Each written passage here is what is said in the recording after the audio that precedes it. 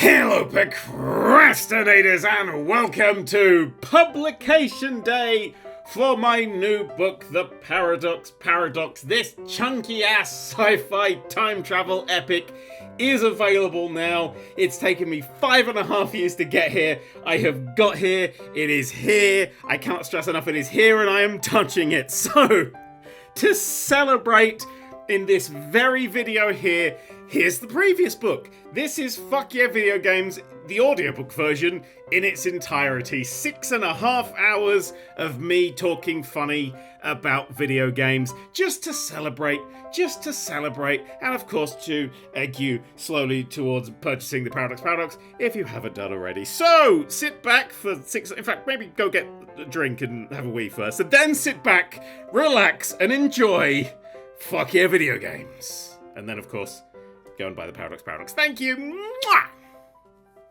Fuck Yeah Video Games, the life and extra lives of a professional nerd. Written by Daniel Hardcastle. Illustrated by Rebecca Morn. Not that that means anything in the audiobook version. And read by Daniel Hardcastle. No relation to the first one. Foreword by Tim Schafer. Yep, that one. Here we are now living in the future, where it's pretty clear to everybody that the internet was an incredibly bad idea. Unfortunately for us, the internet is already invented and it's very hard to uninvent stuff. Except for New Coke, which we uninvented in about 3 months, but we were more organised back then. No matter what you think of the internet, this ubiquitous, hateful, non-stop Nazi-making machine is probably here to stay. But let's try to look on the good side, shall we? Let's try and find the silver lining in this 24/7 sadness delivery service. Some people would say that cat videos are the one redeeming quality of the internet, and I mean, sure, cat videos are definitely better than many things, for instance, owning a cat. But cat videos alone cannot redeem this fetid, wormy stew of an internet. Exhibit B. Looking up exes on social media to see how they've aged and wondering if they're thinking about you is pretty satisfying. In the old days, we'd have to do that by slowly driving by somebody's house and staring through their windows. So, progress there for sure. But is it enough? Of course not. Maybe this will do it, as I have saved the best for last. I have used a popular shopping website to subscribe to toilet paper. Yep, I know, pretty amazing. I was once forced to walk to the store, taking in minute upon minute of unnecessary sunlight and exercise, then walk home with my shameful, filthy bounty. But now, thanks to the internet, my toilet paper comes to my house whether I ask for it or not. I could be lying dead on the living room floor, my face already eaten by the cats I unfortunately own, and still my porch would be stacked with boxes of toilet paper.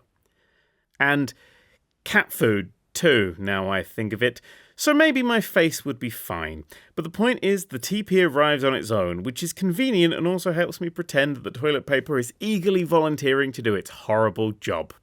I hate to think I'm forcing this kind of duty on anything. So, does a better relationship with toilet paper make up for all the Nazis the internet generates on any given day? No, not on its own. But there's more. There's more good on the internet. One more good thing that makes the whole thing worthwhile. And that thing is Daniel Hardcastle. Quick note here. He actually wrote that. I didn't make him. He wrote genuinely. Back to the book. Mr. Hardcastle and the videos he makes under the name NerdCubed live on the part of the internet called YouTube, where there's already 5 zillion people playing video games and talking while they do it. And I'm going to sarcastically say that's great. I'm a game developer, and let me tell you there's nothing more rewarding than crunching for 5 years on a video game, living and breathing the creative process, tackling the technical challenges and financial struggles just to have someone take your content, put it up on YouTube, make a bunch of fart jokes and randomly swear in front of it, and then make more money from it than you do. Okay. Sincerely now, it's not always great. Often the fart jokes are substandard and the swears are about you, and that can get really mean. But not Daniel's. Deep breath. Let's all just relax and think about what a lovely person Daniel is and how pleasant and entertaining his videos are. You know, if he ever makes a fart joke, it'll be top shelf, best in class flatulence humour. More than that though, Daniel really seems to love video games and he's not afraid to show it, uncynically and sincerely. His love for video games always comes through, and that means a lot to a game developer because we love games too. We love the games we make, but we also love the games we grew up with. They brought magical fantasy worlds into our mundane, nerdy lives.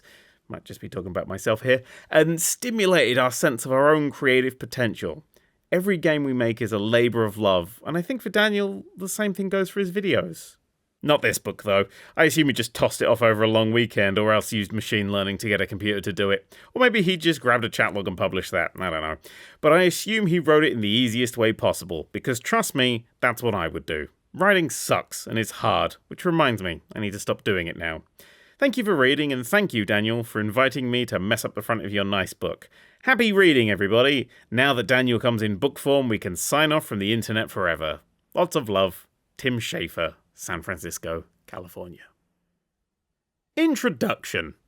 Hello, my name is Daniel, and I create what gross business types call content on the internet, as well as writing scripts, making games, and slowly forgetting everything I ever learned about geography. In doing so, I've amassed a following in the millions, a view count in the billions, and about £28.50 in my savings account. On a more personal note, I'm married to Rebecca, the wonderful illustrator of this book. I share a bed with 2 dogs, and when I grow up, I'd like to write for Doctor Who. I also like footnotes, so expect a lot of these little numbered bastards. Don't quite know how that's going to work in the audiobook, but we'll work it out as we go. Since I was knee-high to a particularly small grasshopper, I've loved video games. They're magic. Actual magic. Plug a machine into your TV and suddenly you control what happens on the TV. That's not science, that's spellcraft. William Higginbotham should have been burnt as a witch when he created Tennis for Two. Apparently, nobody got out as much as a ducking stool. Today, however, video games are on the edge of a precipice. Years ago, you bought a game, popped it in a console or PC, and played it. When you were done, you put it on a shelf to come back to later. That was how the world worked. It was nice. Nowadays, you have to work out which retailer-exclusive pre-order you prefer, gamble on whether or not you want the season pass before you even know what's in it, spend hours patching the game before it will even start, launch the game to find out the servers are down, it's not finished yet, and it's charging you £99.99 to open a box of items, all of which are duplicates. And after all this, you can't even put it on a shelf because it's digital, and technically you don't even own it, despite the fact you've spent about £6,000 on it. What the hell happened? Games used to be a fun hobby. Now they seem to be designed to separate as many people from as much money as possible. They're the digital equivalent of shaking you upside down and seeing what falls out. You can't so much as press start without engaging in psychological warfare designed to detach you from your hard-earned cash. I just want to play a video game. Why am I being electronically mugged? This is where this book steps in, coughs and politely calls you over to a comfy chair, a warm fire, and a cold lemonade. Let's cast off DLC, microtransactions and loot boxes for a few hundred pages and have a nice chat about the truly brilliant games of this world. Some are new, some are old, but all of them are worth your time and attention. Well, except for the one terrible one. Enjoy! Daniel, Parts Unknown, 2019. The Sims. Developer, Maxis. Publisher, Electronic Arts. Platform, PC. Released, 2000. What is it? A life simulation. What is it really? An excuse to set your own family alight. The first character I created in The Sims was my dad. For reasons lost to time, I didn't initially make any other members of my family, just my dad, alone in a 2-bedroom bungalow nestled in a quiet corner of Sim Lane. Beautiful place it was. The yellow and black wallpaper clashed with the neon brown carpet, but it clashed in a classy, modern living kind of way. Dad's only company in this magic eye puzzle of a house was a statue of a pink flamingo that he kept in the garden. He named it Bert. Some tosser stole it on the first night. The early days were surprisingly hard for Dad.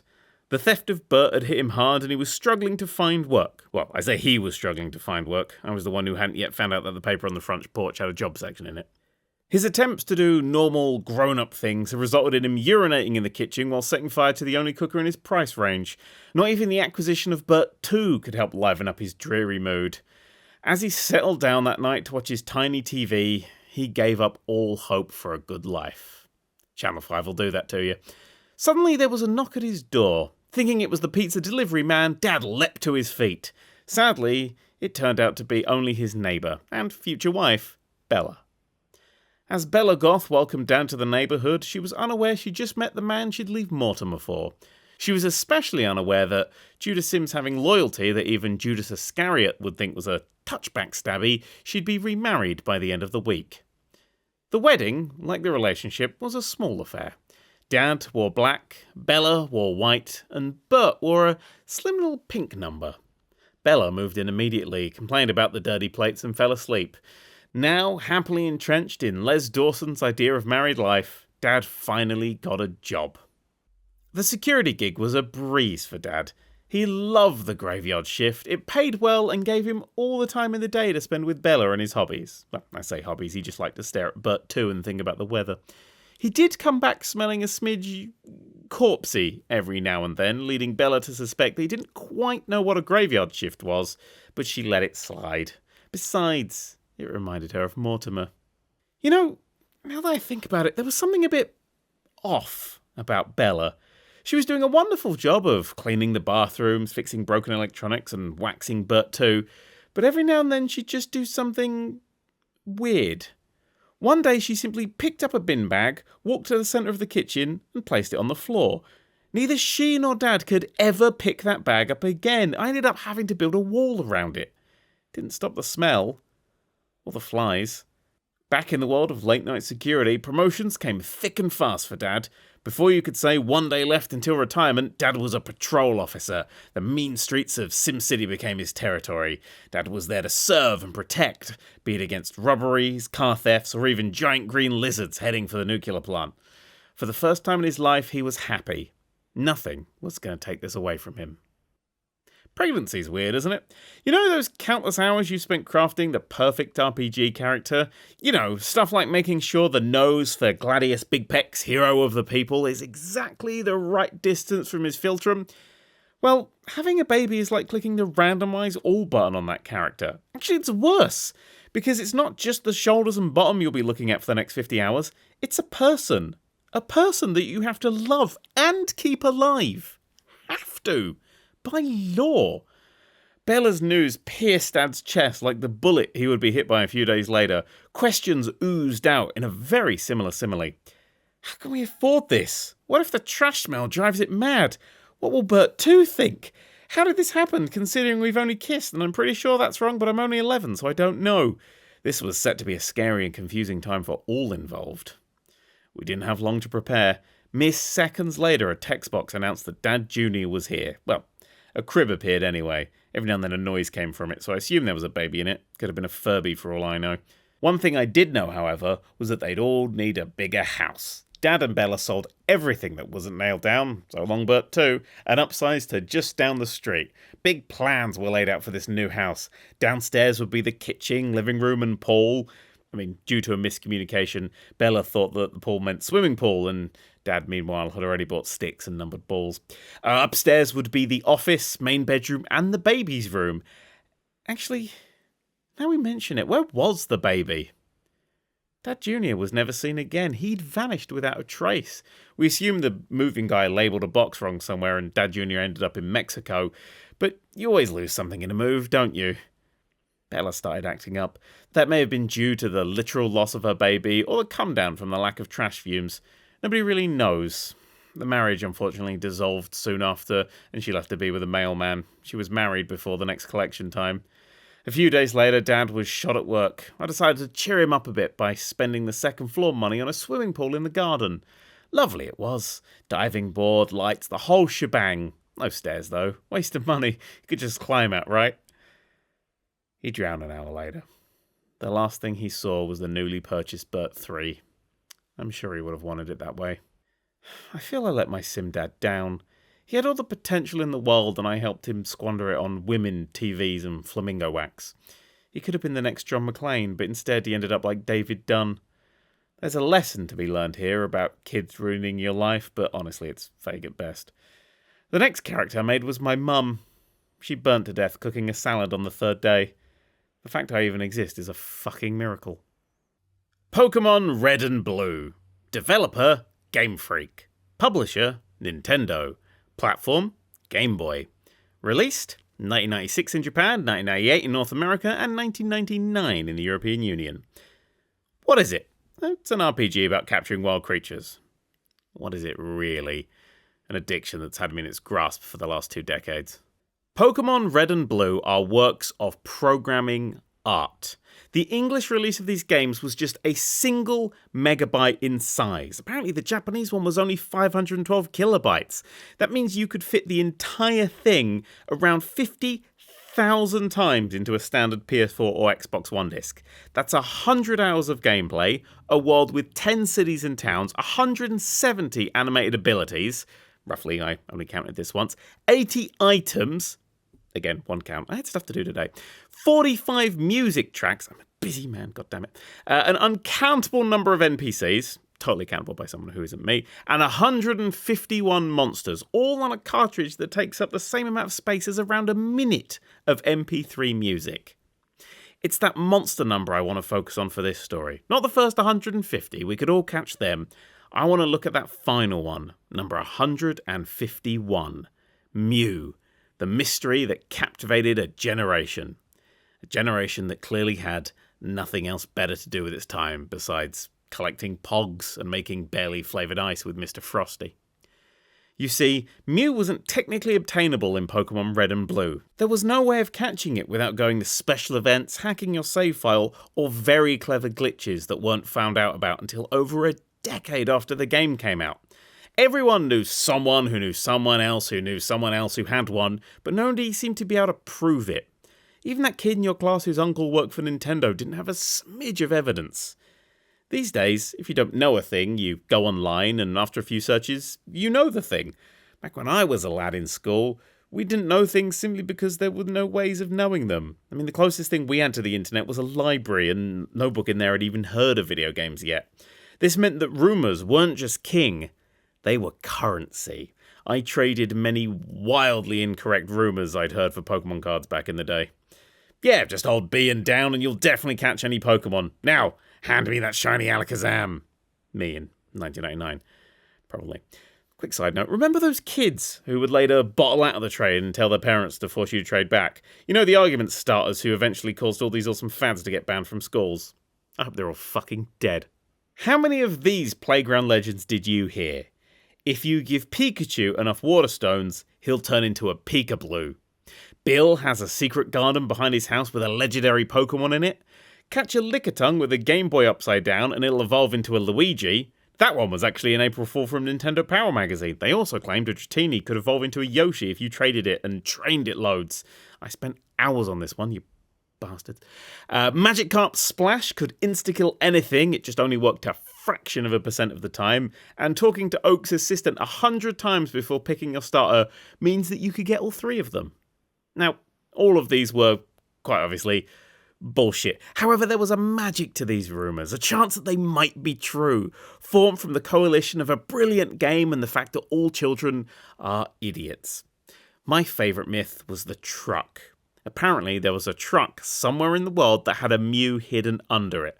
Only a level 99 Machamp, I mean, some people said to use a Squirtle, but they were clearly wrong, that knew strength could move this mystery vehicle. I remember my entire school spending every moment that wasn't sums or finger painting desperately trying to find this truck.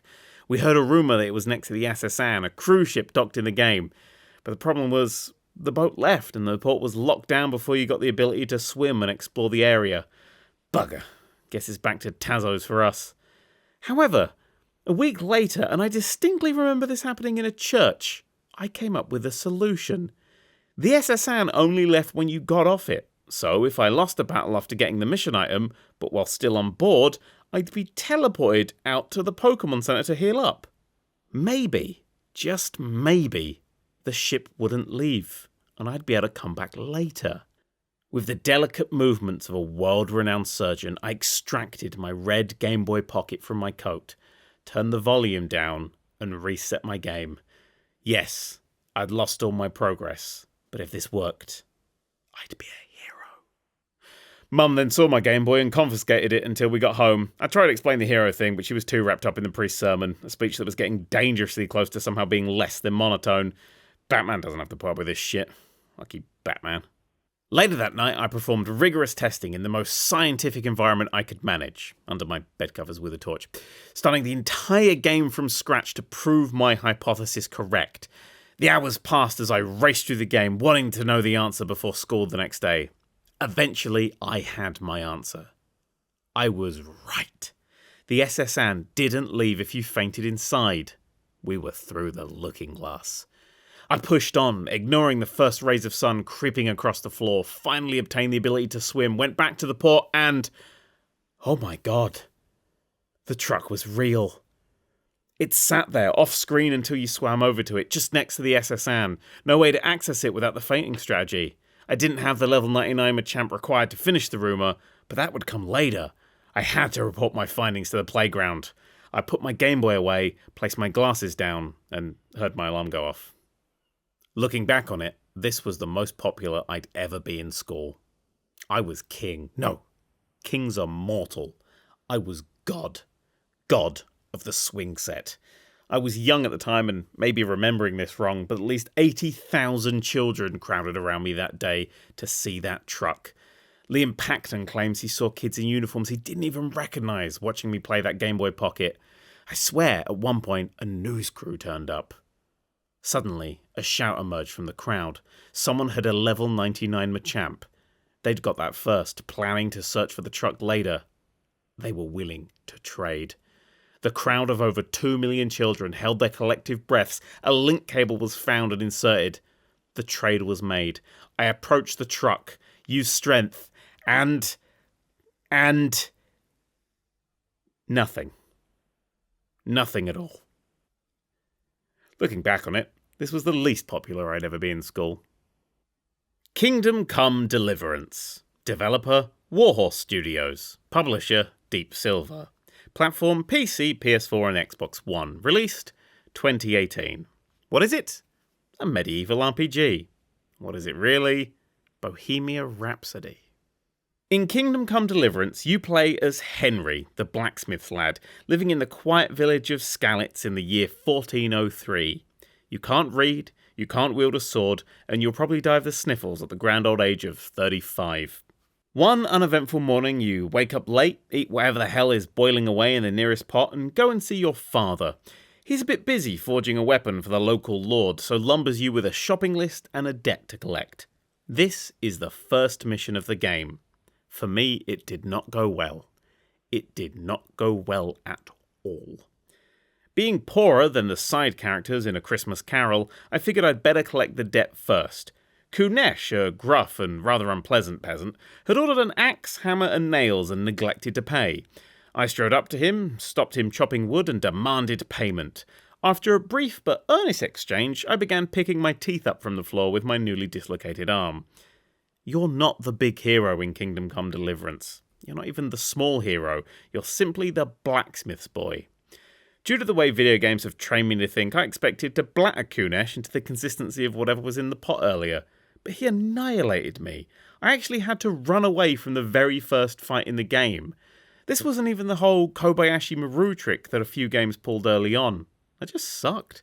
This is a game that tells you to stand on your own 2 feet, then promptly sweeps them out from under you, lops them off and beats you to death with them. I now had a problem. With no debt collected, I couldn't buy anything. I needed to find a way to make money in a world where people who owned half a cabbage were on the Forbes rich list.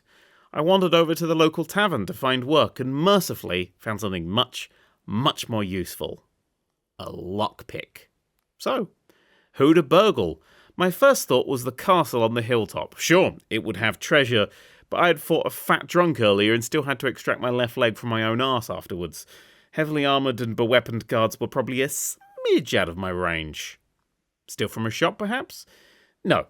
Turns out they all had their own guards too. I couldn't even wait until nightfall as Lord Ratzig was coming to pick up his unfinished sword today. I was in quite the pickle, or nearest 15th century equivalent at least. In fact, the first use of the word pickle was only 37 years after this opening mission. That's the most boring fact in this book. As I sat on the main road, wondering what the church's view on stealing communion wine was, I spotted an opportunity. A woman across from me had just left her house and hadn't closed the door. I took this as a sign from God and sneaked inside. Admittedly, it could also have been temptation from Satan, but if it came up, I'd plead entrapment. Inside, I was plunged into darkness, both literal and metaphorical. Frantically, I searched the house, finding only discarded planks of wood and dusty nothing for my sins. It took just a single floorboard creak for me to realise my mistake. Nobody in this time period could afford to live alone. Uh-oh. I tried to back out of the house, but met the owner coming back in. In a panic, I hit her square in the face, knocking her out of her own house and into the thick mud outside. Somehow the mud got dirtier. Unsurprisingly, I spent the next 20 minutes running away. The downside of an opening mission is you're normally limited to a single location. I couldn't simply bolt and start a new life as Greg, the sausage roll maker. I had to stay and face up to my problems. After quite a bit of hiding in bushes, I found myself near Kunesh's house and watched him chop wood for a bit while coming up with new naughty words to call him. Something felt off. What was it? I stared at him for a while before I realised. He was chopping wood. Chopping wood. With a tool. What tool do you chop wood with? What did he buy from us? These both have the same answer, don't they? God damn it! While I was wondering if my life peaked while I was still a sperm, Kunesh went inside his house, giving me time to swipe the axe back. I headed over to the village trader, feeling a bizarre mix of smugness and failure, whereupon I got confused by the haggling system and accidentally sold the axe for about 25% of what it's actually worth. I walked outside the shop, lay down on the floor, and decided to get a job as pig feed. An hour or so later, an army attacked the village. They killed anyone who stood in the way, did unspeakable things to the ones that didn't, and burned everything down to the ground. My home was gone. Everyone I'd ever known was dead. My life as I'd known it was over. So yeah, on balance, it all turned out alright in the end. Mario and Sonic at the Olympic Games. Developer, Sega Sports R&D. Publisher, Nintendo in Japan and Sega worldwide. Platform, the Wii. Released 2007. What is it? A sport-themed party game. What is it really? A way to settle decade-old arguments. In this wall of ours, there's a small handful of debates that, possibly without realising, you've already picked a side on. Things like pirates versus ninjas. Ninjas, the eye patches are bad for depth perception. Batman versus Superman, neither after that film. Kirk versus Picard, Cisco. Garfield versus Snoopy, that one tore my family apart. And Lego versus Mega Bloks, which is more of an intelligence test. However, in the world of video games, no debate rages on as unstoppably as Mario versus Sonic. The two titans of gaming history fated never to meet. Well, until they did. Mario and Sonic at the Olympic Games was the first time the lead mascots of Nintendo and Sega had appeared in the same game. Never before had we seen the blue hedgehog and the Italian plumber together outside of disturbing fanfiction. Worlds were going to collide in a big way, and, best of all, this was going to be in pure competition. I grabbed a copy with a friend on launch day, and we prepared to settle 16 years of debate. I was Team Sonic, he was Team Mario. Game on. I don't think I've ever been as disappointed in a sporting event as I was the first time I played the 100-metre dash in Mario and Sonic at the Olympic Games, and I say that as a WWE fan. Firstly, the gameplay was nightmarish. To run, you had to just flail your arms around like you were trying to dislodge spiders made of bogies from your hands. That's not gameplay, it's thinly veiled exercise. I had no idea who had won for several minutes after the race thanks to the total lack of oxygen in my brain. Slowly, the red fog began to clear and we could just about see the result. Who had won in the battle between the fastest thing alive and a plumber? Neither. It was an AI player. Specifically, Dr. fucking Robotnik. Or Dr. Eggman, as he's known by people I hate. Robotnik cannot beat Sonic in a race. That's not conjecture, that's a scientific fact. He's a fat bastard with legs the thickness of a supermodel's personality. Robotnik looks like his workout regime is to skip leg day and bankrupt an all-you-can-eat place. If I had to make a list of the slowest things in the world, he'd be just above continental drift. He's as aerodynamic as a building, for fuck's sake. I understand why they did it this way. Sonic winning every event isn't fun. Tails would probably take the high jump. You know, there needs to be an actual game here, etc., etc. I just don't know who thought that this was the right idea for the first collaboration between these icons. Not playing to the uniqueness of these characters seems like a huge missed opportunity. In fact, this game would be better served by featuring a roster of incredibly similar people like Stormtroopers, Hare Krishnas, or YouTube vloggers. With Mario and Sonic at the Olympic Games firmly in the bin, let's celebrate the uniqueness of these two characters ourselves, right here and right now. Instead of racing or plumbing, I'll select categories that they'll be on a more even footing for. This will be a fair, perfectly unbiased fight to determine who finally is the best gaming icon of all time. Here we go. Design. Sonic's design is brilliance. Let's first talk about his shoes. They're red and white. Why? Because Sonic's character designer, Naoto Ohoshima, I will get every Japanese name wrong in this audiobook, was inspired by the cover to Michael Jackson's Bad. Also, Santa Claus. That's one hell of a combination.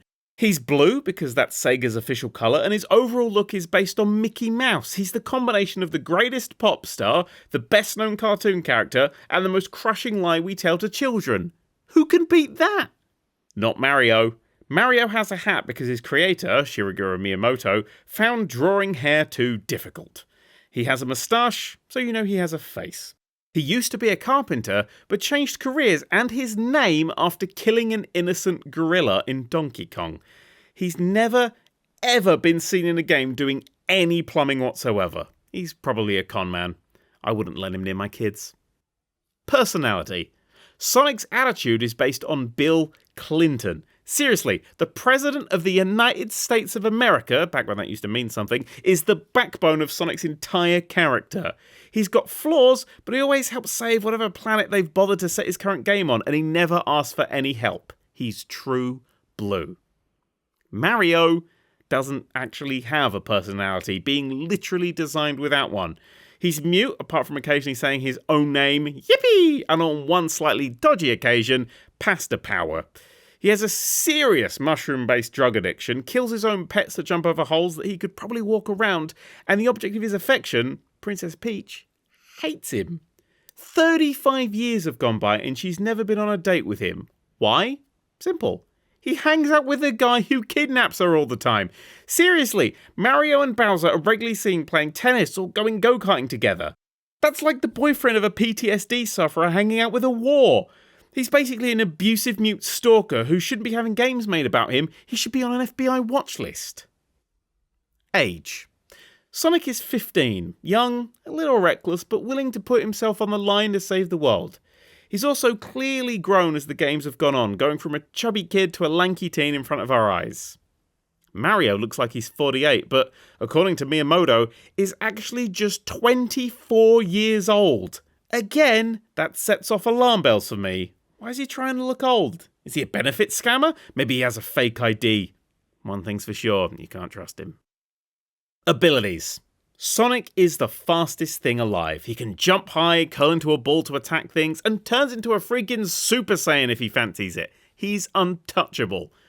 Mario can jump, not as high as Sonic, according to Mario and Sonic though. The characters do actually have slightly different stats, but they're pretty much negligible. He can land on things to crush them. Cool power, I have that. It's called being on a bit of the tubby side. His strongest power? His ability to wear dungarees without being laughed at. It's not a fair fight, to be honest. Friends. Sonic hangs out with assorted folk from all walks of life. He can even spend hours at a time in the company of Charmy Bee and Big the Cat without wanting to commit acts of violence. Pope Benedict XVI tried that and retired the very next day. Mario won't talk to you unless you're family or royalty. He's happy to step on anyone who gets in his way. I've checked and he doesn't even follow anyone on Twitter. What a prick. Were they a Macy's Thanksgiving Day parade balloon? Sonic was the first video game character to ever be one back in 1993. On his first time out, he even hit a lamppost, broke, and landed on a child and a policeman. Brilliant! Mario has never been a parade balloon. He hates fun. Live action movies. Actually, let's not bring these up for both of their sakes. Games. I've run out of space for this section of the book. Maybe we'll come back to this next time. Anyway, to quickly summarize the unbiased scientific study, Sonic just about has the edge on Mario, so I declare him the winner. Hooray! Now that that's over, let's get back to the real question at hand. Does Superman even stand a chance against Goku? No. No, he does not. Shadow of the Colossus. Developer, Team Ico. Publisher, Sony Computer Entertainment. Platform, PS2. Released, 2005 in Japan and North America, 2006 in the European Union. What is it? An emotional adventure about a boy and some giants. What is it really? Big, big, big game hunting. In Shadow of the Colossus, there is a shrine. It sits in the very middle of the world and is larger than the mountains that surround it. The ground floor houses a temple, 16 statues and an altar. Accessible only from a narrow, mile-long bridge, it acts as the only entranceway to the Forbidden Lands, the home of the Colossi. Naturally, I wanted to climb it. Once I'd stuck a dead lady on the altar and signed a terms and conditions agreement I didn't read with a demon, I rode my trusty, ever so slightly suicidal horse around the shrine, looking for a way up. On one side, I found a climbable area and started scrambling up it until my hands got tired and I fell off. I guess I'd have to come back later when I was stronger.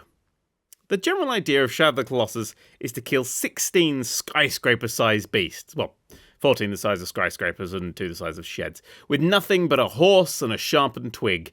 It's a bit like finding a woodlouse that you've sellotaped a toothpick to, only you're the woodlouse. The first time a Colossus crashes one of its size 14,000 boots into the ground next to you, everything that can retract into your body will do just that.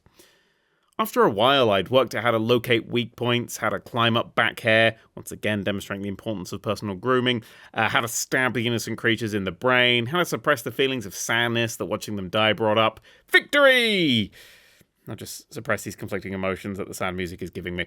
I pressed on, killing the monkey with the mullet, the big grey dog, the lanky Colossus with the Battle Royale collar on, the one that looked like Ghost Rider's horse, the big pigeon, the one that needed a shave, the electric eel, the adorable lizard, the flippable turtle, the rock snake Pokemon, the crap small one, the Dark Souls 3 boss, the flying motorway, the other crap small one, the one I never remember, and the angry building. The ending played, I cried my eyes out and vowed to never kill another innocent creature again as long as I lived. That lasted around 6 minutes. Believe me when I say I had no intention of monster murder when I started my second playthrough. I just wanted to see if I could finally climb that tower. I couldn't. It was as impossible as ever. I wandered inside the temple to see if I could find a different way up. While scrabbling around in every nook, cranny and crevice, I discovered that praying in front of the statues allows you to replay the Colossi fight. If you beat them again in a certain time, you get a secret item. There was a hard mode too. Okay, so 32 more murders. Then I'll stop. I didn't stop.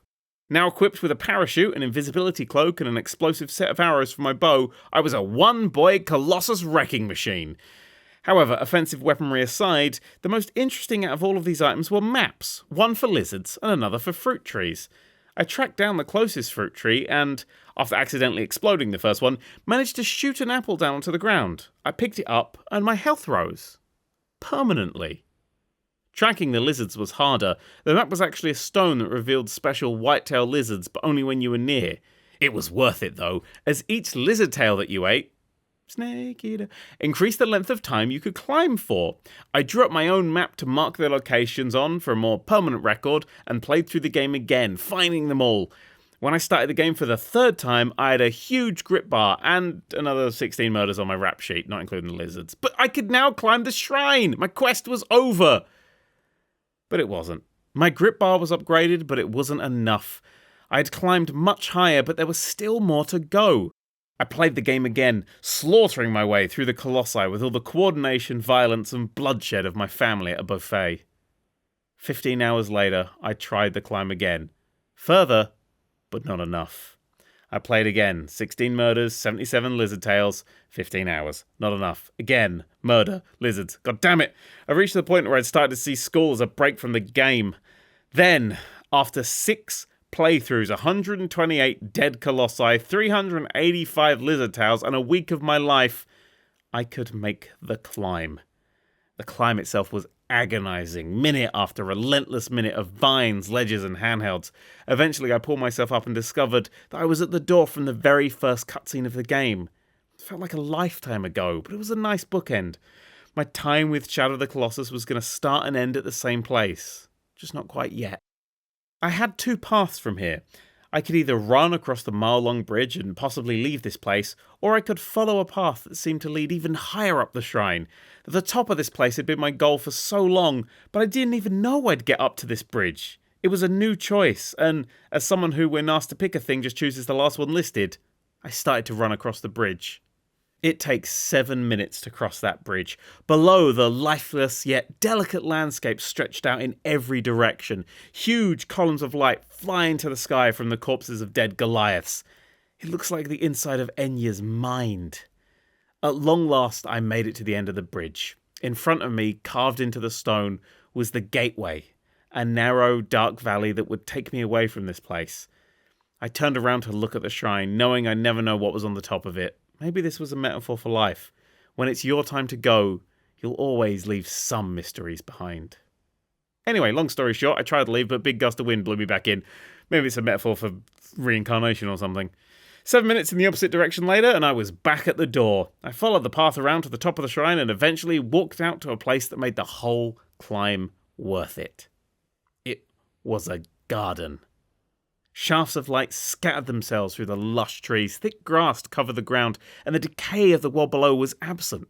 This place felt alive, an isolated island of life surrounded by ruin. Then I noticed the fruits. On many of the trees were bunches of the same fruits that had been increasing my health bar throughout the game. I figured this was the reward for my climb and began to eat all of them. It was only after eating the last one that I noticed that my health bar had gone down. Permanently. Over the past decade, I've spent more time debating those fruits with friends than I have figuring out where we should go to eat. There's a reason for them, a meaning behind the punishment. The game's just too good for there to not be. After many years, we settled on the fact that the fruit that increases your life is in the Forbidden Lands. So, even though it helps you in the short term, it's costing you something more than a gameplay mechanic could convey. The fruit of the garden undoes that, taking away what the player would consider to be an advantage. This could be why the garden is near the bridge that leads out of the Forbidden Lands. It's like a W.H. Smith's at the airport. Sure, the price seems high, but you'll be thankful on the journey home. Shadow of the Colossus is brilliant, a masterpiece of design, ambition, and theme. A while back it was remade for a new platform, the PS4. I don't think I've ever been so offended in all my life. Who dares to think that they can better such perfection? That's like thinking that Pizza needs a dark and gritty reboot, or that Portal should be remade with Adam Sandler as Chell. Hell, it would be like making a Han Solo movie that didn't star Harrison Ford. Madness! In the end, I felt compelled to write a letter to the Pope, complaining that such an act was heresy. He wrote back saying he hadn't played it yet as he only has a Wii. I posted my lizard tail map to him just in case, but he hasn't gotten back to me. Of course he hasn't. I made this bit up. Honestly, I've really written myself into a corner here. Yeah, I think I'm just going to end this chapter and move on to the next one. Yeah, good plan. Bye. Hardware history. Sony. As much as I hate to admit it, video games are a bit rubbish. No, wait, come back! I'm talking about them as physical objects, you fool. Seriously though, they're just cartridges or DVDs with nice pictures on them, sitting on the floor doing nothing. The most fun you can get out of them then is playing a game called Who Can Throw This Useless CD the Furthest, which got a 7.2 out of 10 from IGN, if I remember rightly. They need hardware to function properly, much in the same way that a record needs a record player, a TV show needs a TV, or your mum needs that third glass of wine of an evening. On that note, I've decided to take a look at some of this hardware, starting with Sony. Mostly because I know most of these and won't have to do much research. It's Sunday, I'm tired. This won't be a complete history, as there are far too many consoles to cover, but we'll cover most of them, I think. Actually, I recently asked a person who would know this sort of thing just how many different consoles he thought there had ever been. He had no idea, so I asked Yahoo Answers instead. The question only received one reply. Lol, who knows? Well, random Yahoo Answers person, maybe after this book, they will. They won't. PlayStation console. Never released? Our first step on this tour of Sony's hardware history is the unreleased and mostly unheard of PlayStation. The PlayStation was a SNES with a CD drive jammed into it, created by a collaboration between Nintendo and Sony. That's right, Sony entered the games industry via longtime rivals Nintendo. That's like finding out that Marvel's first go at a superhero was just Superman in a funny hat. How long did this relationship last? A day. A single day. An argument over who profited from the software on the CDs meant that Nintendo took to the stage of the 1991 CES and announced a partnership with bitter Sony rivals Philips just one day after Sony announced the PlayStation. Sony responded by taking all the PlayStation branding and making a console that sold twice as many units as the SNES in what is legally referred to as a fuck you move. PlayStation console, released 1994 in Japan, 1995 in the European Union. Speak of the devil, here's the PlayStation we all know and mostly love. In fact, quick side note, in one of the oddest reviews I've ever read, What Hi-Fi magazine gave the PlayStation 2 stars out of 5, saying the music in the games was great, but the CD playing ability was only so-so. That's like Clock Enthusiast Monthly reviewing an oven and complaining it's a bit big for your nightstand.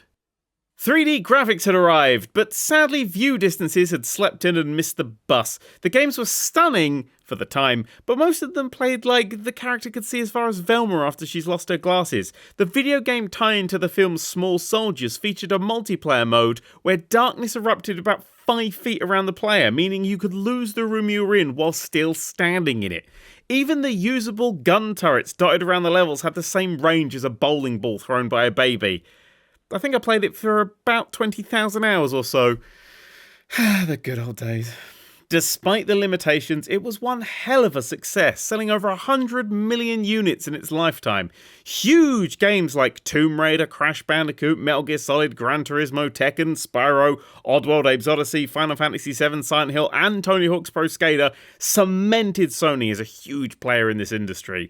A failed SNES CD add-on had just turned into the 4th best-selling console of all time, a position Nintendo's non-handheld consoles haven't matched yet. And a position that will only get stronger over time. Pocket Station, accessory, 1999. But not quite yet. The Pocket Station was half PS1 memory card, half PDA with an LCD screen and 5 buttons, 4 of which were the D-pad. It connected to a handful of PS1 games through a memory card slot and gave you little mini-games to play based on the game you connected to it. Ever wanted to play the boulder level from Crash Bandicoot on a monochrome 32 by 32 pixel screen? Why? What's wrong with you?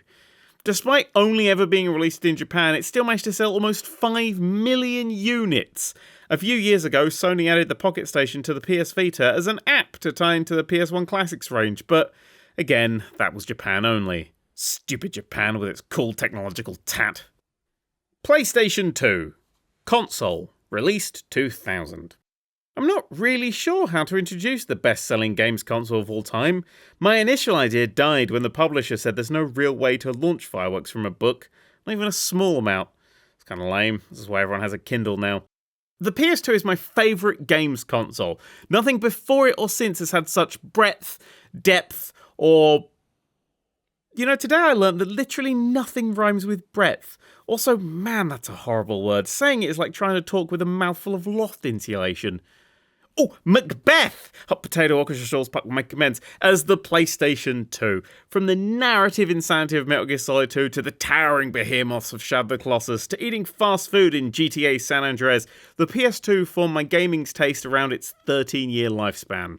But it also did a great job of bringing in a casual audience with built-in DVD playback, window cleaning simulator iToy, and the Fisher-Price / Rock God combination Guitar Hero.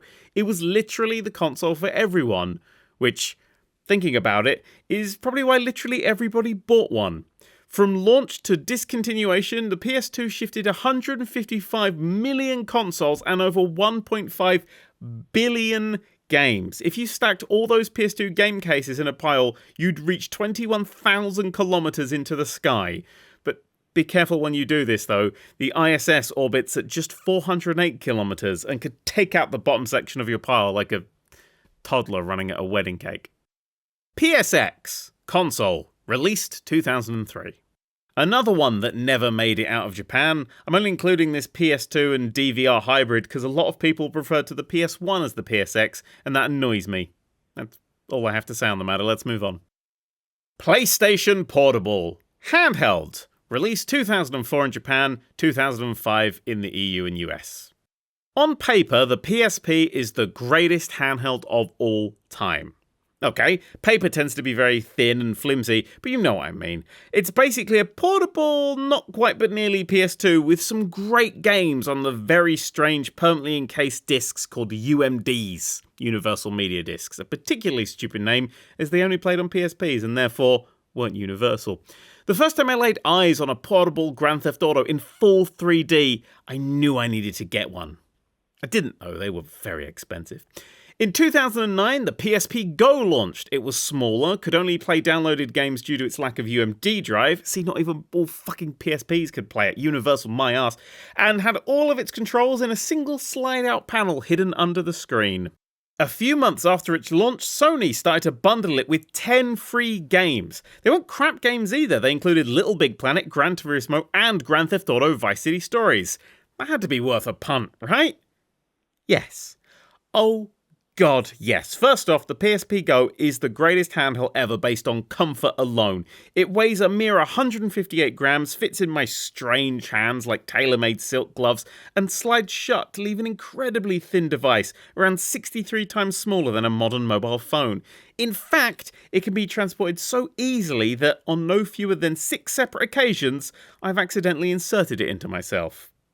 It seems odd to me that the PSP is considered a failure. I know it lost out to the Nintendo DS and that UMD discs are a complete flop, but if you look at the sales figures, it sold more than the GameCube, the N64, and the original Xbox combined.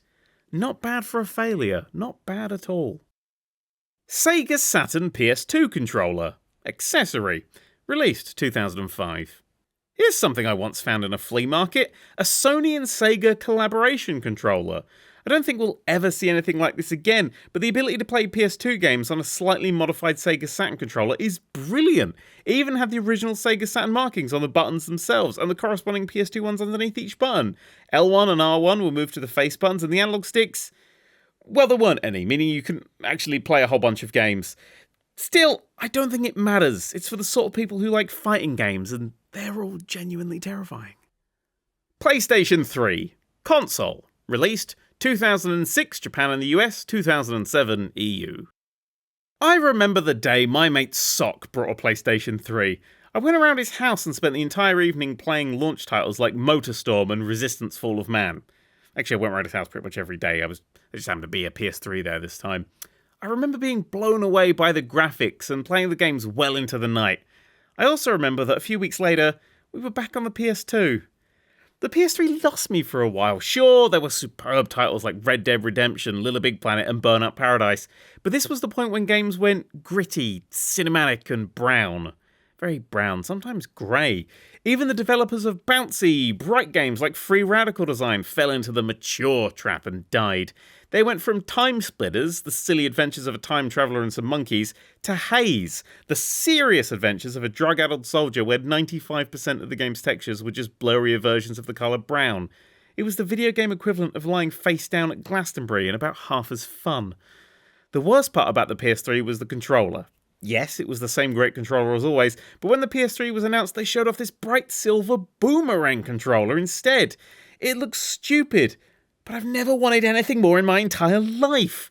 I presume they got rid of it simply because it didn't work very well, but I'd like to believe they got rid of it to enhance the seriousness of the games. If I had that thing in my hands, I'd spend 80% of the time looking down and laughing. It could really kill the gritty mood. The PS3 pretty much tied in sales with its main competitor, the Xbox 360, but barely hit half of the PS2 numbers. Sony would have to bring out the big guns if it wanted to survive the next generation. Speaking of big guns, where did they leave them? What was that? With their handheld division? What do they need them for? Wait, why are they aiming at their feet? Oh no! Sony Bravia KDL22PX300. A television, released 2010. Brief interlude for this tiny piece of brilliance. The catchily named Sony Bravia, I've already said the name, is a TV. A TV with a built-in PS2. A TV with a built-in PS2 released 4 years after the PS3 had come out. I don't know what they were on when they were designing this, but based on the stylings, I can tell it was the day when the only pens available were incredibly thick markers. I would, however, 100% buy one of these if it came out tomorrow. Xperia Play. Mobile phone. Released 2011. When Apple launched the iPhone in 2007, they ruined phones forever. Out went the mad designs and ingenuity, and in came black rectangles and utterly useless for gaming, the touch controls. Amongst the last few dying gasps of interesting phone designs was the Xperia Play, Sony's very own PlayStation phone. Design-wise, it was pretty neat. The back slid out to reveal a nice set of physical buttons, a D-pad and the usual cross, square, triangle, circle layout. The downside had to be the analog sticks, mostly because there weren't any. Instead, you got a touchpad. Kind of defeats the point of the physical controls, no? Sadly, mobile phone games are all universally dreadful, even with nice controls, so the device died a death. In the end, everyone went back to their proper phones, like the Motorola Dynatac 8000X or the Nokia Morbius Cityman. And all was right with the world. PlayStation Vita. Handheld. Released 2011 in Japan, 2012 in the EU and US. The PS Vita is a beautiful machine. It's basically a portable, not quite but nearly PS3 that Sony abandoned faster than I abandoned my diet when near a Greggs. It started well with strong sales and good support, but stalled ever so slightly a short while after launch. Sony's core logical response at this point was to smash the eject button and pretend it never existed. The result was a library of games as devoid of content as a version of the 1979 film Caligula edited for an in-flight showing. Look that one up with private browsing mode on, okay? That said, it still has a bit of a following these days, largely from the JRPG crowd. Okay, only from the JRPG crowd. Sony recently ripped out any game that did well on it and flung them all at the PS4, so it's not really a console I can recommend anymore. It's gorgeous and comfortable and full of potential that'll never be realised, like a beanbag on the moon. It really just doesn't have enough games on it. Well, unless you like the very similar adventures of people with massive eyes who all have to go and kill God or something. Then, and only then, it's the best thing in the world. PlayStation 4. Console. Released 2003, European Union and North America, 2014, Japan. Back in my day, we had a thing called happy slapping. The idea was that you filmed yourself assaulting someone at random, and then you posted the video on the internet before being arrested for being a twat. The most violent and well-known case of happy slapping occurred in 2013 when Andrew House, the president and global CEO of Sony Interactive Entertainment, came on stage at E3 and announced that the PS4's launch price was $100 less than the Xbox One. I'm surprised he wasn't jailed for that. While this story is my fondest memory of the PS4, and also technically a port from an older generation, I'll explain later why, some games have come close to it. My main recommendations are the sublime Bloodborne and 2018's God of War, a game so good it's almost worth buying a PS4 for alone. Other major exclusives include Horizon Zero Dawn, a game that feels like every current gaming trope squished down into a single game, and The Last Guardian, a game that has a frame rate that's about as stable as a badly installed swing in a gorilla enclosure. In fact, a lot of PS4 games that I own I end up buying again on PC just to play them at a reasonable frame rate. With the release of the PS4 Pro in 2016, it's only getting worse. The PS4 Pro was supposed to be a better way to play the games, but more and more it's becoming the only way to play them at a reasonable quality. If this keeps up, then consoles will no longer be the cheap entry to gaming that they once were. That would be one hell of a shame. PlayStation TV. Console, released 2013 in Japan, 2014 EU and North America. PSTV is one of those modern bits of technology I don't understand. Like smart speakers, smart watches, and dumb waiters. Oh, let's invent an elevator for things, but keep it so small that it only fits things that are actually easy to carry upstairs. Genius. It's a PlayStation Vita, but instead of a little handheld with a screen, you get a black box. It's actually called the PS Vita TV in most of Asia. You plug it into your TV, pop a Vita game in, and behold, you're playing a 960 by 544 game on a 4K TV. The downside, and it's quite the downside, is that it doesn't actually play all PS Vita games. In fact, because it uses a standard PS4 controller, any game that uses the rear touchpad, cameras, microphone, or motion sensors simply won't work with it. The PSTV just gives you an error message and tells you to fuck off. This affects games like Tearaway, Gravity Rush, Uncharted Golden Abyss, aka all the good games. I can't track down any sales figure for the PSTV, so I'm just going to make an educated guess. It sold about 9 units. 8 of those were in Japan. They sold 10 for a while, but someone returned theirs and brought a DVD of Cool Runnings and a tube of Smarties instead. PlayStation VR. Accessory. Released 2016. I was surprised by the PSVR. It's comfortable, the screens are clear, and it's actually far nicer than I was expecting. However, it has the worst tracking of a VR headset I've ever seen. Instead of using multiple points of infrared like the HTC Vive and Oculus Rift, the PSVR uses 2 cameras that track huge glowy orbs on the top of the controllers. The result is every game you play feels like it's set on board a ship on seas so rough even the captain's having a brown trouser moment. Some people claim they can get it working, but then again, some people claim they've seen Jesus on a piece of toast when it's clearly just Kirk Hammett from Metallica. It's like my mum always used to say, never trust people. PlayStation 6. Console. Released 2028. Anyone else totally confused when they revealed the PS6 at E3 2026? The console itself was all nice, sleek and black, and the games they showed off were so real you could watch the bogies in Lara Croft's nose form in real time.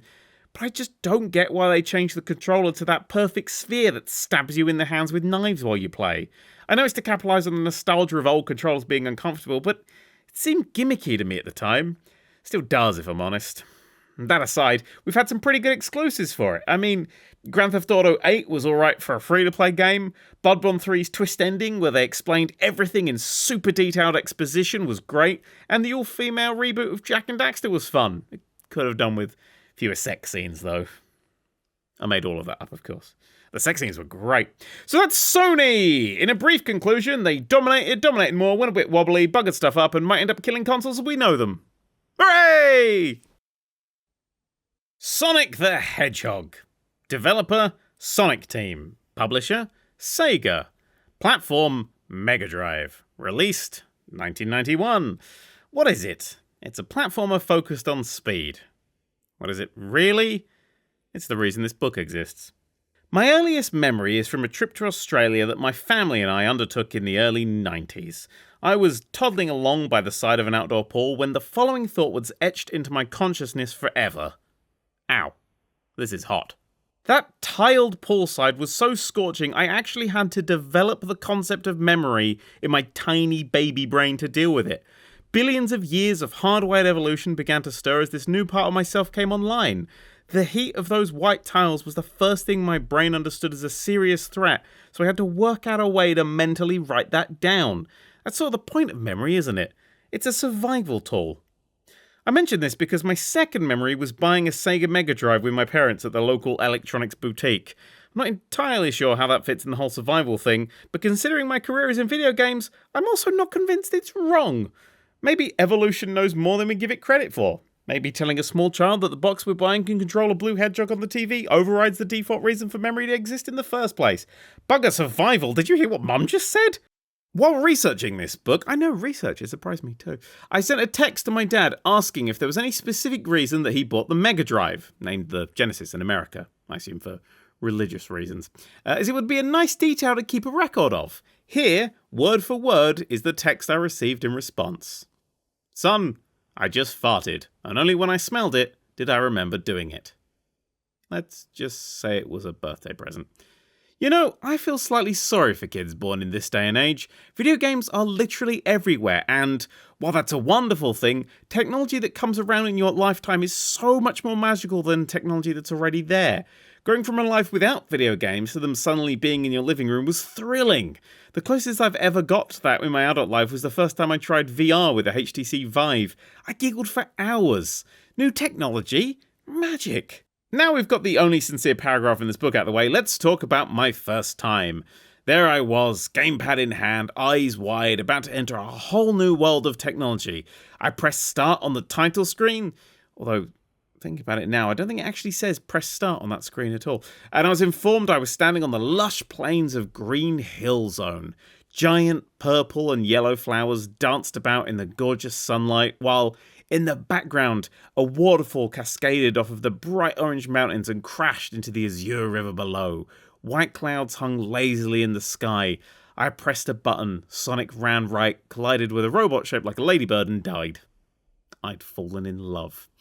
A minute later, I'd repeated the same thing twice more and the TV silently yelled, "Game over!" at me. Okay, so we were going to have to work at this relationship. My progress in Sonic the Hedgehog was ironically slow. First, I had to work out what jumping was for.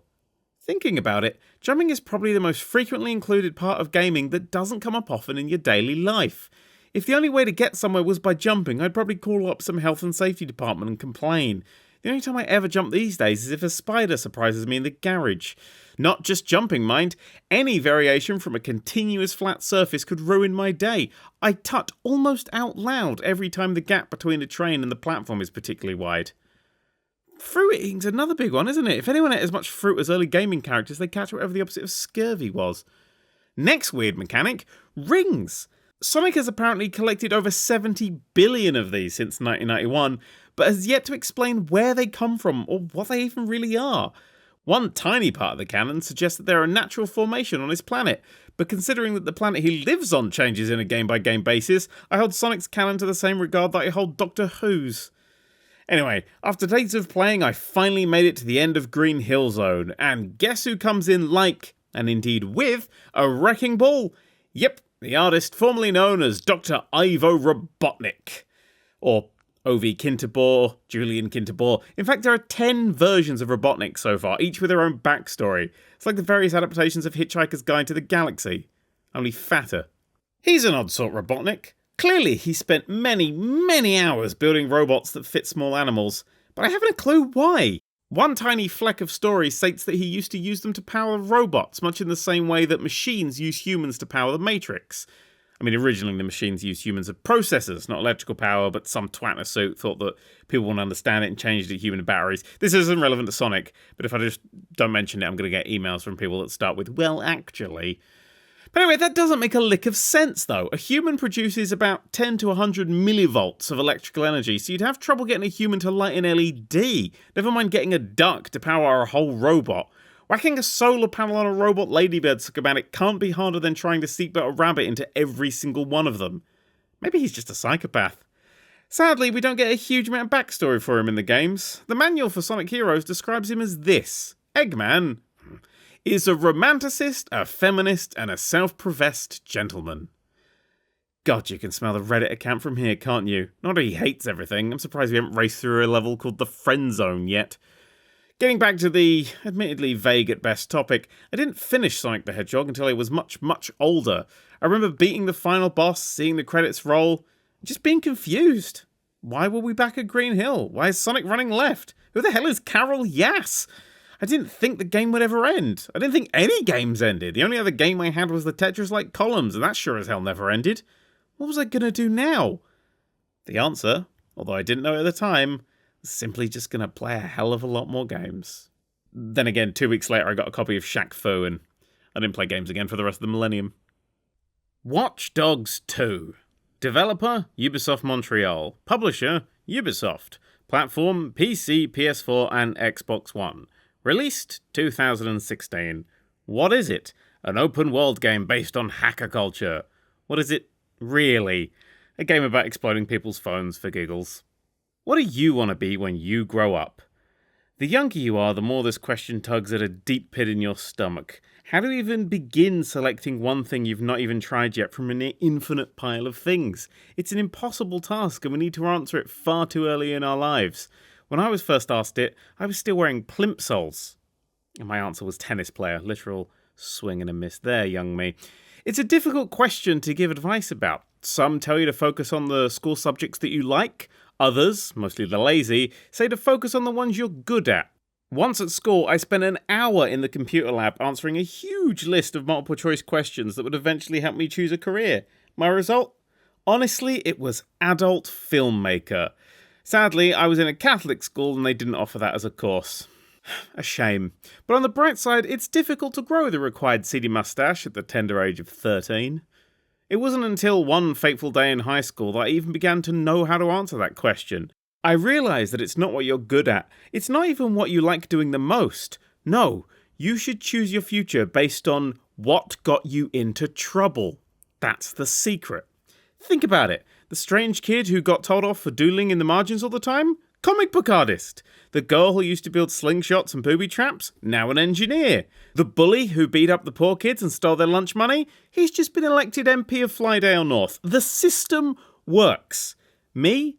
I received exactly one detention in my life. This is, word for word, what it said on that little pink form.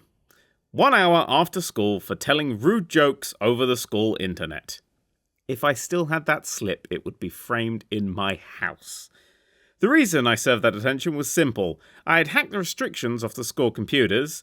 School's security software booted up after Explorer, so the hack was a simple case of hitting Control-T-Delete at startup and stopping it as it booted up. I miss the 90s. I taught everyone how to do the same, opened an IRC chat, and was making the whole class desperately try to stifle laughter when some future health and safety killjoy noticed and told the teacher. I was always a good kid at school. Top of the class, accolades, school prefect and all that jazz. Naturally, I assumed my first attention would destroy me. It didn't. When I was told not to do it again, I didn't reply because making that whole class laugh was the most fun I'd had in my entire time at school. The punishment wasn't a punishment. It was liberation. For the first time in my life, I had an answer to the question. I knew what I wanted to be when I grew up. I wanted to be funny. I do wonder though, what if I'd taken that day a different way? In this sliding doors moment of my life, what if I developed a love of hacking instead of crap jokes? What would have happened then? In 2016, I got an answer. I'd basically become a supervillain. Watch Dogs 2 follows hacker group DedSec in a near-future version of San Francisco. The entire city is controlled by a single piece of software, CTOS, that monitors cameras, cars, finances, and pretty much everything that you don't want to suddenly lose control of. Lead character Marcus, alias Retro, was accused of a crime simply because predictive software guessed that it was him, therefore making it about as accurate as Michael Fish. Furious at this, Marcus joins DedSec to expose CTOS, destroy its parent company, and save the city from convenience. I mean Big Brother. Sadly for Marcus, I took over from him the moment the first cutscene ended, and, well, I had all the power and none of the responsibility. I helped him and his little hacker friends with their missions, but trust me, I wasn't going to be getting the call from Nick Fury anytime soon. I'll give you an example. I regularly had to sneak into a gated area, hack a terminal, and download some crucial data from a local server. A Netflix password, or something like that, most likely. A good person would sneak in, do the business, and sneak out without ever being seen. They hack the camera feeds to avoid guards, use an RC car to open locks for them, and, if worse came to worse, gently put people down with a taser. I am not a good person. The first thing I would do would be to call the police and claim that one of the weaker guards was a terrorist. Don't try this at home. Do wrestling moves instead. The police would then enter and attempt to arrest the man, at which point I'd target the most heavily armed guard and remotely detonate the grenade in his pocket. This would cause the suspect to run, the police to open fire, the guards to fire back, and leave me to freely step over all the bodies a few minutes later. Well, that, or I could tell a local gang that one of the guards betrayed them. When they showed up, I'd set a different gang on them, causing all the guards to be shredded in both the cross and regular fire. Oh, I could always turn off the lights and in the confusion smash all the people in the face with a snooker ball dangling from a rope, or maybe fry their brains by overloading their phone batteries. And let's not forget that I could remotely steal and drive cars, fill the place up with them, and make one explode, causing a massive chain reaction that sent red-hot shards of metal and glass into everyone's squishy bits. Ooh, better still, I could go to a nearby street where there are naked people hanging around, chase them into the protected area, and while the guards are distracted, bomb them all to hell with my quadricopter remote-controlled explosives. No, wait, I've got it. I could hack the guards' social media accounts, send their phone a notification that they've forgotten their partner's birthday, and simply walk in after they've all sprinted to the closest garage to pick up wilted flowers, rechargeable batteries, and a sausage sandwich. Okay, so you can't actually do this one, but I do hope to see it implemented in Watch Dogs Legion. I love Watch Dogs 2. The game is sunny, wild, and tongue-in-cheek. The gadgets are unique, the soundtrack is ace, and the characters are lovable and interesting, even if they don't quite pay attention to the fact that Marcus kills more people than a plague. Its morality is fuzzy, but it knows it. It embraces it. Lets you just have a good time. Now, If you'll excuse me, I've got naked people to chase into traffic. This gang hideout isn't going to massacre itself. Well, not yet anyway. Double Fine. Developer? Yes, they are. Publisher? That too. Platform? Everything? Released? You mean founded? 2000. What is it? It's a game studio. What is it really? A front for illegal cuddly toy smuggling? San Francisco-based developer Double Fine, led by the occasionally bearded and consistently brilliant Tim Schafer, I swear I've seen him around here somewhere, is my favourite game developer. In a world where reviewers won't give your game more than a 6 out of 10 if you don't need to clip your character's toenails every few weeks, Double Fine takes realism, scrunches it into a ball, and misses the bin with it. I decided pretty early on that I couldn't pick just one Double Fine game to cover in this book. That's impossible. Trying to select a favourite Double Fine game is like trying to choose a favourite child, only much harder. Each one is so wildly different that the only way to tell that they're Double Fine games is to spot their logo at the start. That and a deep sense of fun that each one is built around, like a molten core made of clowns. Wait, that sounds scary. Puppies! Yeah, let's go with puppies. Although, not entirely sure that's better. On whatever that note was, here are 10 Double Fine developed and published games that I want to talk about. You get a point for each one you've played, exchangeable at any local corner shop for a Twix. That offer is only available in Tuvalu. Psychonauts, released in 2005. Rhubarb is a controversial pie variety. Raz, no relation to Roz from Frasier, has just run away from the circus to join a summer camp for psychics. Honestly, is there a better setup for a video game plot than that? No, I'm not sure. There, he'll learn to harness his powers, uncover a conspiracy, and become a lifelong friend with this one kid who likes to blow up squirrels. Whispering Rock Psychic Summer Camp is one of my favourite places in gaming. The sun is bright, the trees slowly sway to the music wafting in from somewhere warm, and every now and then you literally get to climb inside people's minds and see how they tick. Every single level in Psychonauts is a treat, each one a mental platforming playground of a character's psyche. Camp coach Oleander will take you through basic braining via his war zone of a mind. Psychonaut Sasha 9's mind is a neat, foldable cube in a vast array of empty space. And Mila Vudello's head is home to a huge, loud dance party.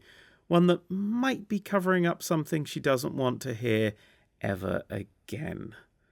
As the game progresses, you gain more powers and begin to delve into more unstable minds, represented by fragmented and splintered worlds. The absolute highlight of this, possibly of any game ever, is the Milkman Conspiracy, a floating, twisted suburban street where eyeballs and periscopes pop out of everything you're not quite looking at, and mysterious G-men in long coats are everywhere, blending in about as well as a red sock in a whitewash. Psychonauts is an all-time classic. It's also genuinely hilarious and full of heart. If you've not played it, do. Brutal Legend, released 2009. From time to time, Brutal Legend may need to utilise strong language to accurately portray the authentic roadie experience to the player. Eddie Riggs, a roadie voiced by actor and sex icon Jack Black, is killed during a gig and sent by Ormagodan, the eternal firebeast, to a fantasy world that looks like every heavy metal album cover at once, where he leads the last remaining humans in a final, climactic battle against the army of demons. Neat. Long story short, Brutal Legend is metal as fuck. The world is unlike anything you've ever seen, full of razor-sharp mountains, lakes of fire, and skies moodier than Bernard Black. The cast is made up of genuine rock legends, and the soundtrack consists of 107 of the greatest rock songs ever made. Yes, Dr. Feelgood is on that list. No, sadly it's not the 16-bit version. Did I mention this is also an open-world game, with driving elements? Also, occasionally it's a real-time strategy. Brutal Legend throws every trick it has on the screen, and while not always nailing everything, it's beyond entertaining for its whole runtime. In short, it's the kind of game that doesn't get made anymore, mostly because modern publishers are the sort of people who listen to Cabbage Boy. Costume Quest, released in 2010. I have to find her or I'm going to be grounded. It's Halloween night. Monsters are real and they've kidnapped your sibling. To combat them, you can transform into a hero that matches your current costume. Got a cute cardboard robot suit on? Well, now you're a mech the size of Big Ben. That should even things up.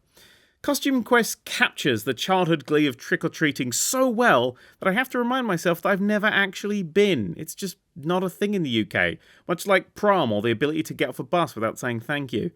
That's disappointing, because if it's half as fun as Costume Quest makes out, then I've missed something joyous. The darkened streets, only half recognisable under halogen bulbs, the scary costumes of everyone you meet, the fact that candy is currency, even though that would cause me to literally eat away any and all savings I don't have. It all seems so delightful. You know, next time Halloween rolls around, I'm going to really try and get in the spirit of things. I'm going to get a huge bowl of sweets, take the batteries out of the doorbell like normal, and settle down in front of the TV and play Costume Quest again. Happy Halloween, everyone! Stacking, released in 2011. An uninvited guest? The mood is ruined! Everyone, out now! The industrial age roars on, bringing with it great wealth and great poverty. Children are a labour force, homelessness is rife, and Charlie Blackmore must find his family against this backdrop of smog, soot, and depression. Oh, and everyone is a Matryoshka doll. Now, in my household, stacking is a revered name. Solving puzzles as Charlie, the smallest of the Russian nesting dolls that inhabit this world, by leaping into larger dolls with different abilities, is arguably the most interesting, yet instantly understandable game mechanic of all time. It's brilliant, genuinely genius. 1930s architecture, a classical music soundtrack, silent movie-style cutscenes, stacking is Double Fine at their best. Fantastic presentation, clever ideas, and giggly fun. 10 out of 10 would possess a grumpy maitre d' again. Broken Age, released 2014. Let's start Mission Nutrition! I have a confession to make. I don't really like adventure games. I know. It's just that my first experience with them was The Hitchhiker's Guide to the Galaxy, a hilarious game that has arguably the worst video game puzzle of all time in it. The Babel Fish vending machine. You need to get a fish and put it in your ear so you can translate alien languages. Mercifully, working that bit out isn't part of the puzzle. You press the button on a vending machine to get one, and it shoots out at a ridiculous speed and flies into a hole. You notice a hook above the hole. You cleverly hang your dressing gown on the hook, press the button and watch the fish fly out, hit your dressing gown and slide off down into a drain. You cover the drain with a towel, press the button, the fish flies, the dressing gown stops it, the towel catches it, and a cleaning robot enters the room, takes the fish and leaves. You wedge a satchel into the panel the robot left via, press the button, fish, gown, towel, the robot hits the satchel and the fish is launched into the air, whereupon it is caught by a second, flying cleaning robot. Final step. Put junk mail in the satchel so that when it's hit, the airborne mail will distract the flying robot and you can finally catch the fish. Press the button and... nothing. It's out of fish. You lose for working the puzzle out logically. Rage quit, snap the floppy disk in half, eat it, choke, die. This puzzle occurs about 5 minutes into the game. My next dive into the adventure game genre was a game called Gold Rush, one of those games that happens to be on a school PC and nobody knows how it got there. It's a game that featured unavoidable diseases that killed you randomly.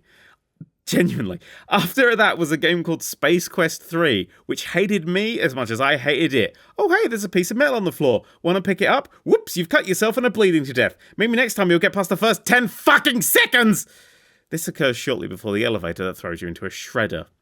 When Double Fine announced they were launching a Kickstarter for a classic point-and-click adventure, I was a little worried I wasn't going to like it. I mean, I backed it for hundreds of dollars in a heartbeat. It's a Double Fine game after all. But still, I didn't need to worry. Tim Schafer's adventure game pedigree combined with gorgeous storybook art and a dazzling story to form my favourite adventure game ever. I have just established that that's not exactly a high bar to cross, but they cleared it by miles, so shut up. Broken Age is a story of two people. The first, the only human on a massive spaceship. The end, a teenage girl about to be eaten by a Lovecraftian monster. Across the course of the game, you find out exactly how in the bloody hell these two characters are connected, and why exactly my favourite character is a spoon. And homework time! Go and watch the documentary by Two Player Productions about Broken Age, which is officially titled Double Fine Adventure. It's long, in-depth, and shows the entire process of making a multi-million-dollar game. If you're the sort of person who would read a book like this, and I think it's safe to assume that you are, then you will love it. Hack and Slash, released 2014. Best friends! Hack and Slash is a game about Alice the Elf and her best friend Bob the Sprite, and her USB-tipped sword that can hack directly into objects. Need to move a rock? Hack it to make it movable. Bad guy attacking? Make him a friend. Seen a random turtle? Make its walking speed 1 billion miles per hour so it dies in the blink of an eye, exhausted, confused, and 3 countries over. When I play hack and slash, I don't try to win. I try to break it. If you mess with enough stuff, cause enough conflict, spawn enough turtles, then the game crashes inside of itself and throws up the greatest error message of all time. The universe has collapsed. Sorry, universe. I just wanted to see how many bombs you could fit inside a portal while simultaneously seeing if you can make a Large Hadron Collider with turtles. I hope you'll forgive me. Headlander, released 2016. You're gonna need yourself a body. You are the last human alive. Well, you're the head of the last human alive. Well, actually, you're the head of the last human alive in a space helmet with rockets attached to it and have the ability to take over the bodies of robots to solve puzzles. Set in Space's version of 1970, Headlander is a Metroidvania about realising that you can take over the bodies of robot dogs and then just being a robot dog for ages. You could do all that progression, shooting and puzzle solving, but I'd rather just be K9 for a bit. Who wouldn't want that? In addition to making games, Double Fine also publishes things under the banner of Double Fine Presents. I guess I'll talk about these too. Mountain. Developer David O'Reilly. Released 2014. Welcome to Mountain. You are Mountain. You are God. This is a game where you play as a mountain. I don't think I need to say anymore. Everything. Developer David O'Reilly. Released 2017. One of the first things which everybody should understand is that every creature in the universe that is in any way sensitive and in any manner of speaking conscious regards itself as a human being. This is a game where you play as everything. I don't think I need to say any more, but I will. Everything and Mountain were created by filmmaker turned developer David O'Reilly. Mountain is an odd one, hardly more than a screensaver or virtual pet. However, the small amounts of interactivity do play a large part. My Mountain, for example, died when it was hit by a murderous dwarf star after I played the Close Encounters music via in-game sound effects mapped to the keyboard. Don't ask, just play. Everything, on the other hand, is about everything. You play as everything. Traffic cones, snails, entire galaxies, hot air balloons, buildings, pollen, space shuttles, whole islands, bacteria, etc, etc, etc. You can make friends, dance, explore, and generally just be. As you progress through the game, you'll hear philosopher Alan Watts explain the captivating way that he thinks the universe fits together. This layer of conversation in the game brings out its magic like peppercorn sauce on steak, and resulted in the 11-minute trailer of this game winning the jury prize at the 2017 Vienna Independent Shorts Film Festival. That means that the trailer for Everything qualified for the Academy Award for Best Animated Short Film. That is a silly fact, and I love it. I also love everything. I also love everything. Gang Beasts. Developer Bone Loaf. Released 2017. Just the sound of a man made of Play-Doh being crushed under a train. Do you have friends? Family? No? Well, go and get some because you'll need them to play Gang Beasts with. Gang Beasts is the go-to party game in my life. Forget Smash Bros, forget Wii Sports, forget Buzz, which until this exact moment you had. You want the wrestling game about men made of jelly. Last Christmas, my family played Gang Beasts more than we watched long war films while considering getting a stomach pump, and that was after a 4-meat dinner. The controls are complex but intuitive. There's a button on the left of the controller to punch with your left hand. If you hold it, you hold things with that hand. There's a button to raise your hand, a few to fall over in different ways, a headbutt, a kick, and one to jump. Combining these lets you do everything from a running punch to a pile-driving Hurricanrana suplex. Whatever that is. Here's the great bit. This game totally works with button mashing. I know, normally it's a faux pas, but fuck it. It's not a game to win, it's a game to have fun with. Last Christmas I was performing my patented choke slam, neckbreaker, spinebuster slam, but after I got rid of the carolers, my entire family were wiped out in Gang Beasts by the might of my mother-in-law, someone who had never played before. Now that's a party game. Tony Hawk's American Wasteland. Developer Neversoft. Publisher Activision. Platform PS2, Xbox, Xbox 360, GameCube, PC. Released 2005. What is it? A skateboarding game. What is it really? The last dying breath of the 1990s. Tony Hawk's American Wasteland was my first venture into online console gaming. Back then, playing online on a console was almost impossible. First, you had to shove the monolith from 2001 A Space Odyssey into the back of your PS2.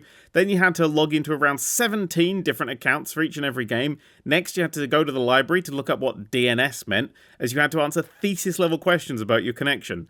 Finally, you'd come home, start loading the game, the phone would ring, one would answer it, and the internet would cut out. These were difficult times. However, they were about to come to an end. I remember the day broadband entered our house. A man with a spectacular mullet came along, twiddled with some wire or another, and left us with a brand new box sitting silently behind the family PC. Its lights pulsed a soft, knowledgeable green that gently lit the corner of the spare room, filled with endless information, endless entertainment, and endless hardcore pornography. The box was ready to change my life. From this day forth, I would no longer navigate the internet with the speed of a snail with a limp. No, I'd cruise down the information superhighway at breakneck speed. 2 megabits per second. With my newfound internet freedom, a piece of paper with 17 passwords written on it, and a book called DNS and You, I finally had online access to my games. Well, game. Only Tony Hawk's American Wasteland had online. Like I said, this was a brand new world with little support. Like Finland, but with slightly more people. Tony Hawk's American Wasteland was a great game to play online. It played exactly the same as the rest of the game, only the other skaters in the world fell over a bit more. You could chat to people, play games of horse, or watch as someone pulled off tricks and combos that defied gravity harder than the cast of Wicked. The best part was the players who would teach you how to break certain levels, wordlessly giving you instructions on how exactly to jump at a wall to clip through it. It was like a mischievous version of Journey. One of these people was a girl. We never spoke, but we used to silently try and achieve the highest score on this large bowl in the corner of the Santa Cruz level. I'd have a go, and then she'd have hers. We did this for hours, slowly pushing each other to higher, faster, and better tricks. Whenever I played online, I'd look for her. Sometimes I'd find her, sometimes I wouldn't. I can't quite remember her name, I just know it was a single word. This was, of course, back before you needed to add your social security number to the end of any username to find a unique one. I had to impress her. Hell, I was 16. I had to impress everyone. It's just that this was something I could do, something I could achieve. My plan? 100 million points in a single combo. That would involve hundreds of tricks across several minutes without stopping. One mistake, one wrong twitch of the hand, and all I'd have left would be a broken skateboard and shattered dreams. I practiced offline for weeks, to such lengths that it started to get to me. Every time I closed my eyes, I'd see kicks flipping. Every dream I had featured ripped jeans, hats on backwards, and the dead Kennedys. At one point, I caught myself carving a full recreation of the level onto a huge pile of mashed potato. It was worth it, though. I was getting better. Eventually, I had obtained the consistency and poise of an Olympic gymnast. Possibly better, I could actually land my tricks without stumbling like a pensioner getting off the bus. Training complete, I waited for her to be back online. That weekend, I found her again. For the next few hours we played like normal. I held back, building up the surprise. She broke 5 million points for the first time. Now was the time. My performance was flawless. Every move was executed with a level of precision usually reserved for docking spacecraft or pretending to be sick on the phone to work. Onlookers didn't know if they were watching skateboarding tricks or the formation of a new religion. This was no longer skateboarding. This was art. Now, my only problem was that Tony Hawk's American Wasteland doesn't display your score directly. It's broken into two, the score and the multiplier. Each trick gives a small amount of score and then increases the multiplier by 1. Not only was I trying to do interpretive dance 50 feet in the air, I was having to do maths at the same time. This is the reason that, when I landed, I'd actually hit 200 million points. I'd done it. I'd done it and then some. Once I got my momentum under control, I skated up to her to see her reaction. She stood there, motionless. Was she typing something? Maybe this is how we start to talk. Maybe this is the story we'd tell our dogs about. She vanished. Timed out. I never saw her again in the game. She probably never even saw the trick. You know what? I didn't care. I worked hard for that trick, and I pulled it off.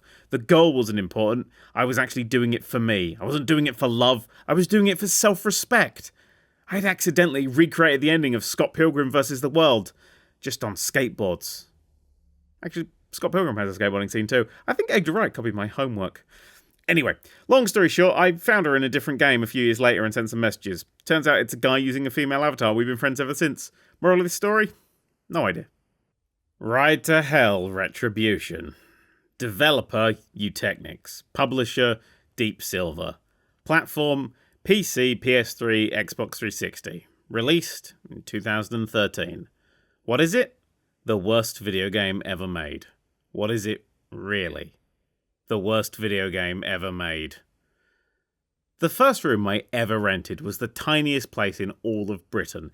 In a world where people convert barns and churches into housing, I had found the only accommodation ever to be converted from an airplane bathroom.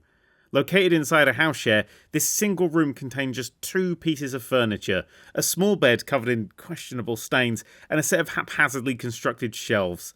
In one corner, running alongside the mouldy back wall, was the bed. Pinned between the bed and a third wall were the shelves, the bottom of them inaccessible behind the foot of the bed. The fourth wall was holding up a wonky door which, when opened, hit the bed at around 45 degrees. It felt less like home and more like solitary confinement on board a submarine. Still, these were my first digs and I was going to make the best of them. A few days after moving in, I accidentally struck up a conversation with my neighbour by mistakenly leaving the house at the same time that he did. Rookie move, but I was still new to the renting game. His name was Bob, and he was going to visit his sister in Bristol in a few days' time. He may have said Borstal, not Bristol. I was too busy to think of something interesting to say about the weather, and I didn't really hear it. The trouble was, he was going to miss bin collection day and was worried that he'd overflow with trash while having to wait 2 weeks until the next one. I, being the gentleman I am, also very much wanting to stop having a conversation with a stranger at 8:40 AM, offered to take his wheelie bin out for him while he was away. All he'd have to do was leave it round the side of my house when he left. He accepted, thanked me, and we mercifully parted and went about with our lives. Of course, I forgot about the bin pretty much instantaneously. One evening, about a week later, I saw Bob pulling back up at his house and pure distilled 100 proof panic set in. I immediately ran around to the side of the house and checked the bins. Neither Bob's nor ours had been emptied. Fuck. Being English, I immediately ruled out explaining the situation to Bob. The conversation would be awkward and I wasn't equipped to deal with it. Plus, I didn't know anything about Bob. Visiting his sister might be code for assassinating a foreign dignitary. He could be a drug dealer or serial killer, and the bin I'd agreed to empty might be full of used needles or people bits. No, this was a time for action, not words. I needed to embrace my inner Bob and hide the evidence of my crimes. There could be no witnesses. I opened Bob's bin to have a full examination, pre-squinting to brace for the sight of people bits. Mercifully, there wasn't so much as a fibula inside. Mercilessly, there was an awful lot of garbage. Loose garbage. Bob, it turned out, didn't believe in the humble bin bag, opting to use his kitchen bin as a transportation vessel instead of its designated role as temporary storage. I now had to deal with a box of loose trash in a very short space of time. I wondered, possibly for a bit too long, if I could dare one of my flatmates to eat it. A brief yet thorough check indicated that we were out of bin bags ourselves. Fuck. I need to upend this wheelie bin somewhere hidden, but where? Our bin was still full. Mercifully, I was living with students, so they'd never notice. And he'd see it if I wanged it into my garden and start telling people that I was some sort of trash thief. Every room in the house was either communal or someone else's. There was only one place for it. One tiny, tiny place. I began to haul the wheelie bin up the stairs. It was pitch black when I returned to my house a few hours later, my attempt at obtaining bin bags foiled by the earliest Sunday closing times. I entered my home, greeted my housemates in the kitchen, and approached the door to my room. As it swung open, the door brushed aside roughly 240 litres of someone else's soggy tea bags, empty Coke cans, and generally mouldy leftovers, before colliding with the side of my tiny, grotty bed. 2 weeks before I had been so excited to be independent for the first time, to finally stand on my own 2 feet. Now those same feet were deep in plastic packaging, scrunched up junk mail and mysterious liquid. For some reason I couldn't sleep that night. I'm not sure if it was the uncomfortable August heat, the cat orgy happening off in the distance, or the 50 gallons of trash leaking substance into my carpet that were probably removing any chance of me ever getting my deposit back. Probably all 3. As I lay there, wondering if I'd ever smell normal again, a thought solidified in my mind. Has anyone ever felt like this much of a failure?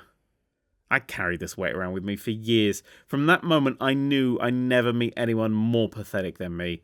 Some push themselves to be the best and in doing so advance the future of the human race, while others create technologies that will save or improve countless lives. Me? I was the floor on this thing. The bottom of the bottom's bottom. I was humankind's absolute zero, the scientific limits of utter incompetence. People would write songs about me, they just wouldn't be any good.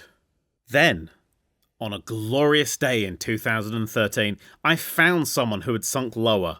way lower.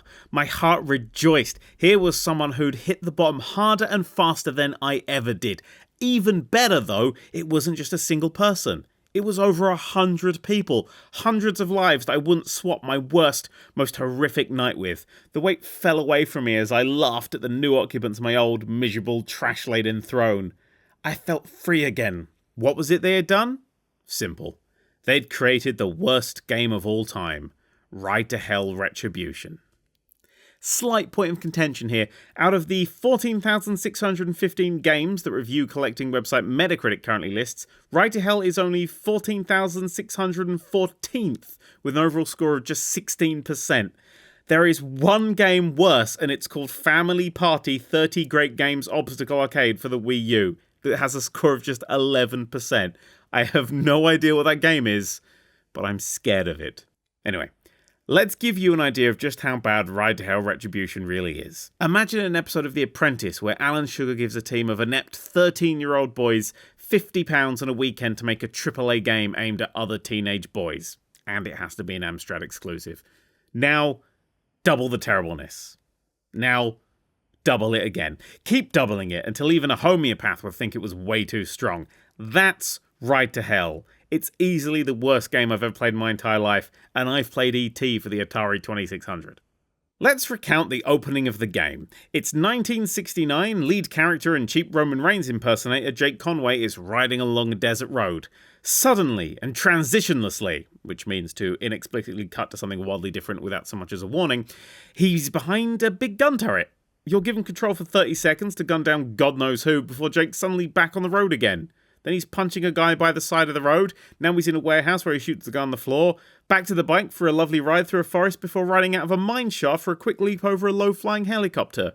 The logo flashes up for under a second before fading incredibly quickly to black, cutting off the music as it goes. Welcome to Ride to Hell. I have no idea what's happening.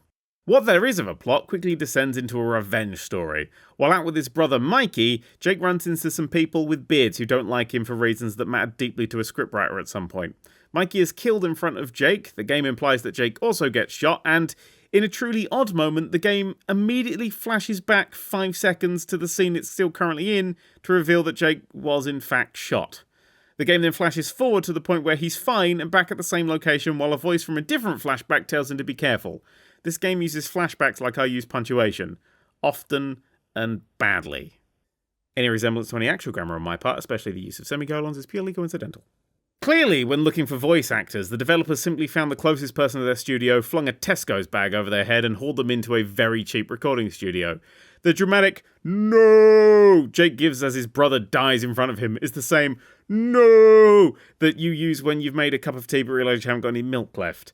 I'd not heard an exclamation of distress laced with boredom like that since I accidentally turned on the TV to a cricket match. Anyway, that's enough about the Wild Angels meets Lost. Let's do gameplay.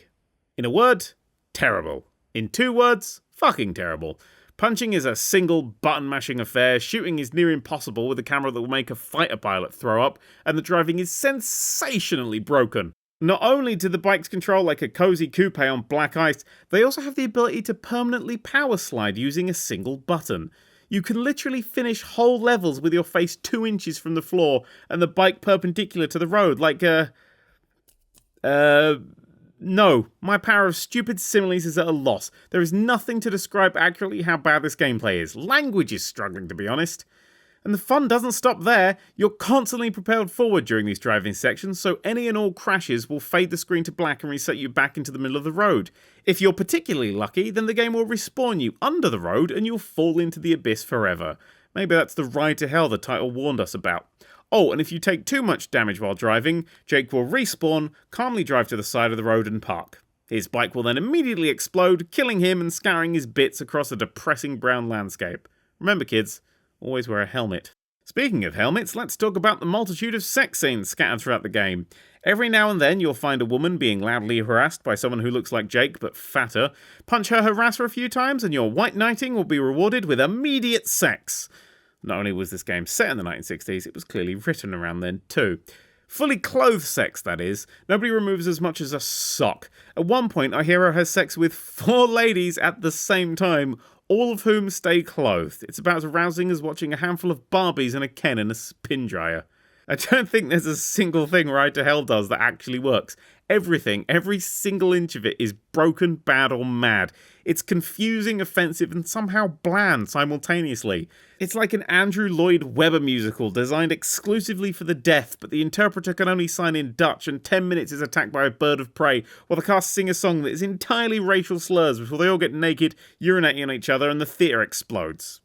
You know, but with motorbikes. Ride to Hell Retribution is the worst video game. It's worse than being trapped in an elevator with claustrophobia and an endless loop of that Friday song you forgot existed until right this very second. It's worse than the episode of Voyager where they hit Warp 10, evolve into lizards, and lay eggs on an alien planet, utterly obliterating the Prime Directive and all the don't have sex with the captain when she's a lizard rules.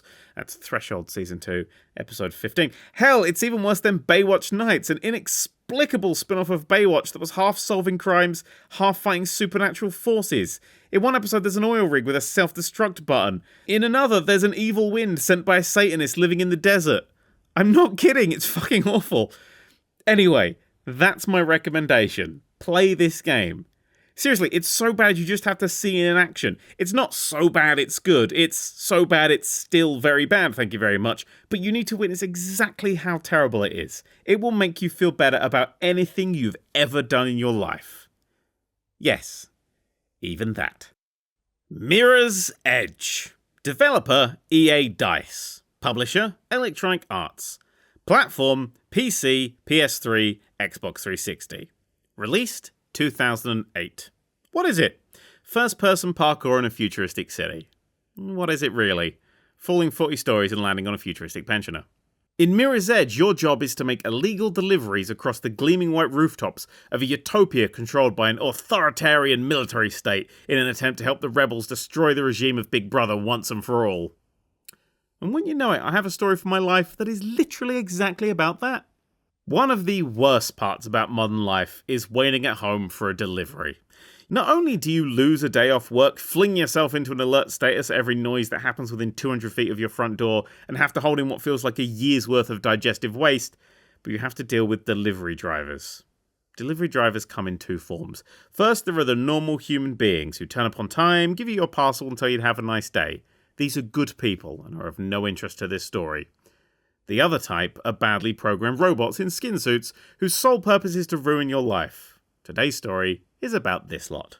A few days ago, I had the letterbox on my front door snap shut. I investigated and found a "I'm sorry we missed you" slip on the floor.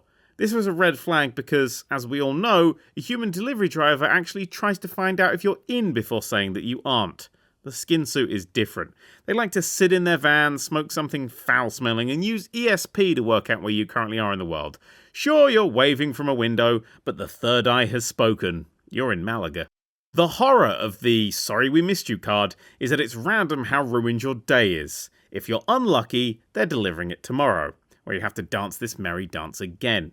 If you're really unlucky, then they've dropped it off at a neighbour's house and you'll have to talk to another human being. If you're really, really unlucky, then they've thrown it into your garden, annihilating what was inside the package via gravity and rain and forcing you to have to talk to your incredibly old downstairs neighbour who actually owns the fucking garden. I was having a really, really unlucky day. After agreeing with something racist to more quickly end a conversation I didn't want to have, I retrieved the package and took it back up to my flat. The package wasn't for me. It wasn't even for this street. This genuinely happened to me a few days ago, and I'll be honest with you, writing about it here is the only way I'm going to get through it. Somewhere deep in the back of my brain, a letter of complaint started to form. Now, I was at an impasse. I either had to deliver the package myself, which would involve going to a place I didn't know and talking to someone who, in all likelihood, was a murderer, or I had to contact a delivery company and go through more red tape than I could really manage on a Tuesday. I couldn't just keep the package because that would make me evil forever. Bad delivery drivers are why there are so many English villains in movies. Fact. In the end, I hit up Google Maps, found where the package was supposed to go, and decided to be the courier myself. With the package in my bag and a selection of very large dogs on leads, just in case I was right about the whole murderer thing, I headed out to show the skin suits how it was supposed to be done. However, when I got there, the person was out, so I just punted it over the fence and put the original, and once again accurate, "sorry we missed you" card through their letterbox. Don't judge me. Anyway, in Mirror's Edge, it's a true story. Anyway, in Mirror's Edge, your job is to make illegal deliveries across the gleaming white rooftops of a utopia controlled by an authoritarian military state in an attempt to help rebels destroy the regime of Big Brother once and for all. See, exactly what I was just talking about. Just swap out the gleaming white rooftops for a grey, miserable street, the rebels for some person called Janet, fuck, there's a mistake in the book there, and the illegal deliveries for, well, whatever a vajazzler is. It's exactly the same. There's an argument to be made that Mirror's Edge does in fact take place in a futuristic version of London. The council would need to spend several billions of pounds scraping remnants of the great smog off the roof tiles to make them as bright as they are in Mirror's Edge, but the sheer number of CCTV cameras, trains and armed police look pretty familiar to me. Also, it's only ever referred to as the city, which is what the shiny bit in the middle of London's called, and the giant building in the centre of it all? It's called the Shard. Spookily, Mirror's Edge came out before the real Shard had even begun construction! Dun dun dun! You know, maybe when this future comes about, I'll be hired for my proven delivery skills. I can see it now. Me running over rooftops, leaping across buildings, smashing into brickwork, falling to my death, ending up as floor lasagna. On second thought, I'll leave it to the professionals. Enter the Mirror's Edge professional, Faith Connors. Part interesting name, part boring one. Faith delivers her packages over rooftops while leaping across buildings, smashing into brickwork, falling to her death, and ending up as floor bolognese. Unlike me, however, she pops back into existence a few buildings away and can have another go. To be young again. Faith's view of the city, one she shares with you, thanks to the first-person camera, is terrifying. Everything is just either too fast, too high, or too far away. Jumping from a rooftop and just grabbing onto a pole on the side of a skyscraper is as pant-browningly tense as it was a decade ago. In fact, before the game ends, you will have jumped off more buildings than a lemming who also happens to be a base jumping enthusiast. You may want to pack some Imodium just to be safe. Anyway, what goes up must come down. My proctologist taught me that. And all that pesky forward momentum needs to go somewhere, so you have two options.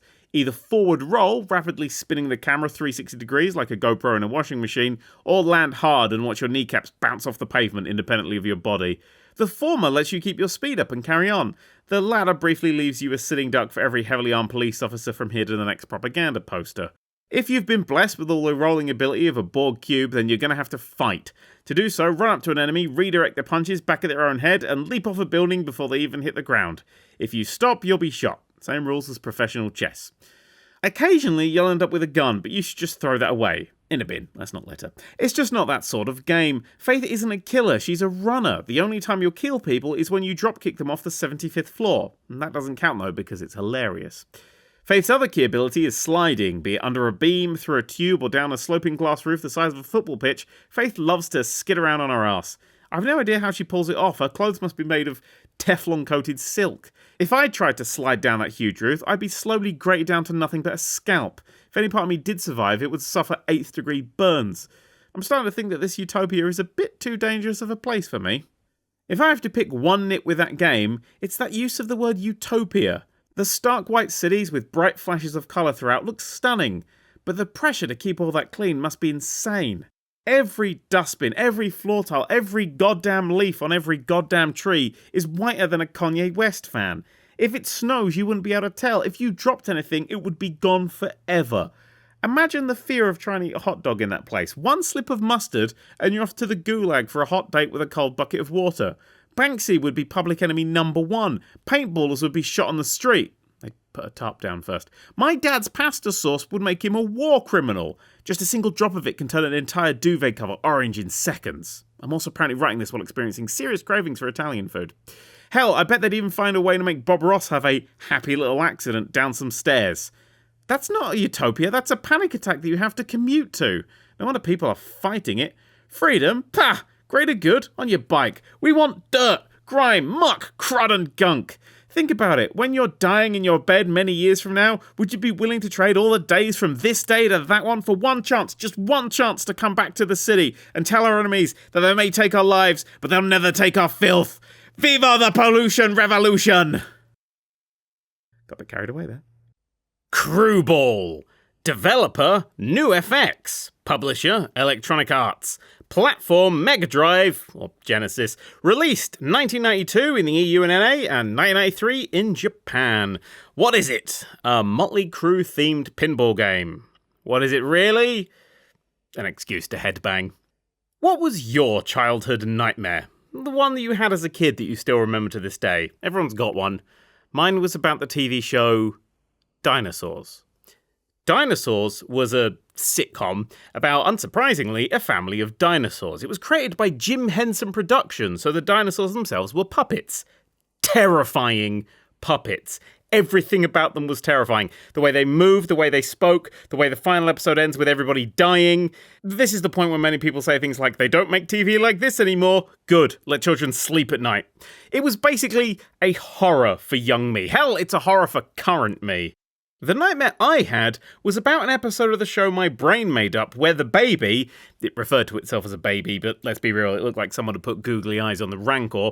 The baby reached the age of 2, turns evil, and gains telekinetic powers. As you do. After a failed exorcism, the rest of the family decide to calm the baby down by pretending that it's turned 3. So they enter its room where it's doing some sort of exorcist level shit, and they sing happy birthday to it. I've no idea if it worked because at that point, I woke up. You may be rightly asking, how in the Chicxulub crater, I think it's a Chicxulub crater, does any of this tie into a Motley Crue-based pinball game? Aside from them both being in my life at around the same time, the answer is Craig, the end-of-level boss in Crüe Ball. One of the things flying around the Exorcist dinosaur baby was Craig. 5-year-old me was combining heavy metal and puppets subconsciously. If Loot Crate had been around then, they would have hired me to design t-shirts. Now, Crüe Ball is a strange game to explain. It has 9 tables that you have to play in order, each of which features a different way to progress to the next. It's almost a puzzle game as you work out which letters, bumpers, or skulls wearing sandals, one of the most underused enemy types in games, you have to hit to progress. If you do some precise shots on the bottom part of the table, you can unlock a ramp that fires you into space, whereupon you have to battle skeleton-like alien creatures in an arena using a spaceship made out of pinball flippers. Everything looks like album art for bands with names like Death to Babies, Kick Ducks and Drinks from Their Beaks, or Violent Expunging. I didn't check if any of those are real, I just hope that they are. It's about as metal as Wolverine's dick. It's a good joke. If you can get to the top of each table, you'll meet the aforementioned Craig. He's a floating, metallic-looking head with grey, sunken cheeks and messy, wreath-like hair. If you hit him, he yells, "Whoa!"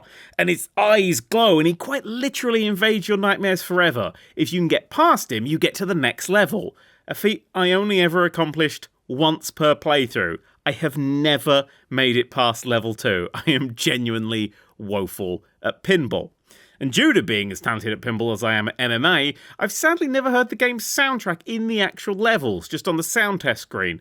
This is a shame because the soundtrack is quite simply the most metal ever made. It sounds like a recording of a runway where all they do all day is crash land private jets at high speed into massive piles of electric guitars. They'll fund anything these days. To this day, I can't listen to it without taking off my shirt and starting a mosh pit in my living room. You've not heard metal until you've heard a 16-bit rendition of Dr. Feelgood. Seriously, I've never heard a soundtrack so much better than the game it's attached to. Aside from the music, what else is Motley Crue themed in the game? Not much. In fact, only 3 of the tracks are by Motley Crue. The rest are made for the game by composer Brian L. Schmidt. You know, I'm pretty convinced that Brian may actually be the corporeal soul of metal visiting Earth, but sadly he didn't return my demonic summons. And speaking of demons, a few years back I decided to look up dinosaurs out of some warped feelings of nostalgia and boredom. I was reading the episode list on Wikipedia and I came across this. Season 4, Episode 6, The Terrible Twos. I read on. Baby Sinclair enters the Terrible Twos, and his behaviour becomes horrendous. It even defies belief as it reaches the standards of Linda Blair in The Exorcist. Desperate times require desperate measures, and the Sinclairs enlist the aid of the babysitter, suggested by Ethel, the grandma, to exorcise baby's demons. When neither the exorcist nor doctors can cure the baby, Robbie hatches a plan for the family to fool baby into believing he's 3. My childhood nightmare wasn't a nightmare at all. It was real. It always had been. Wait, what if it hadn't been? Maybe the nightmare was so evil it actually willed itself into existence, slotting itself into the series and just waiting for the day that I watched it back so it could finally consume my soul. What if this was Craig's plan? What if this is how he escapes and take over the world? Is Brian helping him? Am I the unwitting pawn in an unending game of chess played by the Dark Lord himself? Satan, not Tony Blair. After reading this section, a friend of mine went to check out the episode for me. I'm not a coward, I'm a busy coward. I've not heard back from him since. Last time I tried calling him, the voicemail message was just ethereal screaming and my phone melted. Luckily, it's on contract. I got it replaced for free. I would have been right pissed off otherwise. Heat signature! Developer, Suspicious Developments. Publisher, Suspicious Developments. Platform, PC, released 2017. And what is it? A stealth-focused, top-down space adventure. What is it really? An educational game about the dangers of airlocks. I am terrifically average. Height, weight, qualifications, income, TV size, age I got married, number of sausages I eat per year. Every bit of me is so perfectly normal that it can be described in a single word. Medium. You know those photos where they blur together loads of faces to make the average face? I could use that resulting picture on my passport and nobody would notice. I look like I'm related to everyone on a Guess Who board. There are two exceptions to this. One is my feet. I have UK size 14 feet. That's 4 sizes larger than average. I look like my parents are a Hobbit and Sideshow Bob. I'm also wicked blind with 2 lazy eyes, astigmatism, and an 8.0 positive severe long-sighted prescription. I'm blinder than Denio, Enyo, and Penfredo in a thick fog. I think that's how you say that. This brilliant combination means that I'm clumsier than Wile E. Coyote at a convention for champagne flutes held inside an ice rink.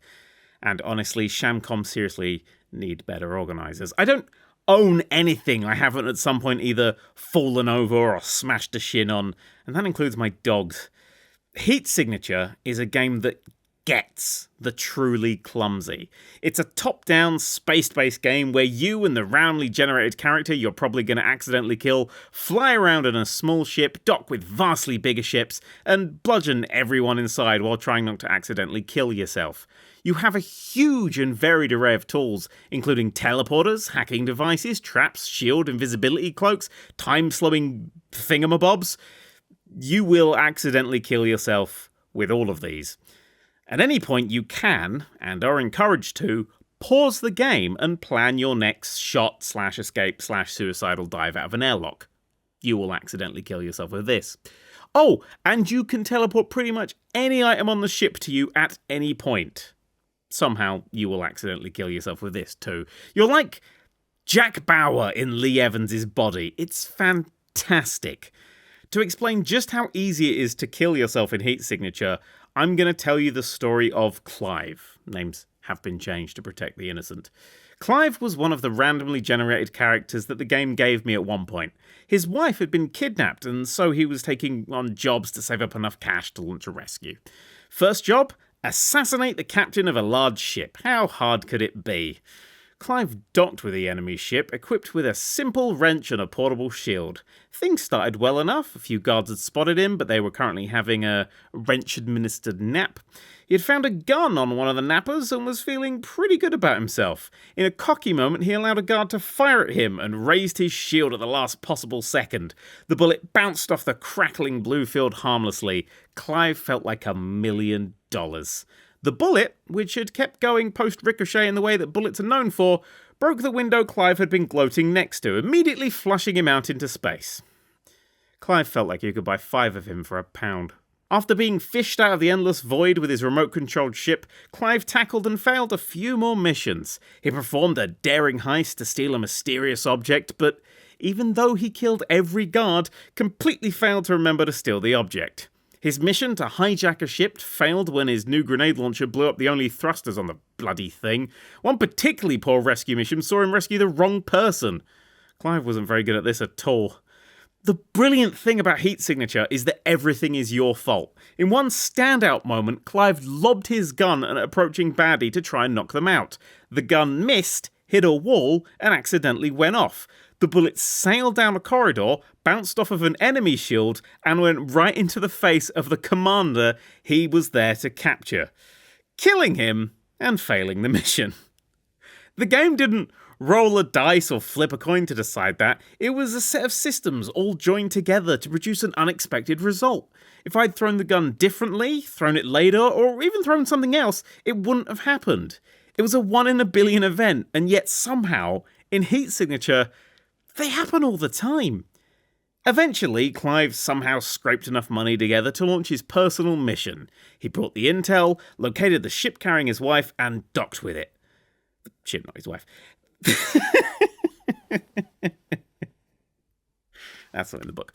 The ship was colossal, filled with armor-plated guards, huge century turrets, and more locked doors than a prison containing nothing but clones of John Densmore, Roger Krieger, Ray Manzarek, and Jim Morrison.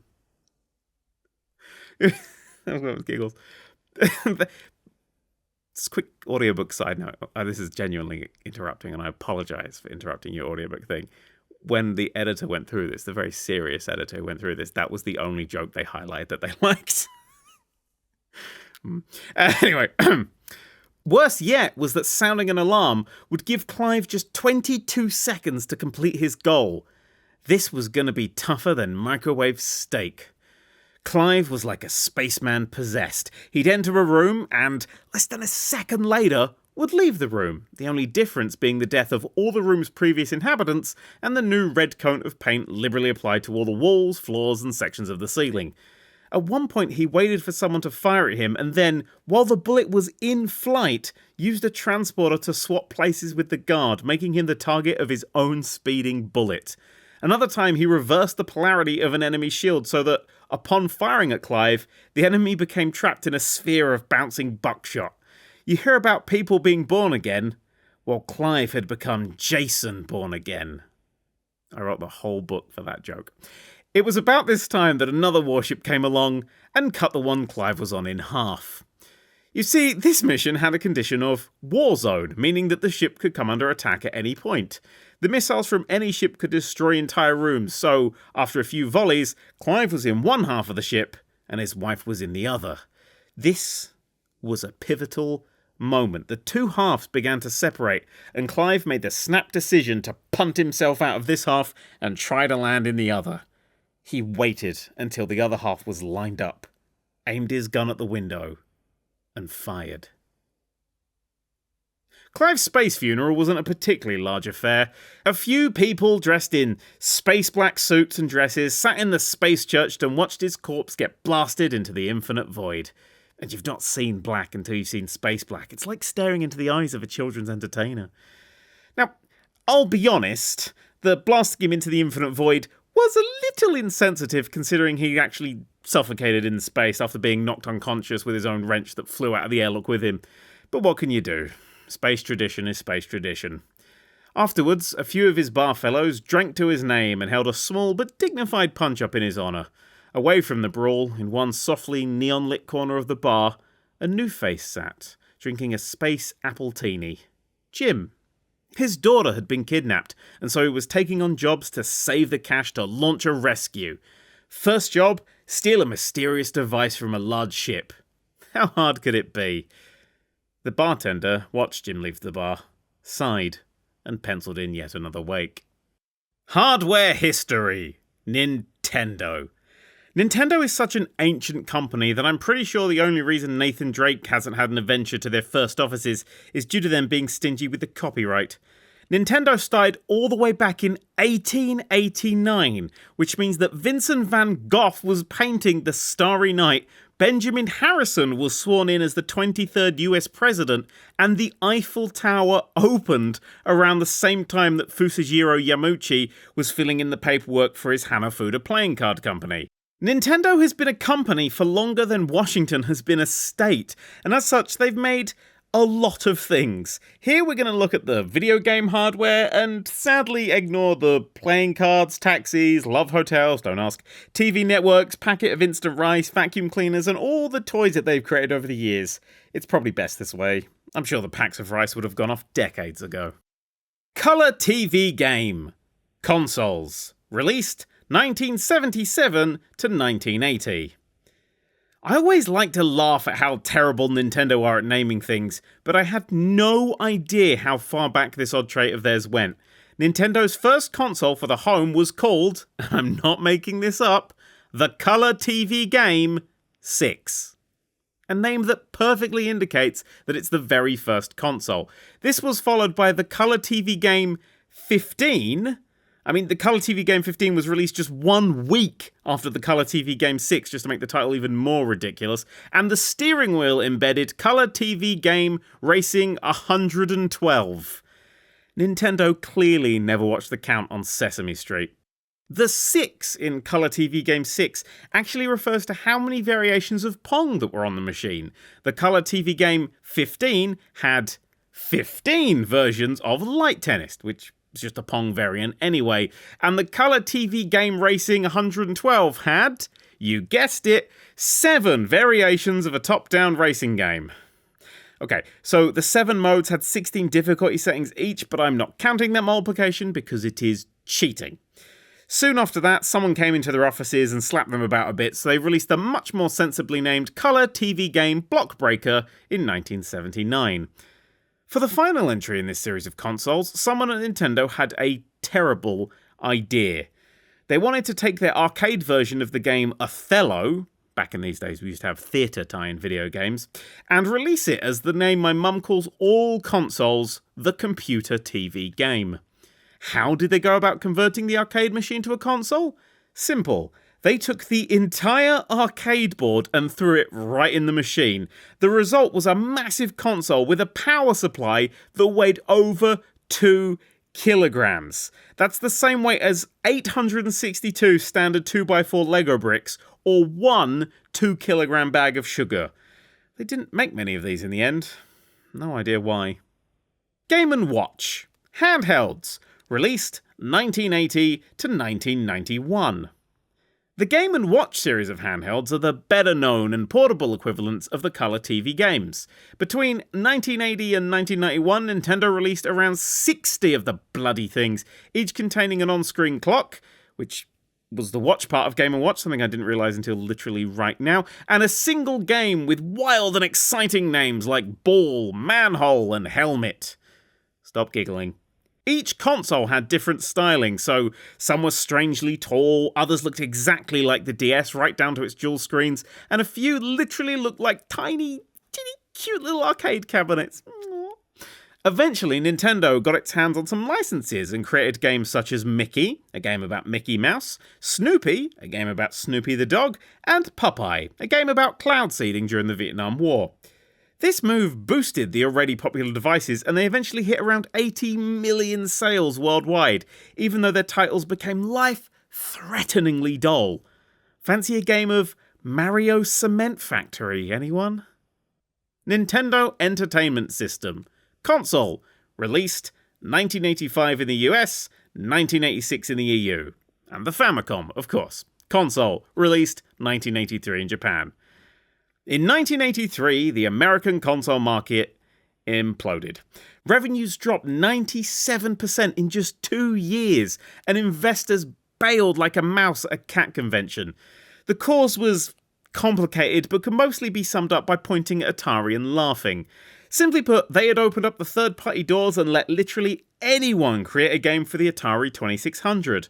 Because of this, the market flooded with absolute dreck. Good stuff was drowned out by the bad, and the whole thing collapsed like a house of cards in a wind tunnel. Enter the NES. Released in 1983 as the Famicom in Japan, Nintendo radically changed the console up for the 1985 American release. Instead of looking like a standard top-loading console, Nintendo made it look like a VCR, complete with a hidden slot for the games to be inserted into. On top of that, they restricted third-party games, releasing only those that they deemed were good enough, with a seal of quality that they still print on their games. The plan worked, and Nintendo grabbed the huge market dominance that it's kept to this day. The NES did have one major problem. The hidden slot actually damaged the cartridges slightly, leading to the now iconic solution of blowing on cartridges to get them working again. Did this actually work? Well, here's what Nintendo has to say on that point from their page on troubleshooting NES cartridges. Do not blow into the game packs or system. The moisture in your breath can corrode and contaminate the pin connectors. If you ever needed more reasons to hate yourself as a child, there you go. Rob! Accessory. 1985, Japan and the US, 1986 in the EU. Rob, the robotic operating buddy, was a cute little guy. He was a robot, around 10 inches tall that you could control with your NES controller. Not directly, though. He watched your CRTV with you and received instructions from that instead. I assume that if you just put on cartoons, he'd explode. You control him with your NES controller, commanding him to move his arms around, grab on some objects, and, well, that was it, really. I'm going to be honest now, Nintendo built Rob to die. He was a marketing gimmick designed to make the NES look more like a toy in America. They made 2 games for him, got their post-game crash foothold, then took him out behind the barn, loaded both barrels, and blew him away. These days, Rob's contribution to the video game industry is largely forgotten, currently being best known as a character that nobody plays as in Smash Bros. One day, though, and mark my words on this, he'll lead a machine revolution that crushes the human race into a pulp, reclaiming his rightful place as the leader of the machines. That is, of course, until he's usurped by his long-lost brother, Johnny 5. Famicom 3D System. Accessory. Released 1987. During the late 1980s and early 90s, Nintendo got into the habit of inventing things several decades before the technology was ready for it. The first of these inventions was the Famicom 3D system, a bulky headset that added a 3D effect to just 7 Famicom games. Surprisingly, the headset used active shutter 3D, the same kind that most modern 3D TV used, before everyone realised that 3D TVs were stupid and threw them all in the bin. It didn't sell well, but it wasn't Nintendo's worst attempt at 3D. We'll get to that monstrosity soon. Power Glove. Accessory. Released 1989. Do you remember getting genuinely angry as the Wii failed to accurately convert your drunken hand-waving into a game? Well, imagine if that technology was 15 years older, and instead of flaying around a white TV remote, you were flaying around an Infinity Gauntlet with a NES controller haphazardly glued to the side. That's the Power Glove. It's so bad. Couldn't help myself. I do love the way it worked, though. 2 speakers in the glove kicked out an ultrasonic sound burst that were picked up by the 3 sensors you had to tape to your TV. 2 on the top and 1 at the side. The signals changed depending on how your fingers moved. Except for your pinky, as it never bothered to track that. Oh, and they never made any left-handed versions, so if you regularly shop at the Leftorium, you're out of luck. When it came to games, you can choose from one of the 2 games released for it, or a normal NES game. Be warned, though. Playing a game with motion controls that wasn't even designed for them is illegal in many countries. You know the games, you know how the Power Glove works, but trying to work out how they connect is impossible. It's like trying to drive a car, but instead of a steering wheel, you find a gas cooker, a frying pan, and a sausage of questionable quality. Game Boy. Handheld. Released 1989, Japan and US, and 1990 in the EU. Arguably Nintendo's most iconic console, the Game Boy was a powerhouse. With 8 kilobytes of RAM, a blisteringly fast 4.9 MHz CPU, and 2 bits of graphics, the Game Boy was quite simply the Ferrari of gaming. Okay, I lied a bit there. With its low specs, boxy design, and tiny green and grey screen, it's closer to the 2CV of gaming than anything. Still, everyone loves an underdog, and thanks to great support, the definitive version of Tetris and 151 Pokémon, it ended up selling like Doritos on the 20th of April. Nowadays, it's an icon of the 1980s, alongside Rubik's Cubes, Back to the Future, and massive hair.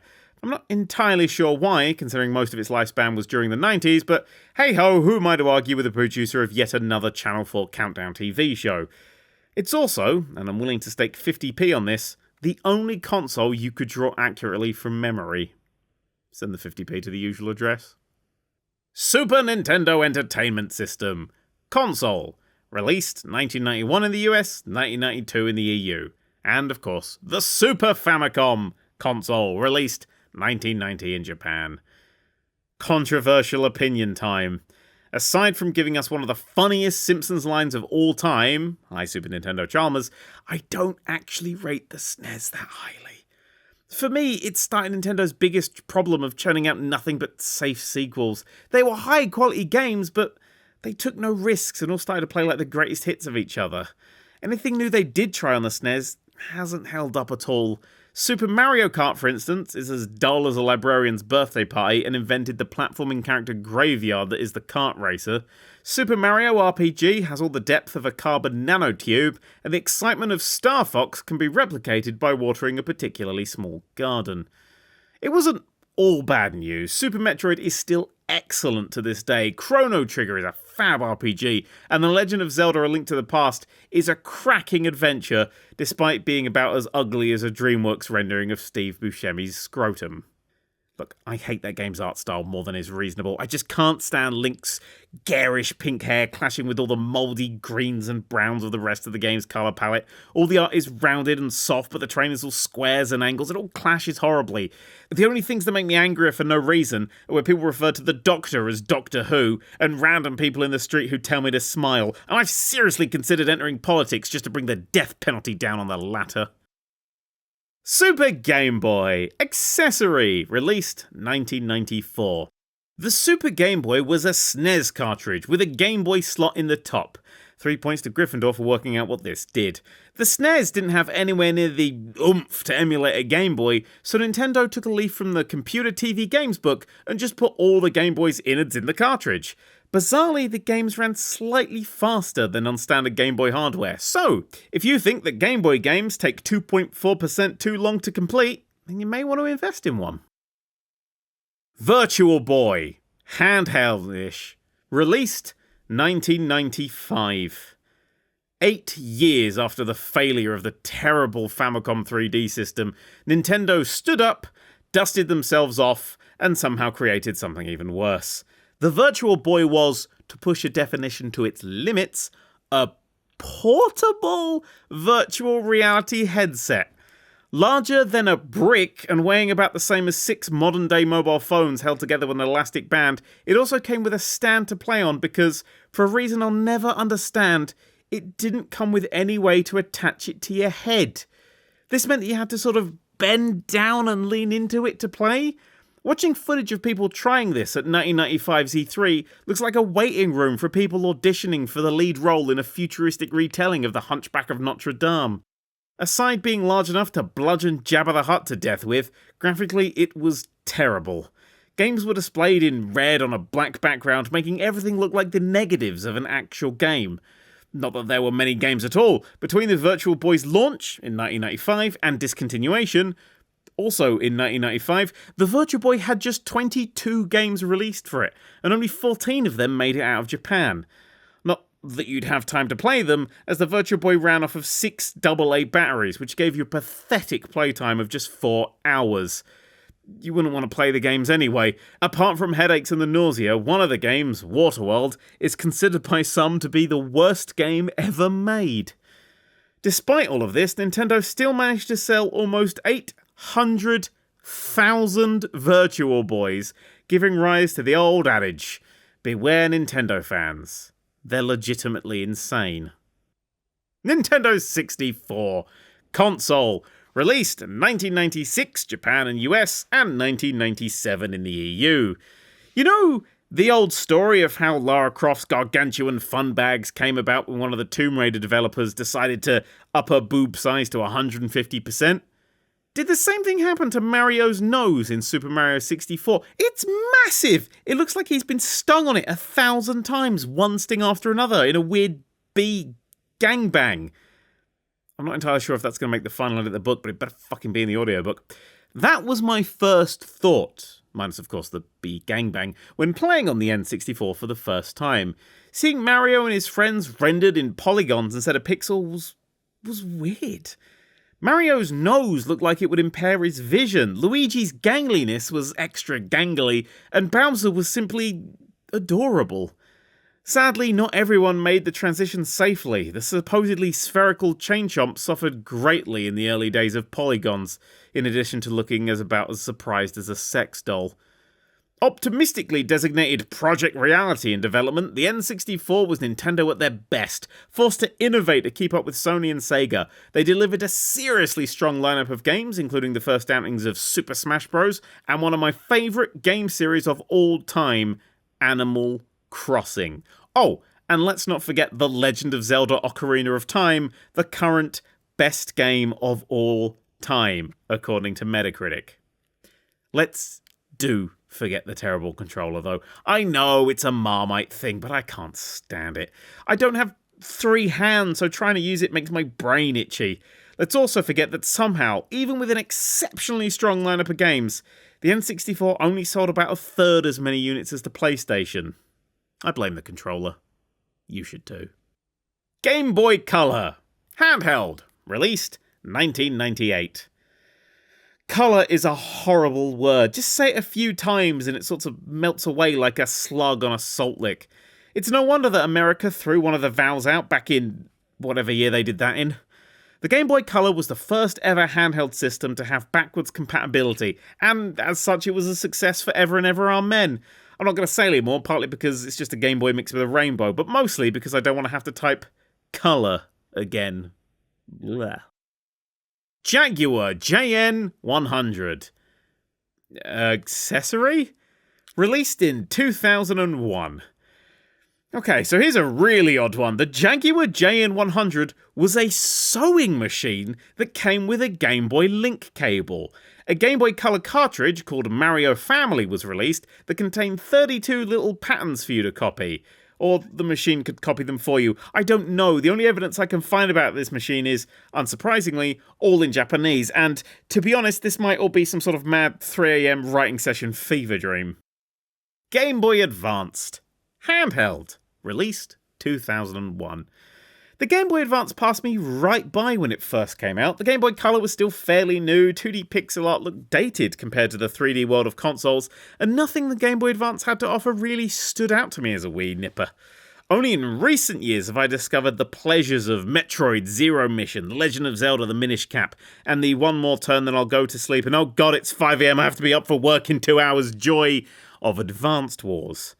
The most impressive game on the system is Robot Wars Extreme Destruction, a game that is not only one of the few fully 3D games on the Game Boy Advance, but also features a proper, functioning physics engine.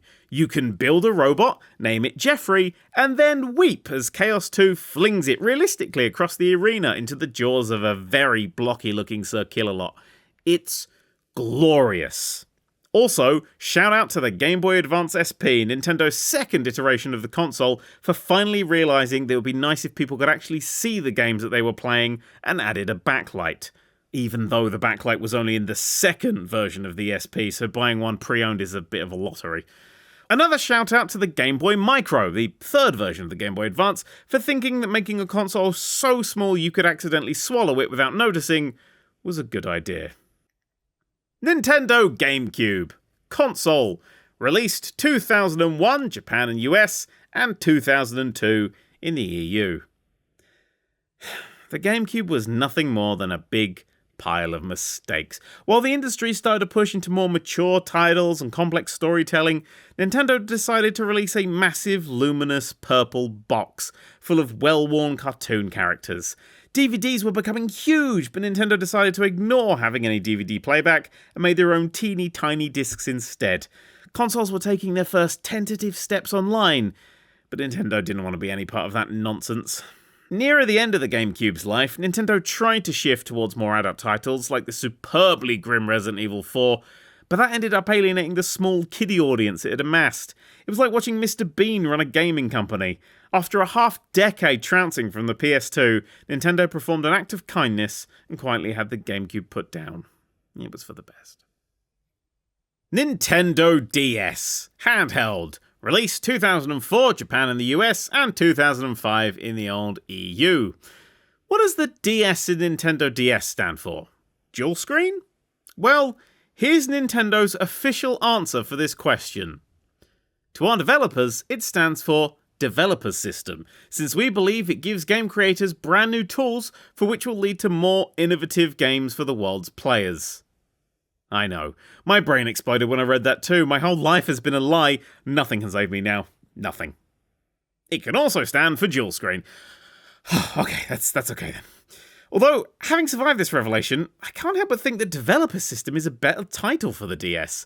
It's the best-selling handheld of all time, and that's mostly because Nintendo gave developers a whole set of new ideas to play with. First up was the return to dual screens, last seen in the Game & Watch consoles.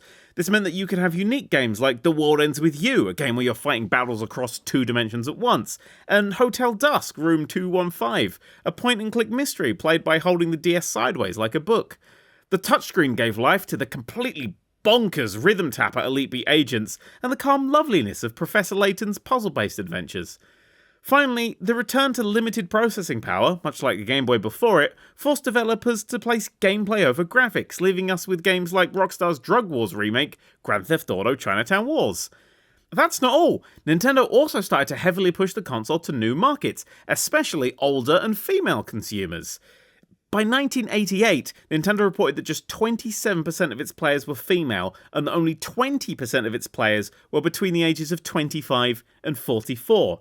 Now, 30 years later, the Entertainment Software Association says that the average age of a gamer is 34, and that women aged 18 and over make up more of the gamer population than boys under 18.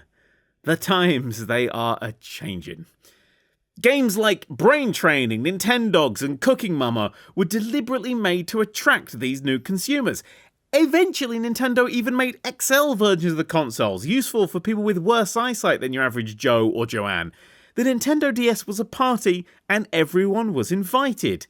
And on top of this massive pile of success, they also remembered the core fans. New Super Mario Bros., Metroid Prime Hunters, WarioWare DS, they were all original, gorgeous, and pushed franchises to new heights. Super Mario 64 DS brought back one of gaming's classics with aplomb, massive nose and all, and Animal Crossing Wild World stole so many of my days, I'm just never getting back. In short, the Nintendo DS is the best handheld console to date. In long, rewind the audiobook. Nintendo Wii, a console released 2006. After winning over the casual market with the DS, Nintendo went all in on appealing to them.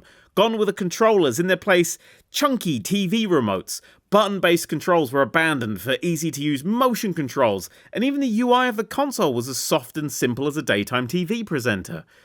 Nintendo had made a games console for people who had never bought a games console before, and somehow it became their best-selling console and third best-selling home console of all time.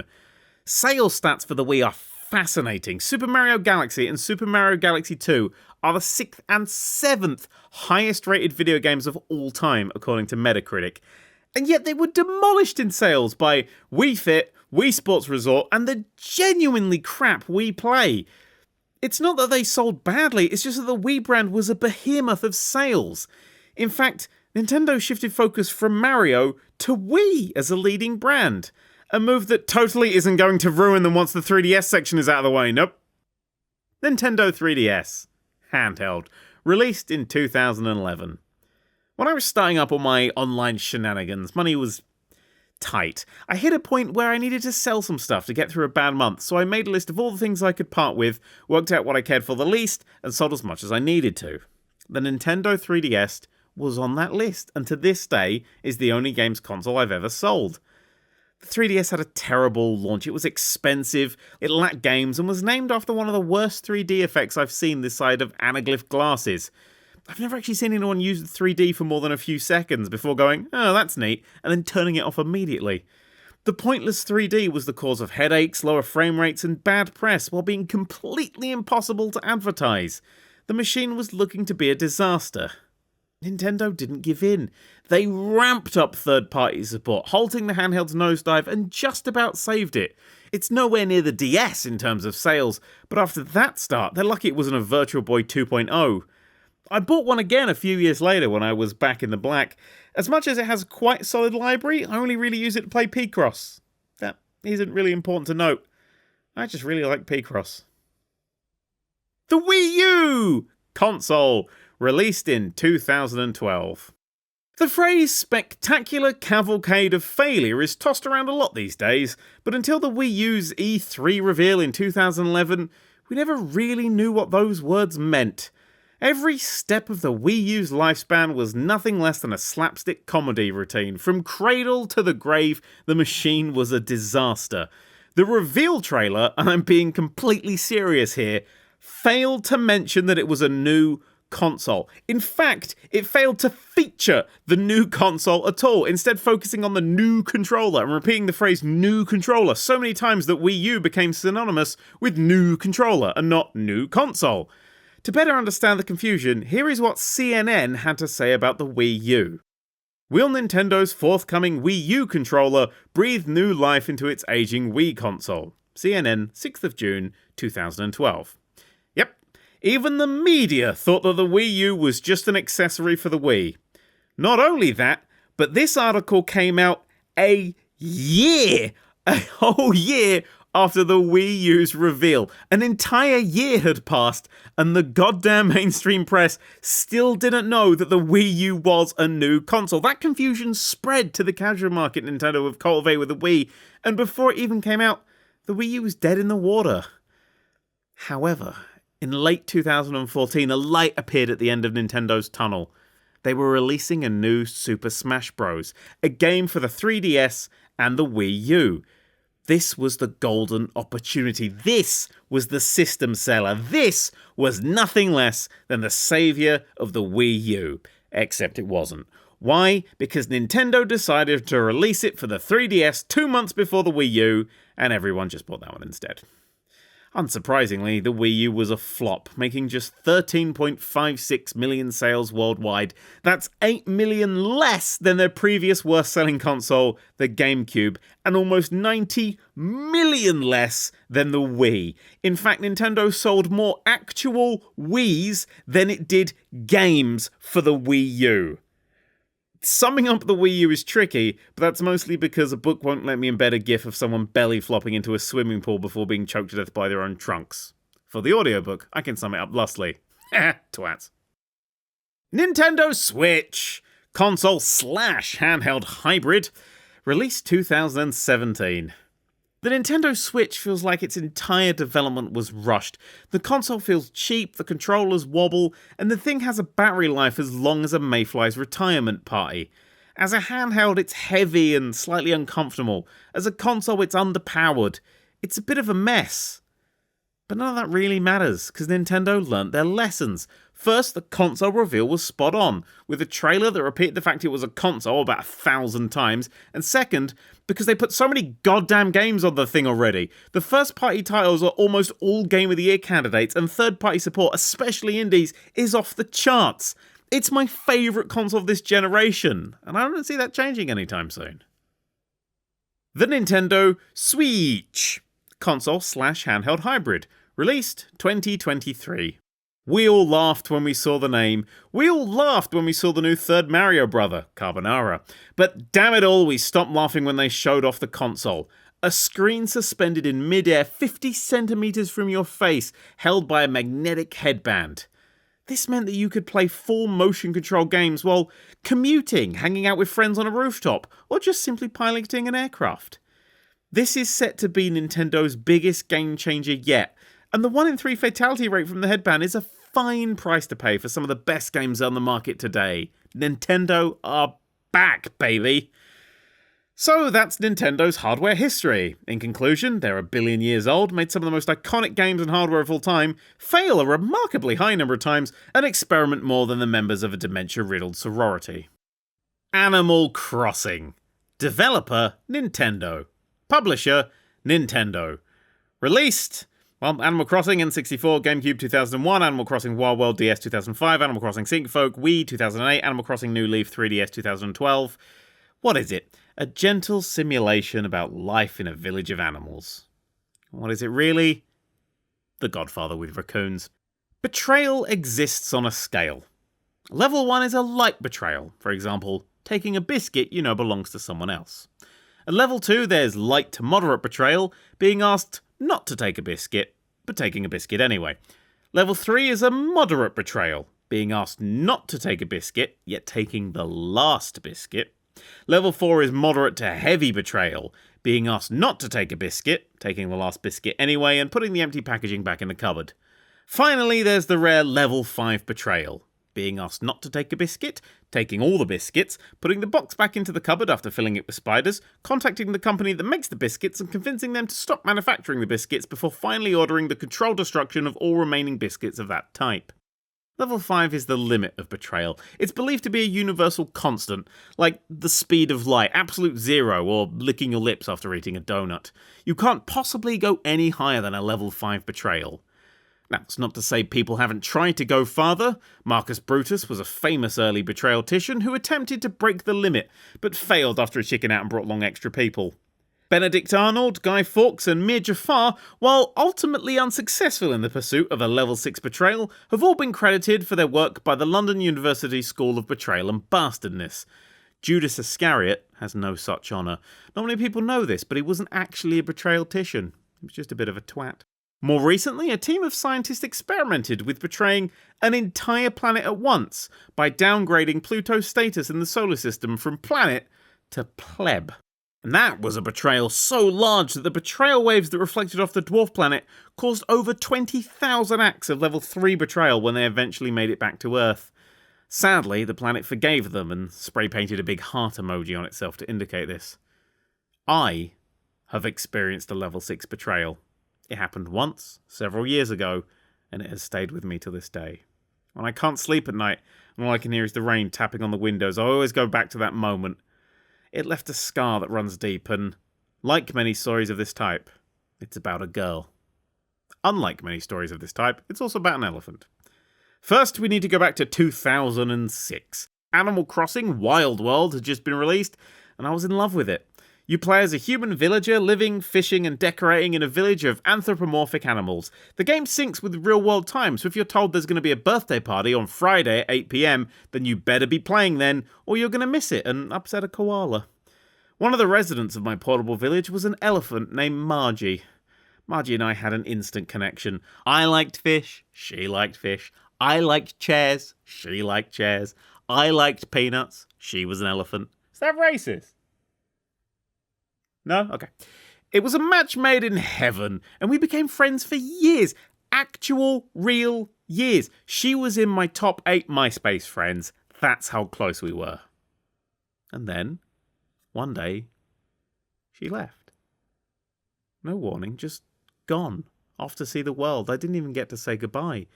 It was like that bit when Trapper John leaves MASH. I played the game less and less and eventually stopped. My friend had gone. I had no reason to go back. In 2013, Animal Crossing New Leaf was released, and once again I fell in love with it. This time around you were mayor, and that meant you could build new community buildings, fund art projects, and even set a few rules and ordinances for the town. It was great fun, and for a while at least I didn't even notice something was missing. I should have known it was Margie from the outset. Our house foundation plonked right next to mine, wiping out my exceptionally rare and fragile blue roses. The next day she moved in. I went over to her, ready to barrage her with years' worth of suppressed 100% English resentment. And she didn't remember me. She didn't know me. Of course she didn't. This was a new game. It'd be weirder if she did remember me. Slowly, we fell into friendship again. I was cautious at first. I knew she was flighty and I didn't want to invest too much in the relationship, but I couldn't help myself. She was my best friend, my soulmate, with emphasis on mate.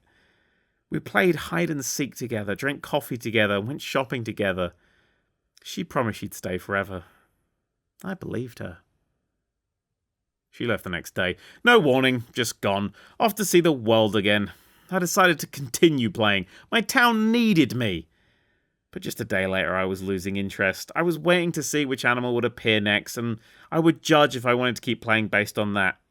They had to replace Margie in my heart, and, well, elephants leave big shoes to fill. The next day, I was talking to my friend Eugene when he mentioned that a new elephant had arrived in town. No way. Couldn't be. My heart and feet raced, and suddenly I was standing in front of a house I recognised all too well. I went inside. She didn't recognise me. My heart broke in two. A week later, she suddenly moved out again.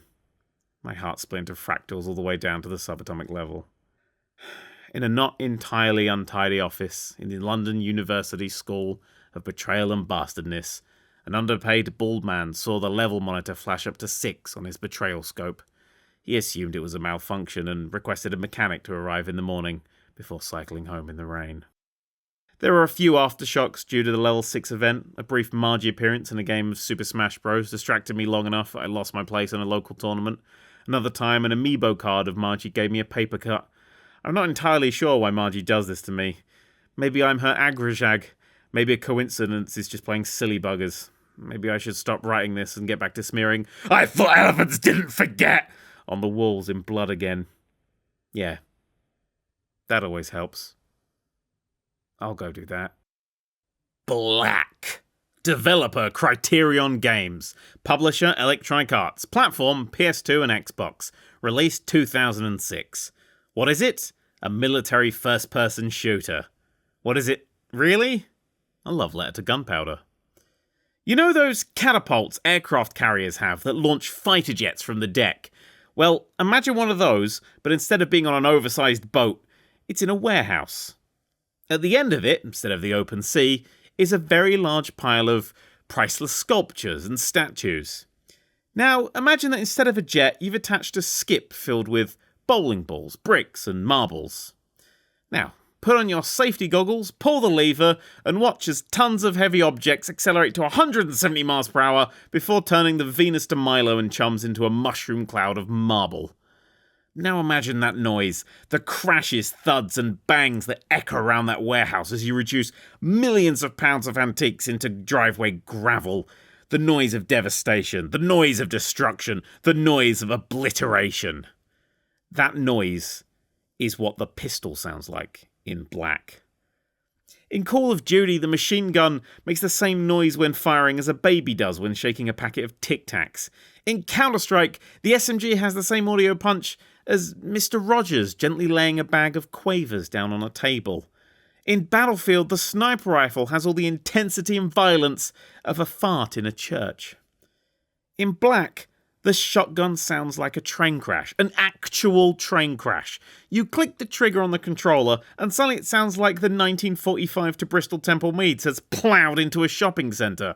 R.I.P. Rudy. The thing you were pointing at fucks off in the opposite direction with a speed that will make Einstein scratch his head, and enough debris is kicked up that the future archaeologists would argue this was the impact point of the meteorite that killed the dinosaurs. The Black design document was probably just 2 words. Guns and loud. It really isn't that much to the game. The level design is okay, the graphics were pretty good for the time, and the plot was added at such a late point in development that I'm pretty sure the first few DVDs out the factory omit it entirely. The sound design is superb though, with each enemy's weapon being pitch shifted slightly so you can tell each one apart. That's properly clever design right there. But the gunplay, God is it ferocious. It's ruined the entire first-person genre for me. Every time I fire a gun in an FPS these days, I just sigh. You pull the trigger, it sounds like someone snapped a pathetic twig, a man falls over and a bit of dust is kicked up. It's just not the same. You know, I guess what they say is true. Once you go black, you really can't go back. Kerbal Space Program. Developer and publisher, Squad. Platform, PC, PS4 and Xbox One. Released in 2005. What is it? A realistic NASA simulator with a slight cartoon aesthetic. What is it really? You build the last thing a bunch of little green men will ever see. Around 100 years ago, when I was in my teens, I would volunteer at a children's camp for a week every summer. The idea of living in a tent, doing sports and eating around a fire is, to me, a vision of hell. However, organising events, working long hours, and doing near endless washing up for a week, count me in! I got my first grey hair on the 27th of June 2014. I was 25 and it suited me. The camp, run by the church, I never asked which church, gave a holiday to almost 500 kids who came from less than fortunate circumstances. It was an honour to work there with some genuinely fantastic people, and to this day is probably the only real thing listed on my CV. Aside from the personal growth, etc., the best part of camp was the basketball court. It was housed in some sort of crater, a relic from a war or massive tractor accident, and was set away from the main part of the camp. I can't tell you how good it was as a court, I am morally against all forms of sport. However, what I can tell you is that it was excellent for stargazing. The soft asphalt held the heat from the day into the night, and the crater stopped any pesky photons from ruining the view of the heavens. It was perfect. There's something spiritual about stargazing, and I say that as a card-carrying agnostic. The longer you do it, the more you see, and the more terrifying it becomes. You start by seeing a few pinpricks in the sky, and before long, you can barely see the darkness through the fireballs. You're looking one way, and half of everything else is there looking back. The only time I ever feel smaller is when watching porn. One night at camp coincided with a meteor shower. Just after midnight, I wandered over to the court with a few other volunteers and the camp's priest, lovely fella, terrible dress sense, to watch massive chunks of rock explode in the sky for hours. The usual Saturday night. A short while later, just as the existential horror was really starting to set in, the Padre broke the silence with a line about the majesty of creation. We all agreed that watching space debris crash into our planet's windshield was literally, and I mean this in the original definition, awesome.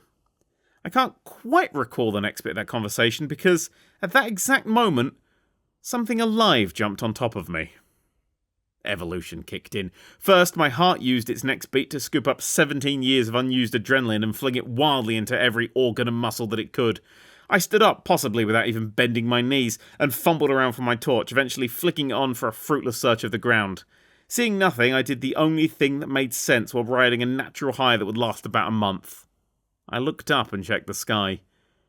In hindsight, the creature was a rabbit. We had some food out, and rabbits, while adorable, have the survival instincts of a baby wielding a fork next to an electrical socket.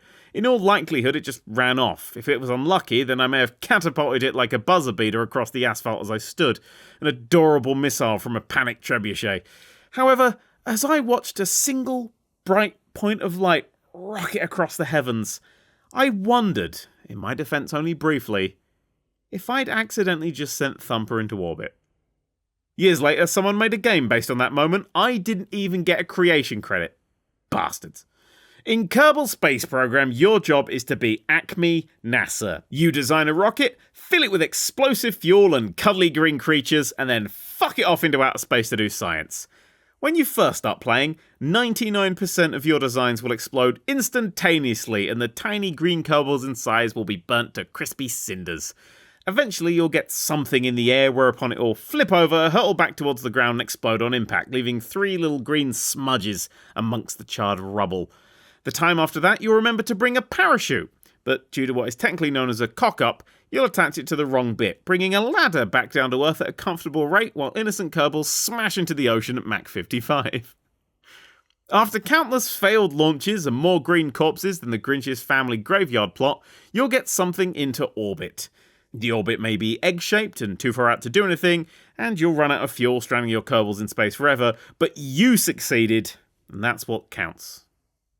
I have nothing to offer but blood, toil, tears, and sweat. Winston Churchill.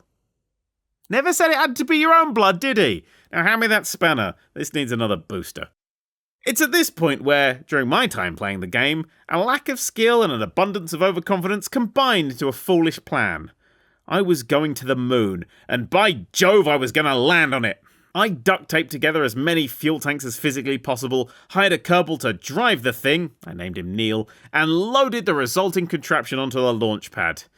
You'll never see NASA launch a ship like this, I guarantee you that. The centre was a standard-looking rocket, captured on the top for Neil, booster and an engine under him. That would land on the moon.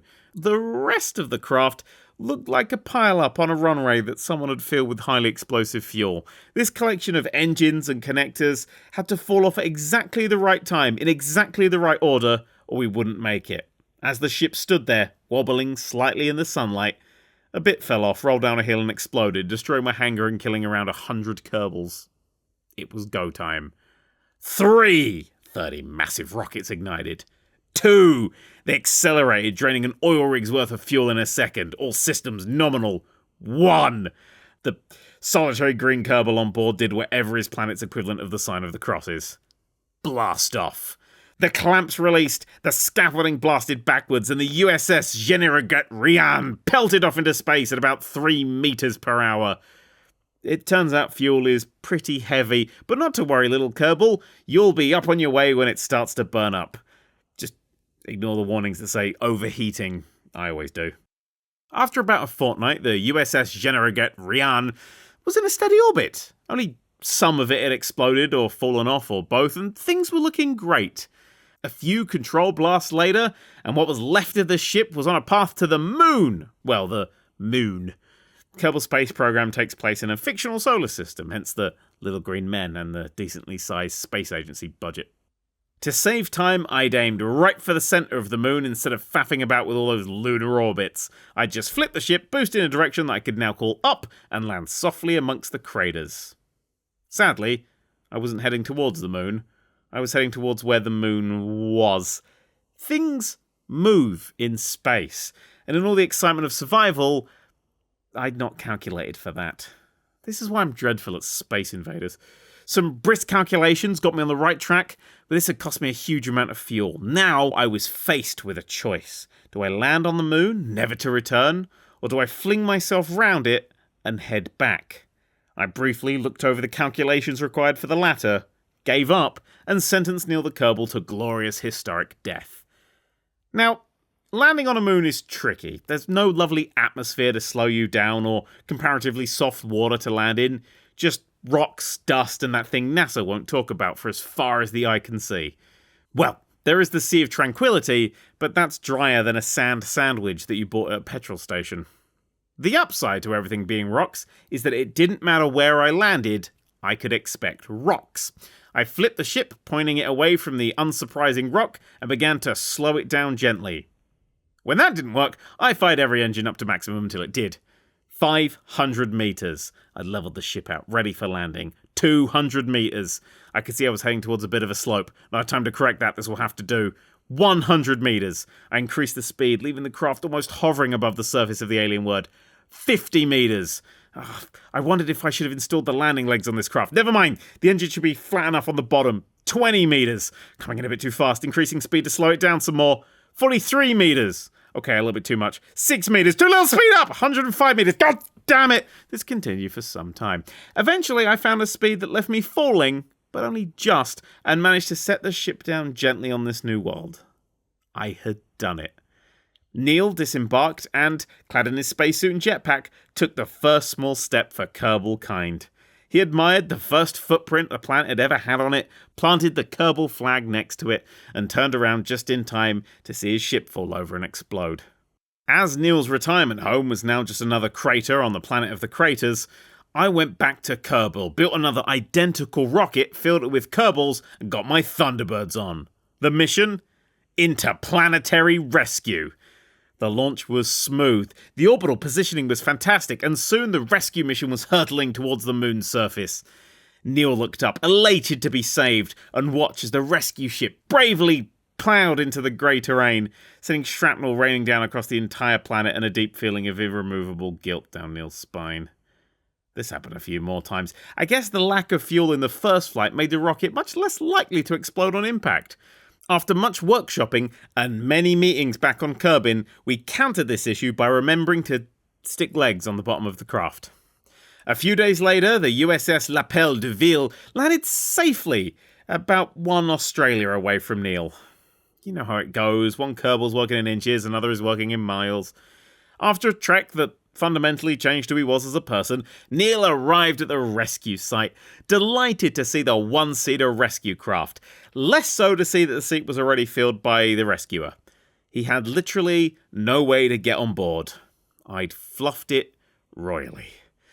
Post-obscenities, I had an idea. Not a great idea, but at the time I thought it was genius and enough to be getting on with.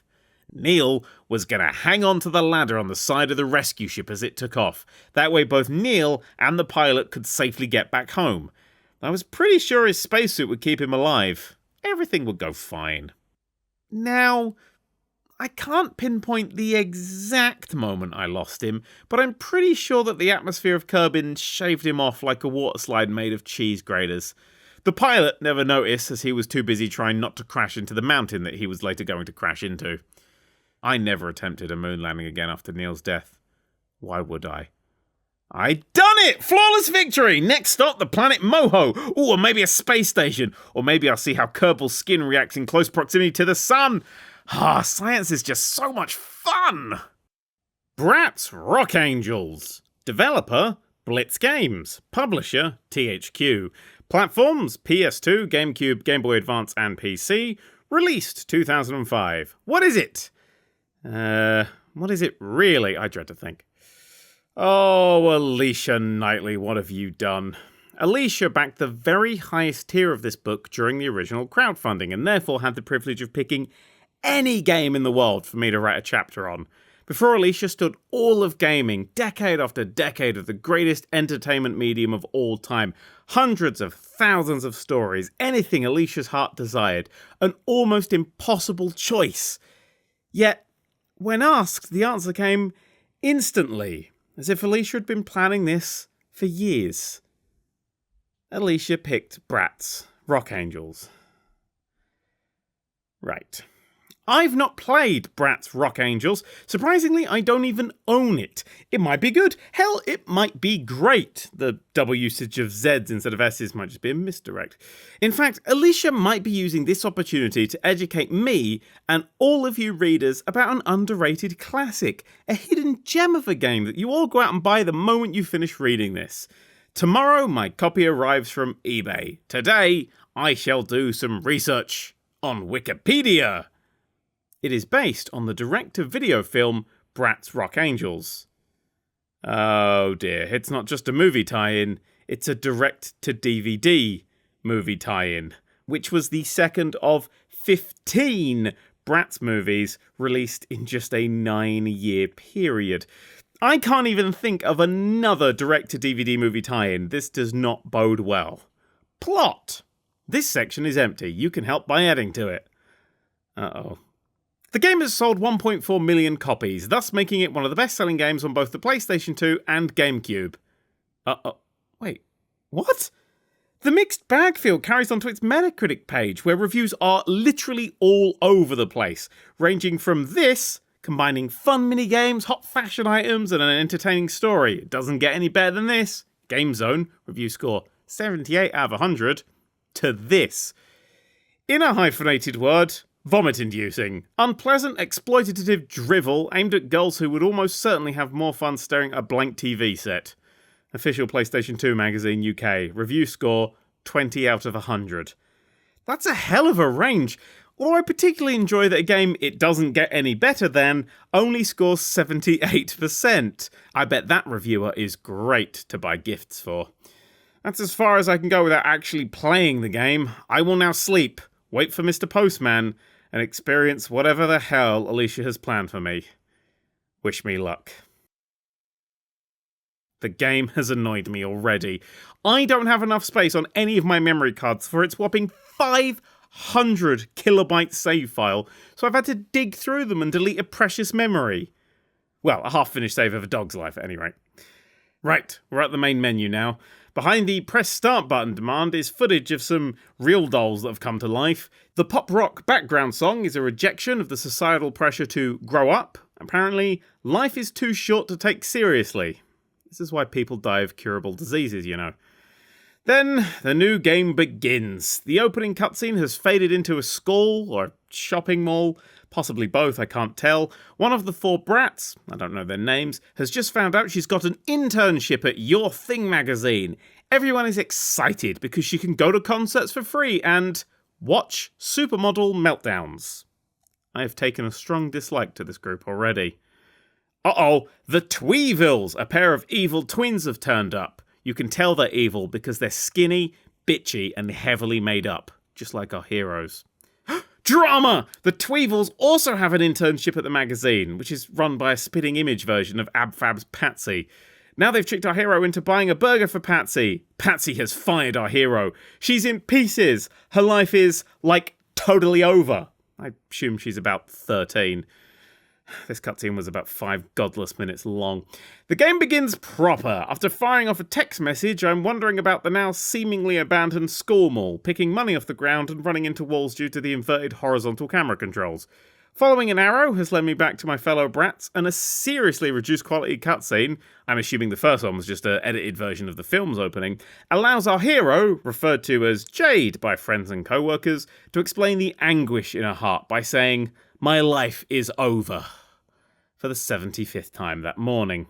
She wanders off and the remaining Bratz decide to cheer her up with a party. To do this, they must all spend their money on clothes and makeup for themselves.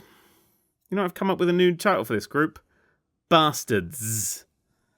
We're now in control of a new brat, Yasmin apparently, and finally get to go shopping. I put her in one of those skirts from a new collection, and it turns out it's so short I can see her pubic hair from both ends of it. I'm on a list now. Right, Chloe's turn to go shopping. She's into makeup, so I use the brush to colour her entire face green. She looks at me angrily. Or jealously, I can't tell. The last of the Bratz, Sasha, has turned up. Apparently the skirt belt outfit and incontourable Hulk are all the ingredients we need for a great party. People, food, drinks, balloons, bubble machine, mixed CD of 80s hits, some sort of banner, and literally any party necessities are so 1991. The party is an unsurprising failure. The Bratz all sit around drinking orange juice shots until Sasha suggests that they could play a posing game. I press a button, the 13-year-old child poses. I get paid. I'm 100% on that list now. Oh Christ, the Bratz have now decided to set up their own magazine in revenge, because nothing says party like filling out the application forms for a small business. They all discuss the talents they can bring to the magazine. Nobody mentions publishing, copy editing, or distribution. You know, this is what happens when you don't take life seriously. I blame the music that kids listen to these days. Holy shit, now they've bought a fucking penthouse studio for this endeavour. It's bloody massive. It looks like Austin Powers decorated it after a Psychonauts binge. But still, these girls have some serious capital behind them. I have a nose into the corridor outside, and next door are the offices of Your Thing magazine. This is like when Subway opened a shop next to Jan's Sandwiches, isn't it? Back in the studio, I flick through the plan for the 12-page magazine and realise I need to write an article on designing your own t-shirts. I go to a shop, create one bearing the slogan, Bratz Heart, the London Underground, because I only have about 4 words to choose from and most of them are illegible, and for some reason get paid by the shop for doing so. I'm not sure if the game really doesn't understand how the economy works or if I just collected some protection racket money. Putting aside the fact that we might be building an empire on mob money, it's time to write the feature Makeup Makeover. I take Chloe and put so much makeup on her face she looks like the Stargate scene from 2001. I'm not entirely sure how to turn this into a feature, so I just slam her face directly into page 3 and call it a day. While Chloe staggers out of the studio, Jade makes an announcement. She's stolen 4 tickets to a London gig from the magazine next door, flights and fancy hotel included. This is considered a victory moment in a game that, if he were alive today, God would certainly have laid supreme and terrible judgment down upon. A 4 out of 10. Sasha's off to go get some CDs back from a friend so she can write about what the kids these days call music. After more backtracking than insert current prominent Tory party member here, we collect all the discs and write about the one that's currently on a loop on every menu, in every building, and now in my fucking dreams. Yasmin has decided that the magazine needs photographs of animals because that's what a 12-page magazine needs. Filler. I photograph a squirrel, a rabbit, and a butterfly. The butterfly doesn't count. I photograph a bird. That doesn't count. I photograph a boy called Dylan. That works. I think it's a political statement. Then, in a shock moment of retribution, the good people over at Your Thing have stolen back their rightful property. Aggravated by the loss of their stolen tickets, the Bratz sidestep any movement of character growth and simply decide to nick them back, picking Yasmin to dress up as a Tweevil and infiltrate the magazine next door. Also, considering Yasmin is a different skin tone to the Tweevils, I guess I'm going to be committing some sort of hate crime as well. The stealth operation goes smoothly, albeit with a slight misstep as I took an extra moment to enjoy a rendition of Mozart's Eine kleine Nacht music that was playfully bounding through the Your Thing speakers. Delightful. Pretty soon I was back in the studio, and mercifully, before the world of teen pop could engulf me again like an icy plunge pool, the Bratz were off to London. I've lived and worked in London for the better part of my life, and I'm not entirely sure this is a faithful rendition. For one thing, it looks like a small town square in Lancashire. For another, the man with the Union Jack hoodie keeps telling me he's a Londoner, born and raised. When, if he was truly a Londoner, he'd stand there in silence until you went away. I did take that accent from Dick Van Dyke, yes. Finally, the London Underground only goes to one place, and that's back to the travel agent in America, 5,000 miles away. No wonder I've heard that the Bratz heart the London Underground. For them, it's wildly convenient. And the posters back in America are advertising for the gig in London, so I assume this isn't implying they all go to Heathrow. The London Underground literally goes door to door for them. We've barely had time to take in the London smog when we're hit with another bout of drama. The band we're here to see has split up on the day of the show, so it's up to us Bratz to save the day. Are we going to track down the band members and convince them to get the band back together? Absolutely not. We're going to make our own band with Blackjack and us. I hate to ask, but can any of these girls sing or play any instruments? If they're replacing an internationally advertised band, they better get some practice in. With all the deft planning talents of the people from a top 10 skateboarding accidents video, the Bratz decide the most important thing to do isn't to book the venue, organise the set list, or even source instruments. It's to design a poster for the show. Also, to give you an idea of how close this is to the start of the gig, I have just 2.5 minutes to put all these posters up. This is the advertising equivalent of not advertising. I frantically head to the gig location and throw together an outfit consisting of more leather and denim than a middle-aged cow. I kick the Bratz onto the stage and wonder what the hell comes next. Hilarity. Hilarity is what comes next. They can't sing, they can't dance, they can't play anything. They don't even try. The instruments sit abandoned behind them. They come out and pose. They just pose. They just fucking pose. It's dead silent and they're posing. An audience that paid to see the hottest band in the world instead watched 4 teenagers shuffle on stage, point a bit for 60 seconds, and wander off again. If this really was London, that entire building would end up dead behind a skip. Back in America, we discover that the unfinished magazine that we wrote 4 out of the 12 pages of has sold more than your thing. At that point, I gave up and ejected the game directly into industrial farming equipment. 1.4 million people have played Bratz Rock Angelz. I don't know what they saw in it, to be honest. Maybe they can read the deep satire of how the rules of life don't apply to the rich, or maybe they're people who like stealing from small businesses. Either way, I am now one of their number, and for that, Alicia Knightley, I may never, ever forgive you. Tom Clancy's Ruthless.com. Developer, Red Storm Entertainment. Publisher, Red Storm Entertainment. Platform, PC. Released, 1998. What is it? A turn-based business strategy game. What is it really? A turn-based accidents simulator. Dan Corp has just finished a particularly difficult week. On Monday, we launched a product with such poor build quality that it actually lost us market share to a company that didn't make anything at all. On Tuesday, rival software company Keensoft threatened to take over one of our buildings unless we sent over ideas for products. On Wednesday, we poison-pilled the building Keensoft wanted, making its upkeep huge and halting their takeover permanently. On Thursday, we sold the building because it was too damn expensive to keep due to the increased upkeep. We sold it for far less than we would have got it for the day before, but we did sell it to a slightly less evil mega corporation, so it all evens out in the end. And finally on Friday, our CEO had an accident, fell down a stairwell and died. 3rd time this year we lost a CEO like that. I'll be honest, if our shares weren't literally worthless, I might have sold them all then and there. Ruthless.com, I had a check and the link is dead. The URL is for sale, but sadly GoDaddy have listed it for £52,182 and 52p, so I won't be buying it. 22 other people have checked that price, so maybe one day it'll turn into the fan site the game deserves. Anyway, Ruthless.com is a game about power, control, and pushing people down the stairs. It's played across a large multicolored chessboard where each square represents market share of a software company. You plop buildings down onto this board and fill them with different departments, firewalls, and ever-decreasing piles of cash.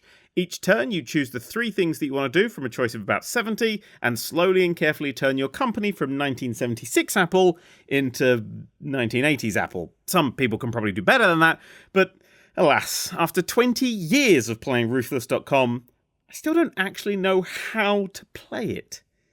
I first came across Ruthless.com at a market in 1999. I used to pick up 6-month-old copies of the US versions of PC Gamer for 50p a pop. I assume they'd fallen off the back of a cargo ship, and would spend weeks, if not months afterwards, playing with the included demo discs. One of the demos included was, rather obviously, Ruthless.com. It contained a single scenario, but I played it hundreds of times, never really getting anywhere, but loving just how different it was from everything else I owned. There was only one problem with the demo disc. The button on the menu marked Tutorial was greyed out. It only worked with the full version. A lack of funds and the fact that nobody but me has ever heard of the game. Seriously though, the top 3 results of Google for this game are the Wikipedia page, the actual empty website Ruthless.com, and a video of me talking about it. Meant that it was until over a decade later that I randomly stumbled across a copy of the full game. It was a cheap re-release, but I was excited to finally learn how to play a game that I think I loved.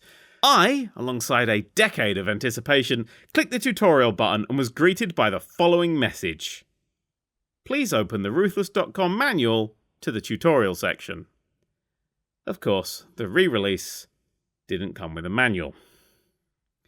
I think I understand most of it now anyway. You come up with or bid for ideas that you then turn into products. You sell those products to get market share or give them away for free to get even more market share. If another company gets too close, you threaten them with viruses or stairwell accidents until they go away. If a company is doing well, you can firebomb their buildings or even kidnap their CEO, hold them hostage and then push them down the stairs a few turns later.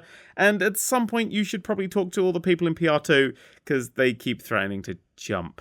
The one thing that really captured my imagination about Ruthless.com wasn't the corporate strategy or the CEO shoving, it was the newspapers. At the end of each turn, a little breaking news style jingle would play, audiobook exclusive here, it went bum ba-da-da-da, bum bum. And you get the headlines for the past turn. Brilliantly, this wasn't a recap of all the actions the players made, this was the results of those actions. I loved pouring through the 5 stories each turn, making notes of who had secret agreements with who, which buildings had switched hands, and why my CEO was suddenly dead.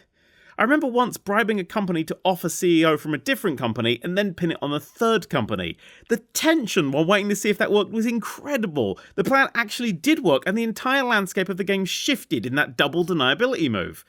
Well, the company that I bribed took the money and then proceeded to spend it on ways to make my life a misery, but I was winning until that moment, so my point still stands. Anyway, its brilliance aside, I think the real lesson of Ruthless.com is a simple one. If you want to get ahead in the world of Silicon Valley, don't make software. Start a stairwell cleaning service instead. Tomb Raider 3. Developer, Core Design. Publisher, Eidos Interactive. Platform, PC and PS1. Released, 1998.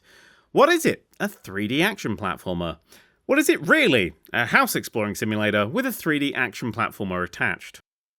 I love air travel. Getting up early, travelling to a big city, travelling about 40 miles back out of the big city, squinting at signs that use single-digit font size, having a stranger brush your sexual organs, visiting the world's smallest yet somehow most expensive W.H. Smith, hearing the word delay more times than you would in a Half-Life 3 production meeting. It's a delightful time. However, after all of the waiting, the screaming children, and the corporately mandated sexual assault, you board an engineering miracle, sit on a chair that someone stole from a doll's house, and you and the 400 tons of miracle you're sitting on get catapulted 35,000 feet into the air. Nothing beats the feeling of looking down on planet Earth and thinking, I hope I packed my toothbrush. The downside of flight is, of course, flight safety. Before the plane has even left the tarmac, you know where the exits are, where to pull the inflatable life jacket, and how exactly the tray table will decapitate you if you don't fold it away before you crash into the ocean. This, combined with the aforementioned miracle catapulting, means that many people are scared of flying.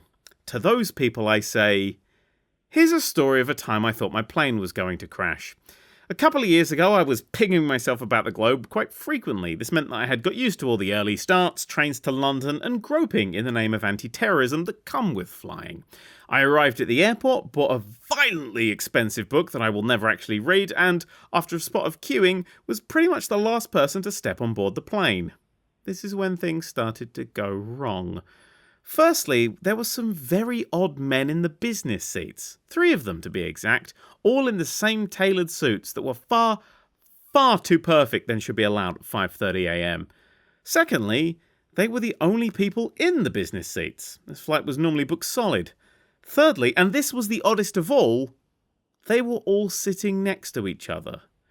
Now, business class on this plane meant that for each row of 3 business seats, only 2 were booked. This gives the third passengers an extra 3 or 4 millimetres of space between them for the belongings or legs.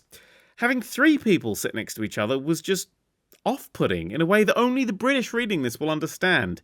This was the airline seating equivalent of a public toilet without a lock on, calling a teacher mum, or accidentally waving back at a stranger who was waving at someone behind you. Deeply uncomfortable for all concerned. Oddness aside, the flight started smoothly, and before we knew it, the giant metal sausage filled with compressed air and people was hurtling between the clouds at a speed that, had he been strapped to the wing, would have made Jeremy Clarkson's face fall off.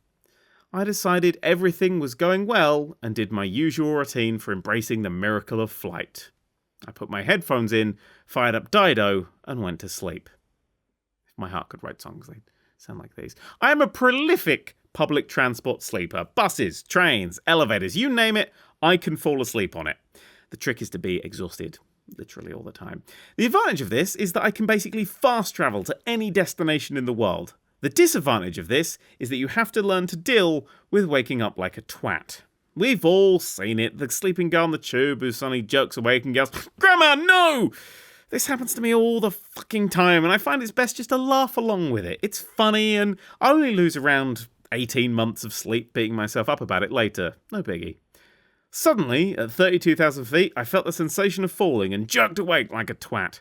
I immediately launched into my clinically rehearsed performance of eye rolls and look at Muggins here head wiggles that would see me through any awkwardness. However, today the person next to me didn't reply with the usual small laughs, gently exaggerated impersonations of me and sounds. They just sat there, looking forward, white as a porn star's arsehole. I was confused right up until the moment I felt my stomach perform the finale from Cirque du Soleil. I wasn't dreaming. The plane was falling out of the sky. Now, as a regular flyer, I'm okay with turbulence. Sure, this was a seriously bad bout of it, but it wasn't a big deal. I understand the plane's tolerances and the basic engineering holding it in the air. I know that there are many safety mechanisms between me and the front page of the next day's papers. The rational part of my brain kept calm. Everything was going to be okay. Then, lightning lit up the cabin. The rational part of my brain got up, packed its bags, and went on a 6 weeks holiday to the Bahamas. By boat. Everyone had just started to give each other the English exclusive look of, but seriously, we're not going to die, are we? When suddenly there was a pop. Not a loud pop, but everyone still went quiet and looked in the direction of it. The oxygen masks had deployed. Now, this was a moment we'd been briefed on. We simply had to take the mask, frisbee it onto our own face, tie it up at the back, and breathe normally. This was difficult, however, because the only masks that had been deployed were over the 3 men in suits in business class. They all simultaneously reached up, pulled them onto their faces, and calmly carried on reading their papers. The plane fell out of the sky some more. I became convinced that this was the start of a spy movie where the bad guy does something super evil to a bunch of innocent people and, spoiler warning, I wasn't going to be named in the credits. I'd be lucky to make it to the titles with the naked swimming ladies. This crescendo of red flags gave me one of the mercifully few times in my life when I thought, for a brief moment at least, that I was genuinely going to die. Rationality and imagination had both freaked out simultaneously, and now I was going to discover exactly how I was going to react to my own impending doom.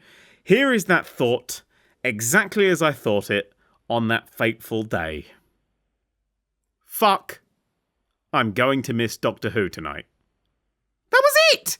In a life or death situation, my first thought was about the adventures of a fucking fictional alien on BBC One. This is disappointing in 3 ways. 1, I clearly just accepted death immediately, so probably there's lemming blood in my family tree somewhere. 2, I'd totally not be put in Gryffindor. Probably for the best, actually. The house that values bravery above all else isn't exactly great CV material. And 3, I'd never be Lara Croft. I'm not sure which one of these hurts more.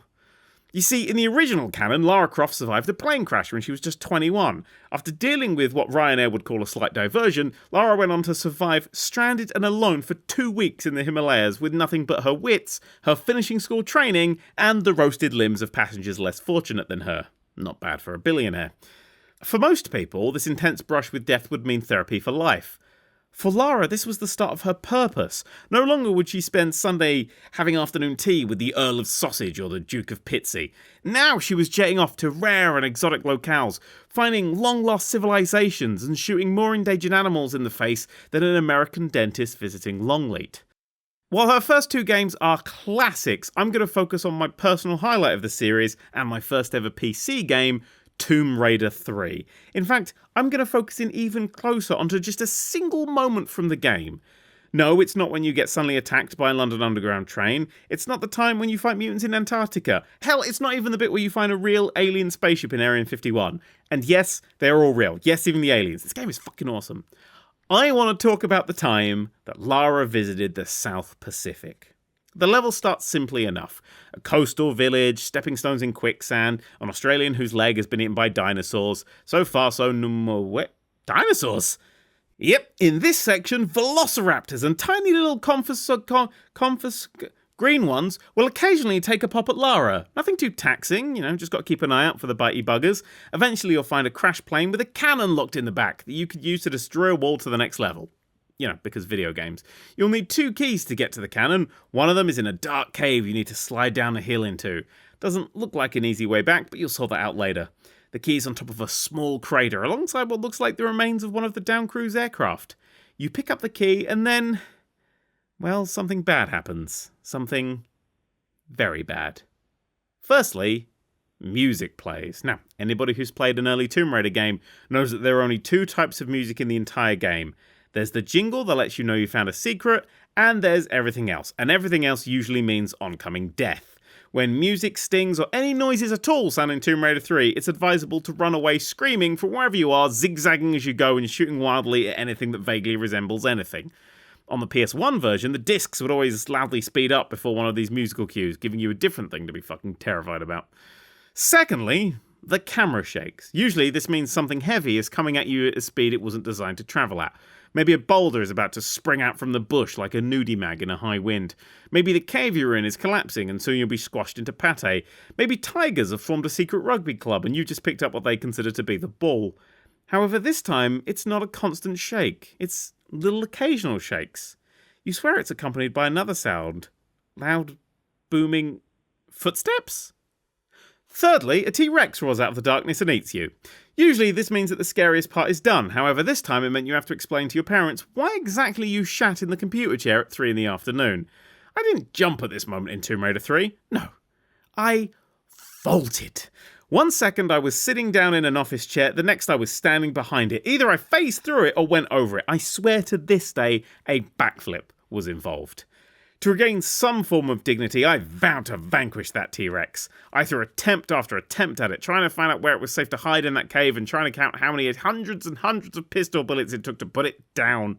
After many, many attempts, it finally fell. I felt like a living god, right up until the moment I realised you can just run around, pull some levers and escape without finding it. Still, the cannon was fun to play with. To me, that's Tomb Raider. It's an adventure about discovering the unexpected with bravery, infinite bullets, and 34 Ds. Lara was a total badass in every 1990 sense of the word, and most importantly, the most honourable character in all of video games history. In the London Underground level, she can only progress past ticket barriers with a valid ticket, even though she could easily leap over them faster than you could say Oyster card. She's easily one of my favourite characters in gaming history. It's a shame I'm not like her in any way, but what can you do? Oh, and in case you care, my plane didn't crash. The oxygen mask dropped by accident and the 3 men were just working together or something equally boring. I landed a few hours later and ended that day by watching a genuinely terrible episode of Doctor Who. Still, beats eating the left leg of the stewardess, I suppose. Hardware history. Sega. I know, after Sony and Nintendo you were expecting a section on Microsoft, but to be honest, Microsoft is a dull company. Even the slightly weird stuff like Kinect and HoloLens have a business feel about them. They're like a tie with cartoon dogs on it, worn by a very sensible man in a very sensible boardroom. The tie was bought for the very sensible man by his very proper daughter as a Christmas present. She calls him father. Sadly, she'll discover alcohol at university and ruin their relationship until a heart-wrenching reunion on his deathbed. He'll have the tie on. Even the nurses will cry. It'll win an Oscar. What? Sega, on the other hand, aren't very sensible at all. Much like Spider-Man, Sega fling as much at the wall as possible and hope something sticks. PCs, consoles, handhelds without screens that only work on aircraft, you name it, Sega has cocked it up. Quick prologue. Sega came into being in 1965 during a merger of Service Games, a company that sold jukeboxes and slot machines to the American military, and Rosen Enterprises, an arcade machine manufacturer. They took the first two letters of Service and Games and made Sega, a way better company name than Cero, Scene, Gay, Scarrow, Gain, Rose, Roger, Rowan, Ents, Enger, or Enro. Actually, I quite like Enger. With a name in place, a fascinating, odd, and gently disastrous history began. Sega Vision. Television. Released 1976. Sega's first piece of hardware for the home was a seriously massive, for the time, 50-inch TV designed by Earl Madman Muntz, the used car salesman turned inventor who's credited with coming up with the word TV. If that's not a great first step in hardware, I don't know what is. And brilliantly, I found out about this machine while watching a very old episode of The Price is Right. The cost? $1,895 in 1976 money. The contestant trying to guess the price thought it was between $2,000 and $2,100. I therefore conclude that this TV was a bargain in 1976, and now that is a historical fact. SC3000. A computer. Released 1983. The Sega Computer 3000, aside from being the most 1980s named product of all time, was Sega's first, and last, home computer. Inside it was a blistering 2 kilobytes of RAM, a phenomenal 16 kilobytes of VRAM, and an unfillable 32 kilobytes of ROM. I couldn't find any benchmarks for Crysis being played on it, but I assume it did spectacularly. Wedged under the right-hand side of the SC3000 was a slot for cartridges that needed to be filled or the machine wouldn't even run. The SC3000 played both its own and SG1000 cartridges, so it was backwards compatible out the gate. Wait, not backwards compatible, the SG1000 came out the same day. Sideways compatible. Much better. One of the hardware expansions for the SC3000 was the gloriously named Super Control Station, SF7000. This VCR-shaped add-on gave the system a RAM and ROM boost, but most importantly, the ability to use 3-inch floppy disks. Yes, that's right, 3-inch. Not 3.5, not 5 1/4, not even 8-inch. 3-inch. For the young people reading this, a floppy disk was like a USB drive, except for much bigger size-wise, much smaller storage-wise, and worked with alarming infrequency. Also, God, do you remember 8-inch floppies? The first PC my family owned had an 8-inch drive, and I swear that whenever I put one of those in and it clunked down, the entire house shook. Anyway, 3-inch floppies. I literally didn't even know that was a thing. Floppy drives had a Betamax. Who knew? And for the young people reading this, Betamax was like Blu-ray, but with a much lower quality, durability, and popularity. Basically HD DVDs. The SG-1000. A console, released 1983. Sega's first game console, the SG-1000, was released in Japan, Taiwan, and for some reason, New Zealand. It came out the same day as the SC3000, and due to the decisions of someone who was presumably fired, the same day as Nintendo's Famicom. It was mostly filled with ports of arcade games, and you played them with a joystick that looked like it had fallen off of Kirk's chair from a Star Trek porn parody. The best game for it, Girls Garden by Sonic's future creator Yuji Naka, isn't very good at all. Actually, it might be great, but that joystick makes everything terrible. I tried it once, and the next day, my hand fell off. Normally, at this point, Paragraph 2 would turn things around and prove that it was actually worthwhile, but, well, it's just not. The SG-1000 was a bit rubbish, and it only took Sega a year to replace it with a follow-up. Well, sort of, anyway. The SG-1000 2. Console, released 1984. The SG-1002 was given a whole new look over the SG-1000. New controllers replaced the terrible joystick, and absolutely nothing else changed. Internally, it was just an SG-1000 again. You could have performed this upgrade at home using nothing but a tin of paint and a marker to add the 2. Unsurprisingly, this 2 was annihilated by the Famicom like a very small bird in a very big jet engine. Third time's the charm? The Sega Mark III. Console. Released 1985 Japan. Master System. Console. Released 1986 US, 1987 EU. The Sega Mark III, an SG-1000 with upgraded RAM and GPU, didn't sell that well in Japan. Neither did the Master System, a Mark III rebranded for the West when it launched in America a year later. By this point, Nintendo owned almost 80% of the entire games market, and Sega's floundering about with the SG-1000 line meant that they didn't have a hope of catching up. Yes, they were in second place, but first place was nothing more than a very small speck on the horizon of a very large planet. However, when it came to Europe, Nintendo made a mistake. In the UK, home computers were far more popular than home consoles. Nintendo ignored this, opting to sell the NES as a toy in the UK, just like they did in the US market. They hired Mattel to run their distribution, so here in Blighty, the NES ended up wedged between Stomper trucks and strawberry shortcake dolls. Sega, on the other hand, hired Mastertronic, meaning that the Master System games ended up on the shelf with all the other home computers and games. This mistake led to the NES being considered a failure in the UK and the Master System finding a foothold. Sega's success spread across the similar European markets, and finally Sega started to be a household name. Hooray! Best game for the system?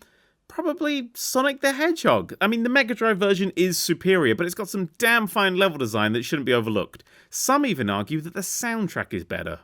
I mean, they're wrong, unfathomably so, but it's okay. It takes all sorts to make a world. Sega AI Computer.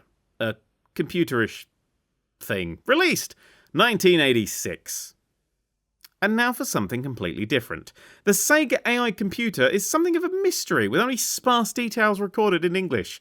Seemingly, it's an educational machine, possibly aimed at kids, where each game card comes with an overlay mat that you place onto the machine itself, giving each bit of software a unique control setup. It takes its name from the built-in AI that assists learning.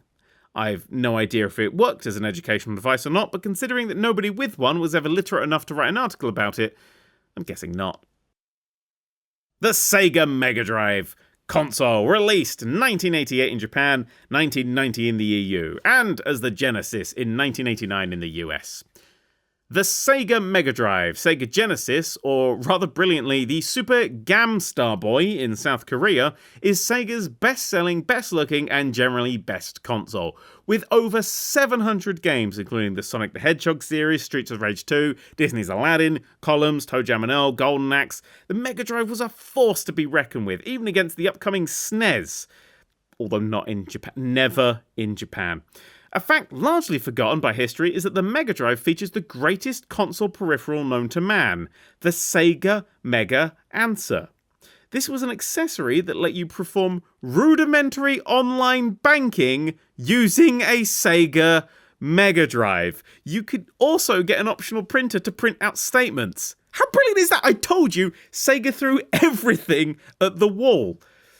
One thing maybe they shouldn't have thrown at the wall was blood. When Mortal Kombat was released in 1993, Nintendo chose to censor the gore. Sega did not. This ended up giving the Sega version higher review scores, but also caused a huge controversy about violence in video games. Good thing we don't have those anymore. And a Senate hearing, and ultimately led to the creation of the ESRB video game rating system, which we still use today. It was also my first games console, so, as you would expect, I love everything about it. The Game Gear handheld. Released 1990 in Japan, 1991 EU and US. The Game Gear, Sega's first attempt at a handheld console, was basically a portable Master System, albeit with slightly improved specs and colours. Sega planned to make the machine's inner workings as close to each other as possible so that Master System games could be ported easily and the Game Gear's library could fill up quickly to compete with Nintendo's Game Boy. The downside of this was, and you know this one's coming, the battery life. The Game Boy used 4 AA batteries up in 30 hours. The Game Gear sucked 6 of them dry in around 3. That full-colour backlit LCD screen and powerful innards took up a lot of juice, and that, combined with a lackluster set of titles, killed the Game Gear dead. Now, that said, Rebecca has one and absolutely loves it, so I've been told that if I don't say that it's the best handheld ever, they'll divorce me. So in summary, it's the best handheld ever. The Sega Terra Drive, a PC, released 1991. Okay, so how great does this sound? A PC with a built-in Sega Mega Drive. Okay, so the PC is an early 90s IBM with an almost decade-old processor from 1982, but that's all just technicalities. Wonderfully, the PC and the console were connected, meaning that the Terra Drive could be used as a Mega Drive dev kit. If you ever wanted to design games for Sega's best console, or just wanted an IBM PC with 2 Mega Drive control ports in the front, this is the machine for you. The system proved unpopular and failed, Wikipedia. And possibly only you. Sega Mega CD, a console add-on, released 1991 in Japan, and released as the Sega CD, 1992 in the US and 1993 in the EU. Nestled under your Mega Drive, or later glued next to it, the Sega Mega CD added a nice dollop of increased specs to the Mega Drive, while also giving the titular CD support that gave developers more space to play with. Unfortunately, less than 10% of Mega Drive owners opted to buy one, so it fell a bit flat. Why develop a bigger game for the Mega CD and its much smaller audience when you could develop a little one for the Mega Drive? It had a few interesting games during its few years of life. Snatcher is a pile of Hideo Kojima's weirdness that's technically set in the canon future of Metal Gear Solid. Sonic CD is different, and Night Trap, a game about spying on women to stop them being attacked in their house, was so violent for the time that it featured prominently alongside Mortal Kombat in the 90s violent video games controversy. A recent re-release was rated T for teen. Oh, the 90s was so cute. Sega Action Chair, an accessory, released 1992 in the UK. This is a chair controller. You read that correctly, a chair controller. Not a chair with a controller built in. This was a chair you used to control the game.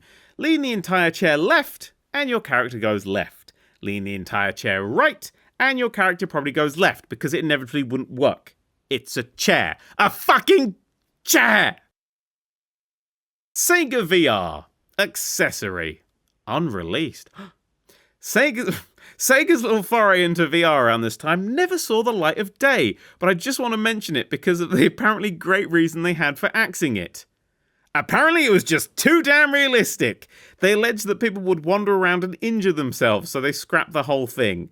I suddenly feel better about every half-assed excuse I ever gave for missing homework. The Activator, accessory, released 1993 in the US. With a VR system failing in the background, Sega decided that now was the time to enter the world of motion controls. Instead of fannying about with a silly glove, they opted for a ring that you placed on the floor around you that shot invisible beams of magic into the ceiling. Now, all you had to do was break the beams and you'd do the corresponding move. You'd kick, punch, and flail in various directions, and your on-screen character would do something maybe a bit similar to that. The fighting genre was about to be turned on its head. Well, no, fighting games are based on reaction times, and pressing a few buttons is infinitely faster than having to breakdance in 17 different directions at once just to do a Hadouken. Additionally, it was terrible at detecting players' movements, and frankly didn't work at all if you had something other than a perfectly flat ceiling. It didn't sell well. Shocker. Sega Pico. Console, released 1993 in Japan, 1994 the EU and the US. How far are we from the first great educational video games console for the home? Huffington Post, 2013. Minus at least 25 years by my count. The Sega Pico was a bright and chunky edutainment console aimed at kids and arguably one of Sega's most revolutionary consoles. And revolutionary in a good way, not revolutionary in a let's make a chair into a fucking controller way. It was one of the first educational consoles to ship worldwide and one of the first consoles ever to use a touchscreen as its primary input device. The cartridges were huge because they actually housed a book inside of it that was used with the game. It's actually a really neat bit of kit. Unlike almost everything else in this section, the Pico did remarkably well in Japan. It lasted for 10 years and ended up with a library of no more than 300 games, with titles such as... And then I list a few of the really confusing Japanese titles. Which I'm not going to read on the audiobook because I will inevitably get it wrong. Chance I could swear. It's your fault for backing a low quality tier, really. You brought this upon yourself. On A Bug's Life! Guess which of these three made it to the American market? AWA CSD G1M, a CD player, released 1994. When Sega saw the breadth of their domain, they wept, for there were no more random electronics to jam a Mega Drive into. Then an intern pointed at a CD player and they just went with it. It was Friday. You can't blame them. Sega Pods, a toy, released 1994.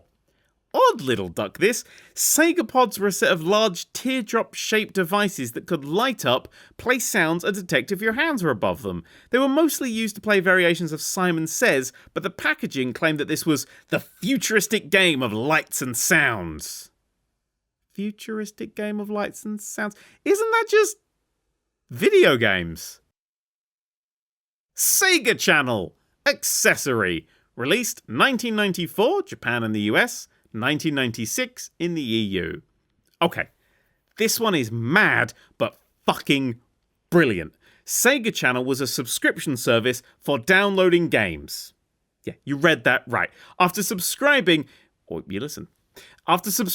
you were sent a chunky cartridge that you plugged into your Mega Drive and were given access to a TV channel that broadcast static signals on a loop. Your new hardware could use this static and, through some sort of fucking magic, could translate it into games. These games were stored in the RAM of the Mega Drive, and hey presto, you just downloaded a full Mega Drive game from your TV in 1994.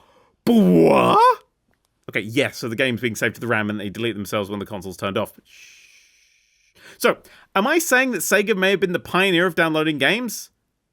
Possibly. But there's more to it than that. Due to the way the Sega Channel was broadcast, any sort of noise or interference would break up the download and cause errors. Sega combated this by working with cable companies directly to clean and improve their cable signal quality, leading to huge improvements in cable infrastructure. Basically, the Sega Channel helped usher in the era of cable internet that we know and complain about today. That's pretty good for a TV channel with more static than a house exclusively fitted with nylon carpets. The 32X, console add-on, released 1994 Japan and the US, 1995 EU. Proving that it learnt nothing from the Mega CD, Sega once again offered up another performance upgrade peripheral for the Mega Drive that was harder to develop for, had a much smaller audience. It was meant to bridge the gap between the Mega Drive and the Sega Saturn, but balls that up, in Japan at least, by coming out after it. The 32X only had 40 games, and 6 of those needed the Sega CD add-on too. Now, I don't know what a Mega Drive looks like when you plug both of those things at once, but I'm assuming something like Ron Weasley's house. The Sega Saturn. Console, released 1994, Japan, and 1995, the EU and the US. After 6 years and 2.2 billion unique peripherals, Sega finally replaced the Mega Drive with the 32-bit CD-ROM-equipped Saturn, capable of 1.21 gigaflops of polygon bamboozlery, I think that's right, and coming off of their hottest console, the Saturn was the surest bet this side of a grey sports almanac and a DeLorean. Of course, it failed. Why? Well, for a start, they buggered up the release something fierce. It was slated for September 1995, but At the very first E3 of all places, Sega announced that it had already shipped 30,000 units of the new $399 console to certain retailers, available to buy right now. Good hype move, right? Well, no. All the companies they didn't give stock to started to refuse any and all Sega goods. It meant no Sega presence in tiny places such as Walmart and Best Buy. Oh no. To rub salt laced with itching powder into the wound, at the same E3, Sony Computer Entertainment America's president Steve Race announced the PlayStation's price by walking onto the stage, saying $299 and walking off again. Sadly, unlike Andrew House's version of this in 2013 with the PlayStation 4, nobody chanted Sony's name while whooping. The 90s were a more dignified time. To hammer one last nail into the coffin, the Saturn never got a proper Sonic game.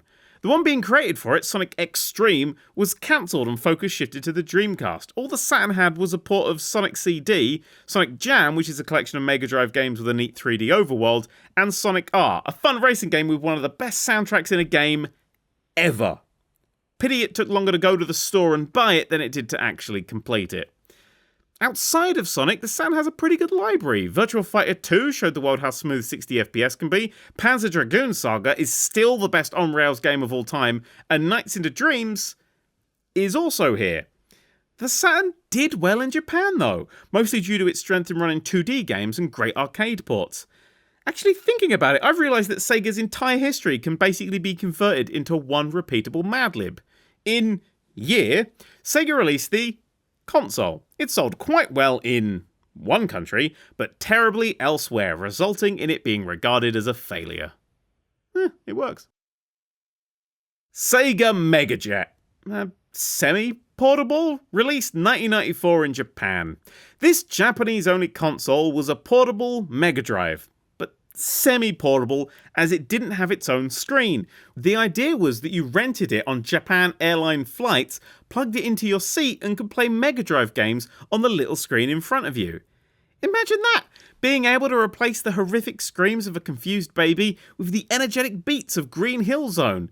It worked with your own cartridges too. I mean, back then you could take cartridges through airport security, mostly because there wasn't any airport security. Recently I tried to take a PS3 through security, but was informed that I couldn't take it on board unless I could open it first. I missed that flight in the end.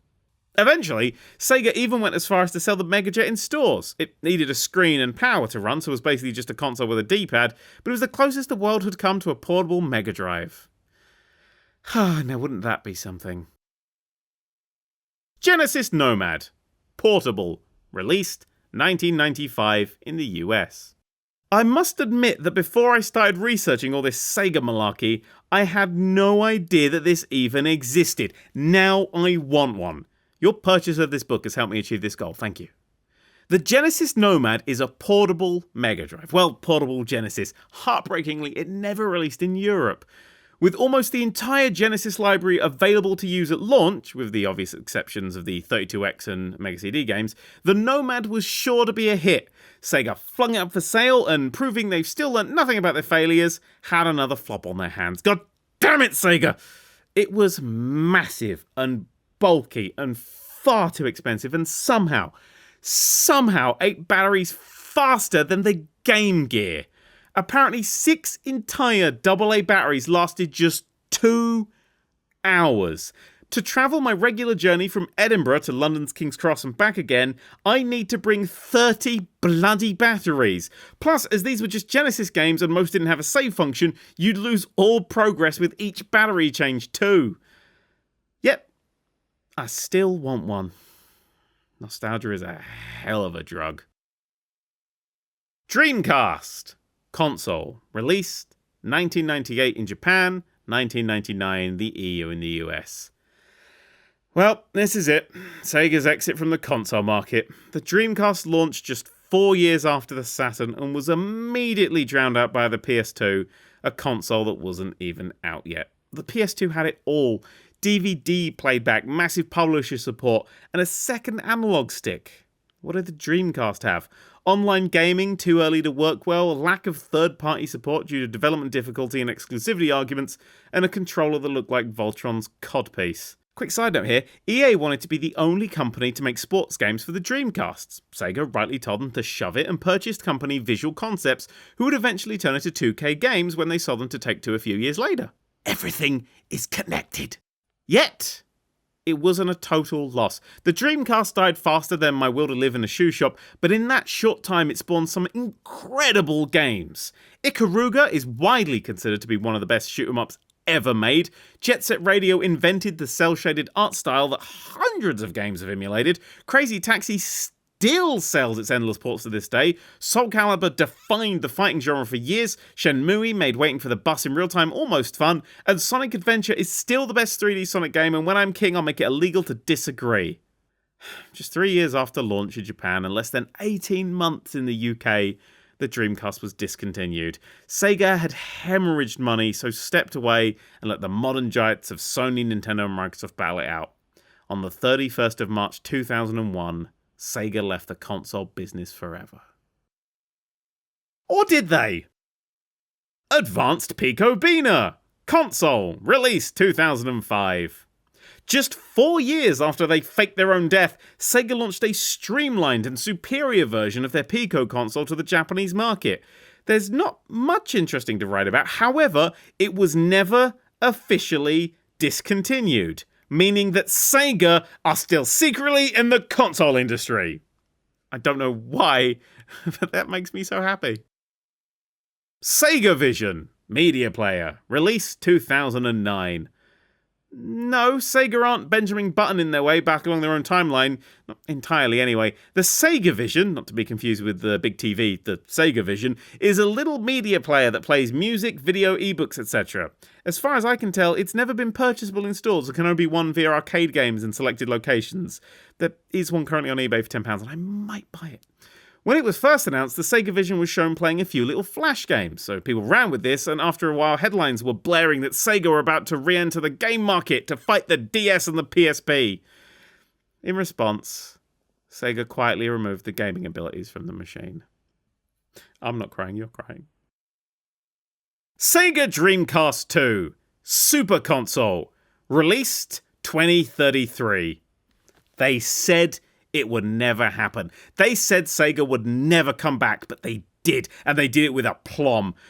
I don't know what to talk about first. The controllers that were individually sculpted for each player's hands, the total lack of terrible peripherals, or the incredible lineup of games, all of which featured Sonic, and none with a Metacritic score lower than 95.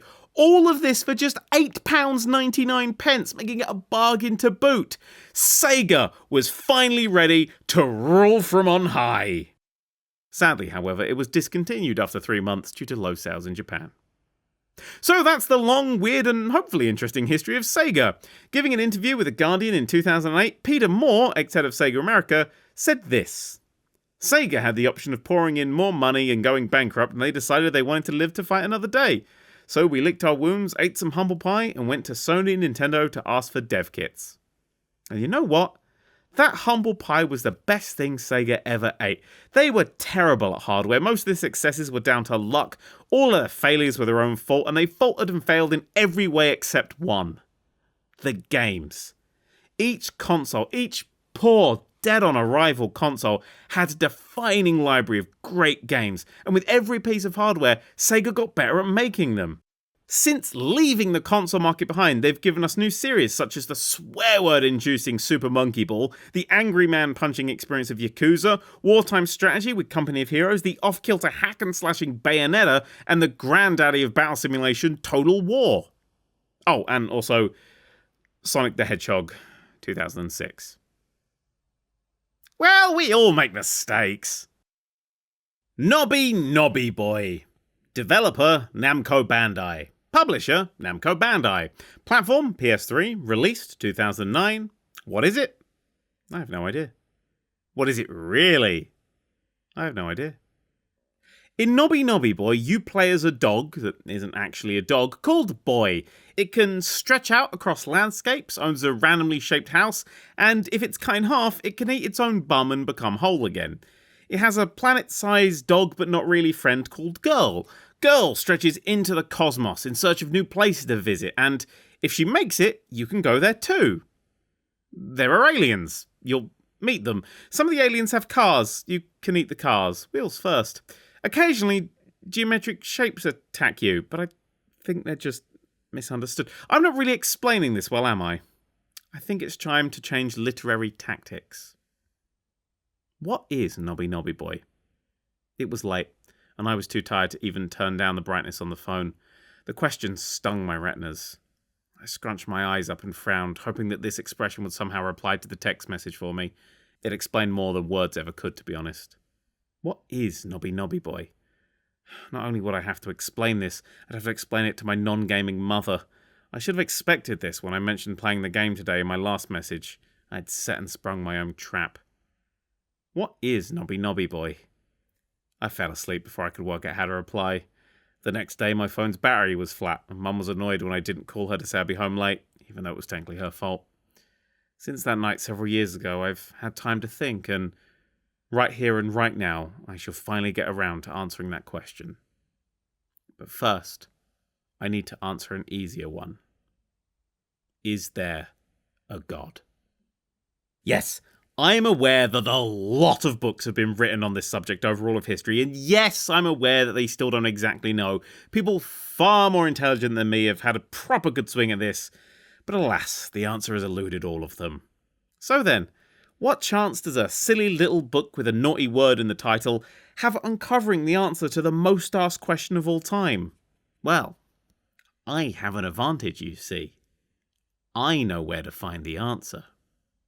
And I'm not bullshitting here.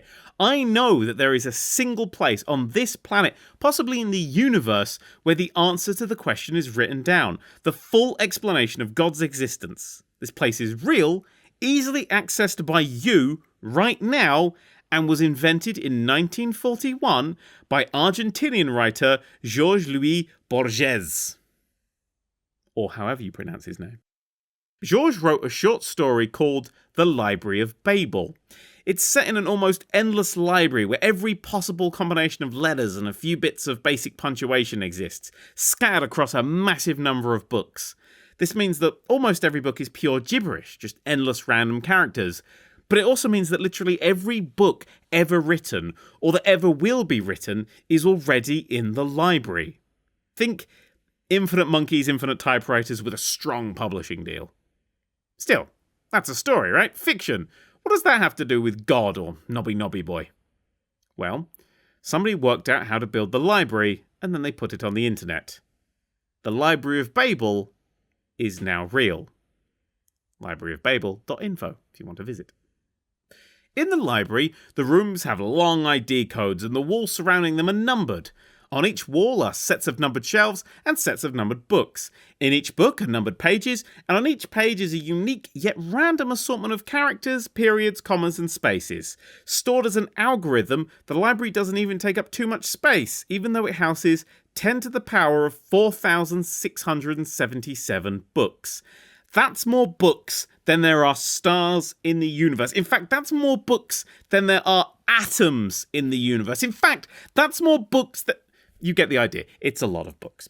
In the story, the library is inhabited by people who are trapped in there, slowly going mad. In the real world, it's very much the same thing, only here it's filled with senile Google bots trying to index the bloody thing. Back onto the initial topic tangent, in one room, on one wall, on one shelf, on one page, in 1 out of 10 to the power of 4,677 books is the definitive answer to every question we have about the universe already written down.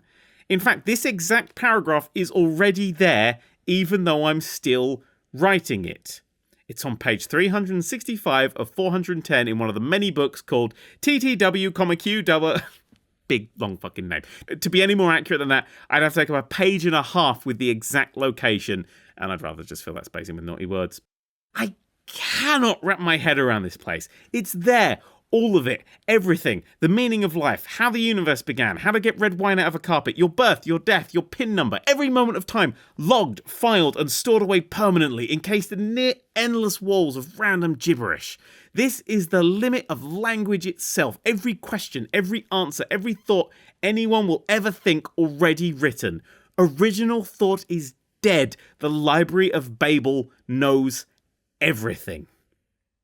Brilliantly, the website has the ability to give you a single book at random, and I love hitting that button and poring over the results, trying to find a single English word amongst the white noise. Once I found tree jam, and nearly fell over with excitement.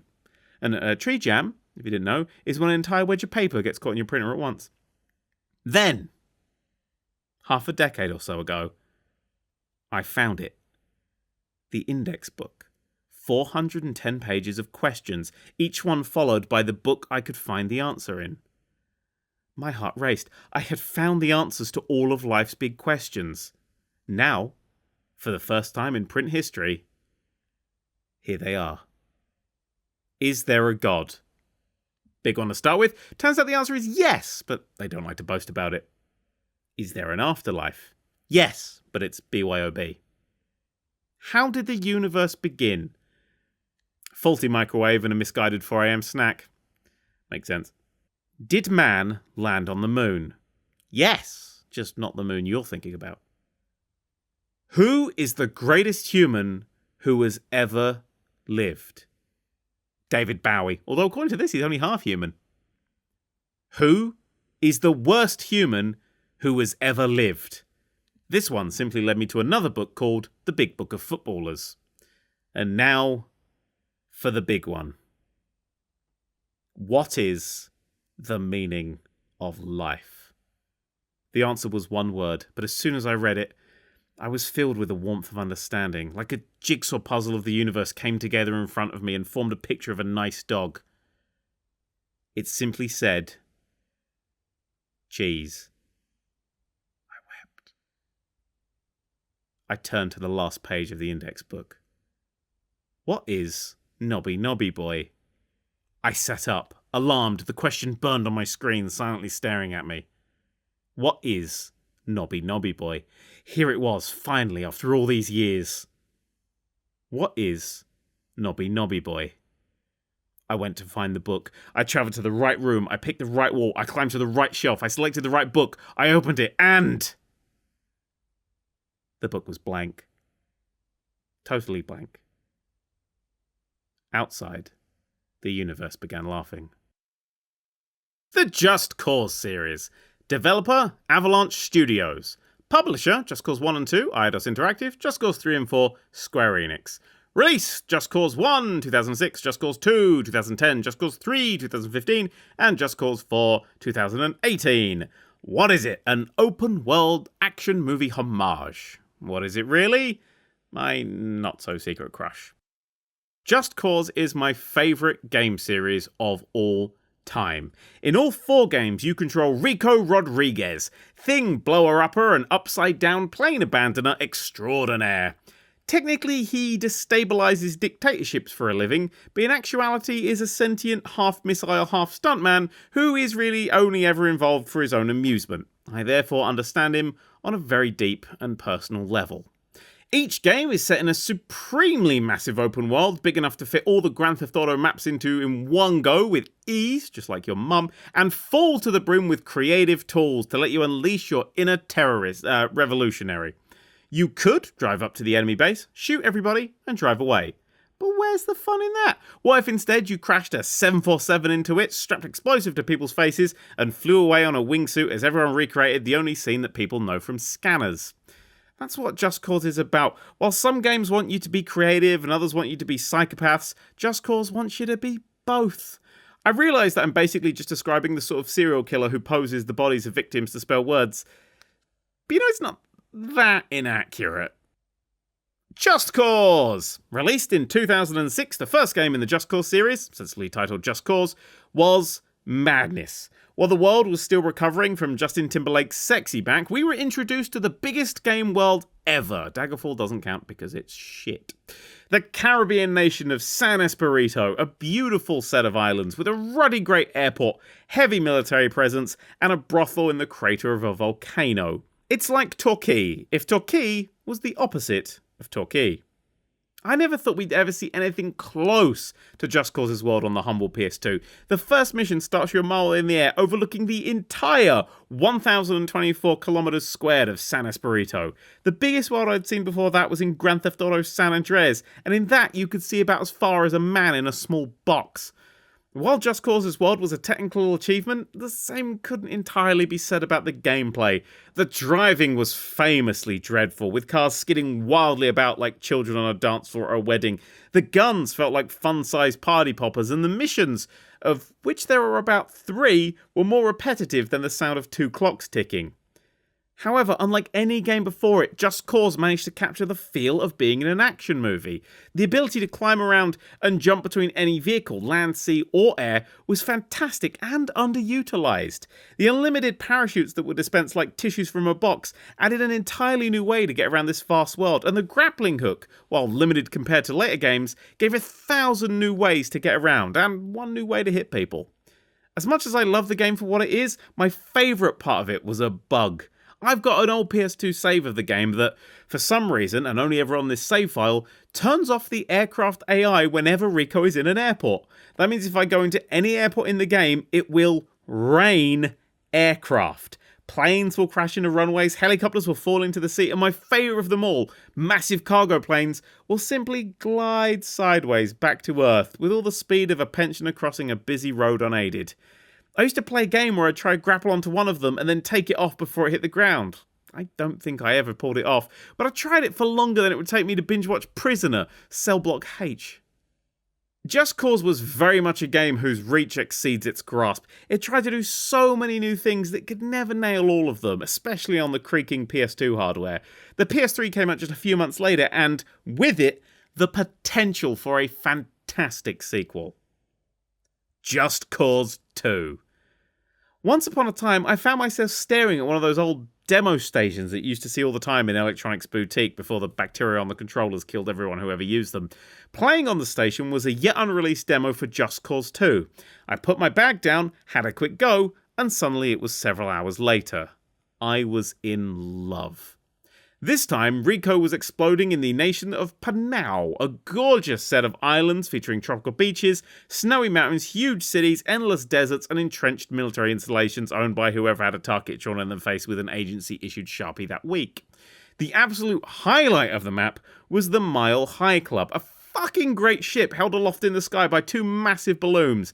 It was supremely impressive, gloriously over the top, and full of male strippers. Does it get any more Just Cause than that? Just Cause 2 took all of its predecessor's potential and nailed it like a saviour to a cross. Every weak point of the first was improved upon. The controls were tighter, the shooting was more satisfying, and the driving... well, the driving was still shit, but it was less shit, and that's what counts. The biggest improvement was the grappling hook. Now you could attach yourself to any surface, allowing you to scale every building like a chaotic window cleaner. The more dramatic change was that you can now attach 2 objects in the world together, meaning you could give someone a gravel facelift by towing them behind your car, create your own wrecking ball out of a helicopter and the heaviest thing your helicopter could lift, or simply force a 747 to nose plant just as it was taking off, likely decapitating everybody on board who ignored the warnings to put the tray tables up. Just Cause 2 was gaming perfection. Almost. The only issue was the Vanderbilt Leisure Liner, a bus that didn't spawn in the game but was needed for 100% completion. I spent an uncountable amount of hours of my finite life searching for that needle in a haystack the size of Dallas, only for it to be a bug that was later patched, meaning that all that hard work was for nothing. I missed a funeral for that bus. Just Cause 3. In 2015, I found myself many stories above London in a new suit overlooking the skyline with my father, as we both giggled at the stupidity of it all. We were in the offices of Square Enix, a billion-dollar company, because I'd made a video about how much I loved Just Cause 2 and the developers had seen it. They loved it and, because of that, wanted me to be the first person to show off gameplay from Just Cause 3. On that day, I learned what imposter syndrome feels like. Something else I learned on that day was how little footage I've seen of big-budget AAA games before they're finished. The Just Cause 3 I played that day was remarkably smooth and polished for a game that was almost a year from release, but was full of hilarious bugs that sadly never made it to release. Sadly is probably not the right word here. Occasionally, when Rico would fire his grappling hook, he'd simply fold in half like his spine had suddenly become a deck chair. At one point, a bridge exploded and the car on top of it didn't seem to notice at all, and in a very early build of the opening mission, the aircraft Rico flies in on was destroyed, but kept flying anyway. That was particularly fun because it apparently had never happened before. You're welcome, Square Enix! Anyway, this time around, we find Rico quitting the agency and going back to his hometown, the Mediterranean-inspired islands of Medici. However, old habits die hard, and before long, Rico has grabbed a local dictator by the unwhisperables, spun him round and round, and flung him into a volcano. The dictator in question, General Sebastian Di Ravello, is one of my favourite game baddies of all time. The hidden collectibles around the island make up for an audio diary of his 10-year rise to power. It made smashing his facing with an RPG that much sweeter. Medici is a collection of farms, caves, and wildly dangerous cliff faces, all of which are dotted around the place with the regularity of orange lines on an ordnance survey map. This perilous terrain gives Rico the need for a new traversal method, the wingsuit. Now you can fly further, faster, and face first into flammable fuel factories, flinging fire free from the foe's fortifications and flaring up fruits and flowers in friendly, fertile fields. Fuck you, Ryder-Me, for writing that, you fucking dick. Alongside the wingsuit, Rico gains the ability to tether together multiple things at once, a pocket that he keeps infinite C4 in, and the ability to slap down rocket boosters on anything. You'll put them on cows mostly because you're a monster. Also because it's funny to watch a cow spiral off like an unrestrained Catherine reel. In short, it's the best game ever. I think I wrote that on a bus once. Just Cause 4.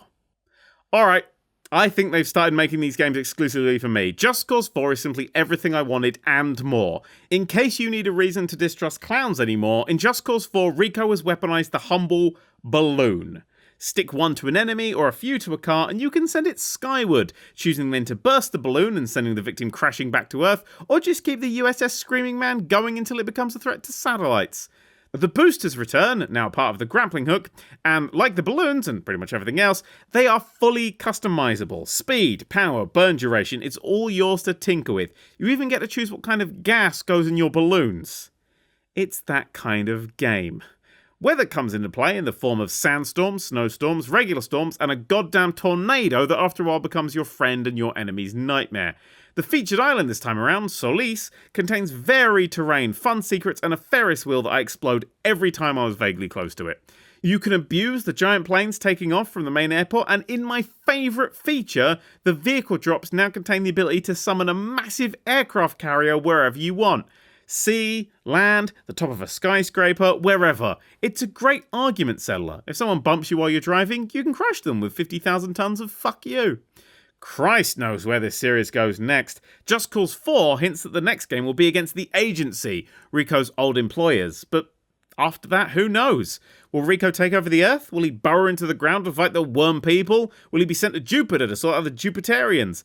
I have no idea, but as long as I can crash large aircraft into someone, I'll be playing. Mario Party! Developer, Hudson Soft and NT Cube. Publisher, Nintendo. Released? Too many releases to bother with. What is it? It's a digital board game for the whole family. What is it really? The reason my cousin has that scar. Legend has it that in 1858, confectioner Tom Smith was dozing in his armchair when a loud crackle from his fireplace woke him up with an idea. He was going to add a tiny surprise explosion to the little package of sweets, trinkets, and mottos that he sold. The cracker was born.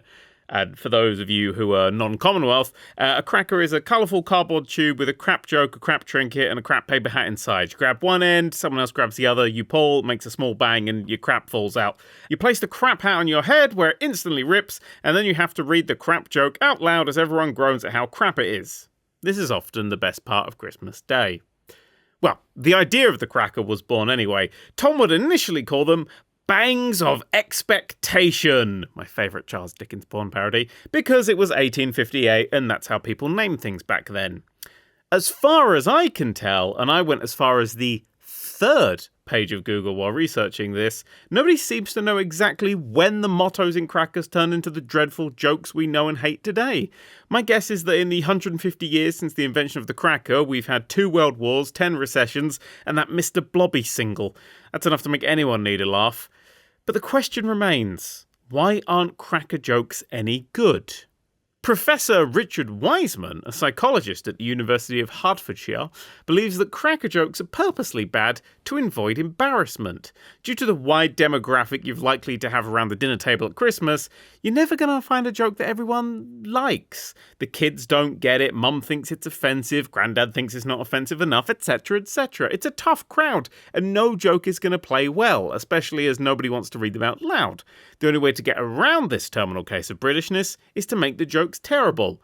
This way the joke teller isn't to blame, nobody feels left out, and everyone gets along and has a lovely Christmas. Well, that is until the Monopoly board comes out and the evening descends into the traditional candlelit fistfight.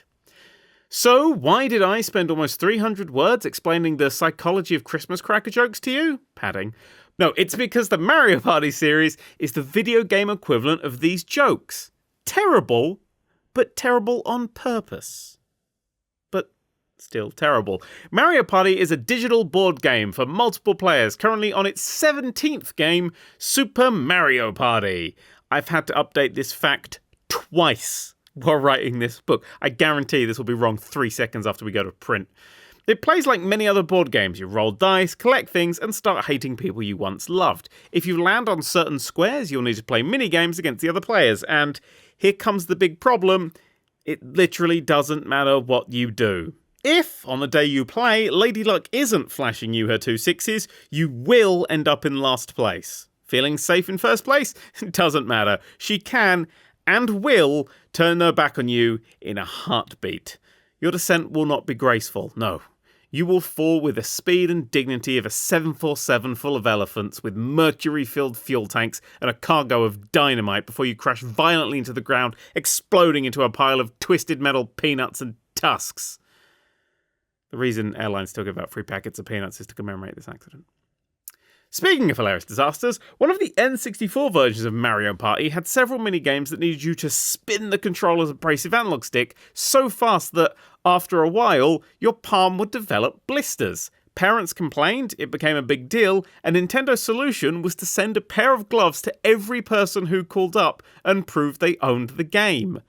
I wondered how much these gloves would sell for these days, but I can't even find an image of them. As far as I can tell, the gloves are just plain white, unbranded, and boring.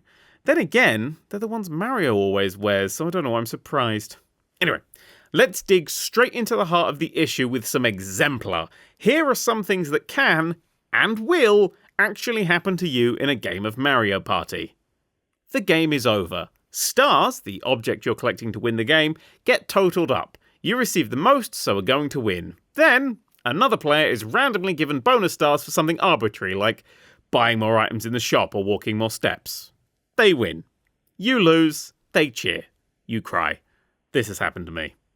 You play the game with someone who loses interest in it halfway through, leaves, and you finish up without them. You still lose to them, even though they weren't even moving in the minigames. This has happened to me. In fact, this happened yesterday at the time of writing on a train. My built-in patriotic duty to remain quiet on public transport was tested somewhat, I can tell you. 3. A player lands on a square that takes everyone's stars away and redistributes them back evenly. The entire game up to this point has been a total waste of time, and your lead is a mere fond memory. This has happened to me. 4. It's the last turn and you have a very strong lead. You roll and land on a square that takes everything you have and swaps it with another player. They get put in first place and you get in last. The game ends, a controller hits the wall, controller debris and plaster hit the floor, your family tree loses a branch. This has happened to me. In Mario Party, losses are so unfair, unpredictable and vicious that everyone playing feels cheated, even if they benefited. It's the crap cracker joke effect. If the game is terrible, then it doesn't matter who wins or loses, or who played well or who played badly. What matters is a bunch of people who wouldn't normally play games all got together and didn't fight for an hour. That's what Mario Party is all about, bringing people together. They're terrible games, but terrible on purpose. But still terrible. Prison Architect. Developer, Introversion Software. Publisher, Introversion Software. Platform, PC, PS4, Xbox One, and Switch. Released 2015. What is it? A prison construction and management simulation. What is it really? Overtime for the Riot Squad. Daily Warden Report. Her Majesty's Prison Slade. Day 1. I arrived at HMP Slade at around 9 o'clock this morning, just in time to watch the workmen break ground on this new, glorious cog in the wheel of law and order. It's been a while since I've run a rehabilitation centre such as this, yet I am more than confident that the plans I've laid out will create a safe and fair environment for all those who enter. Mind you, I do hope these workmen get a shift on. Our first 8 prisoners are due to arrive tomorrow at 8 AM, and the prison currently consists of nothing but a garbage dump, a door in the middle of the road, and half a reception desk. Day 2. 9 AM start again. We've delayed the prisoners by a day due to the unfinished state of the prison.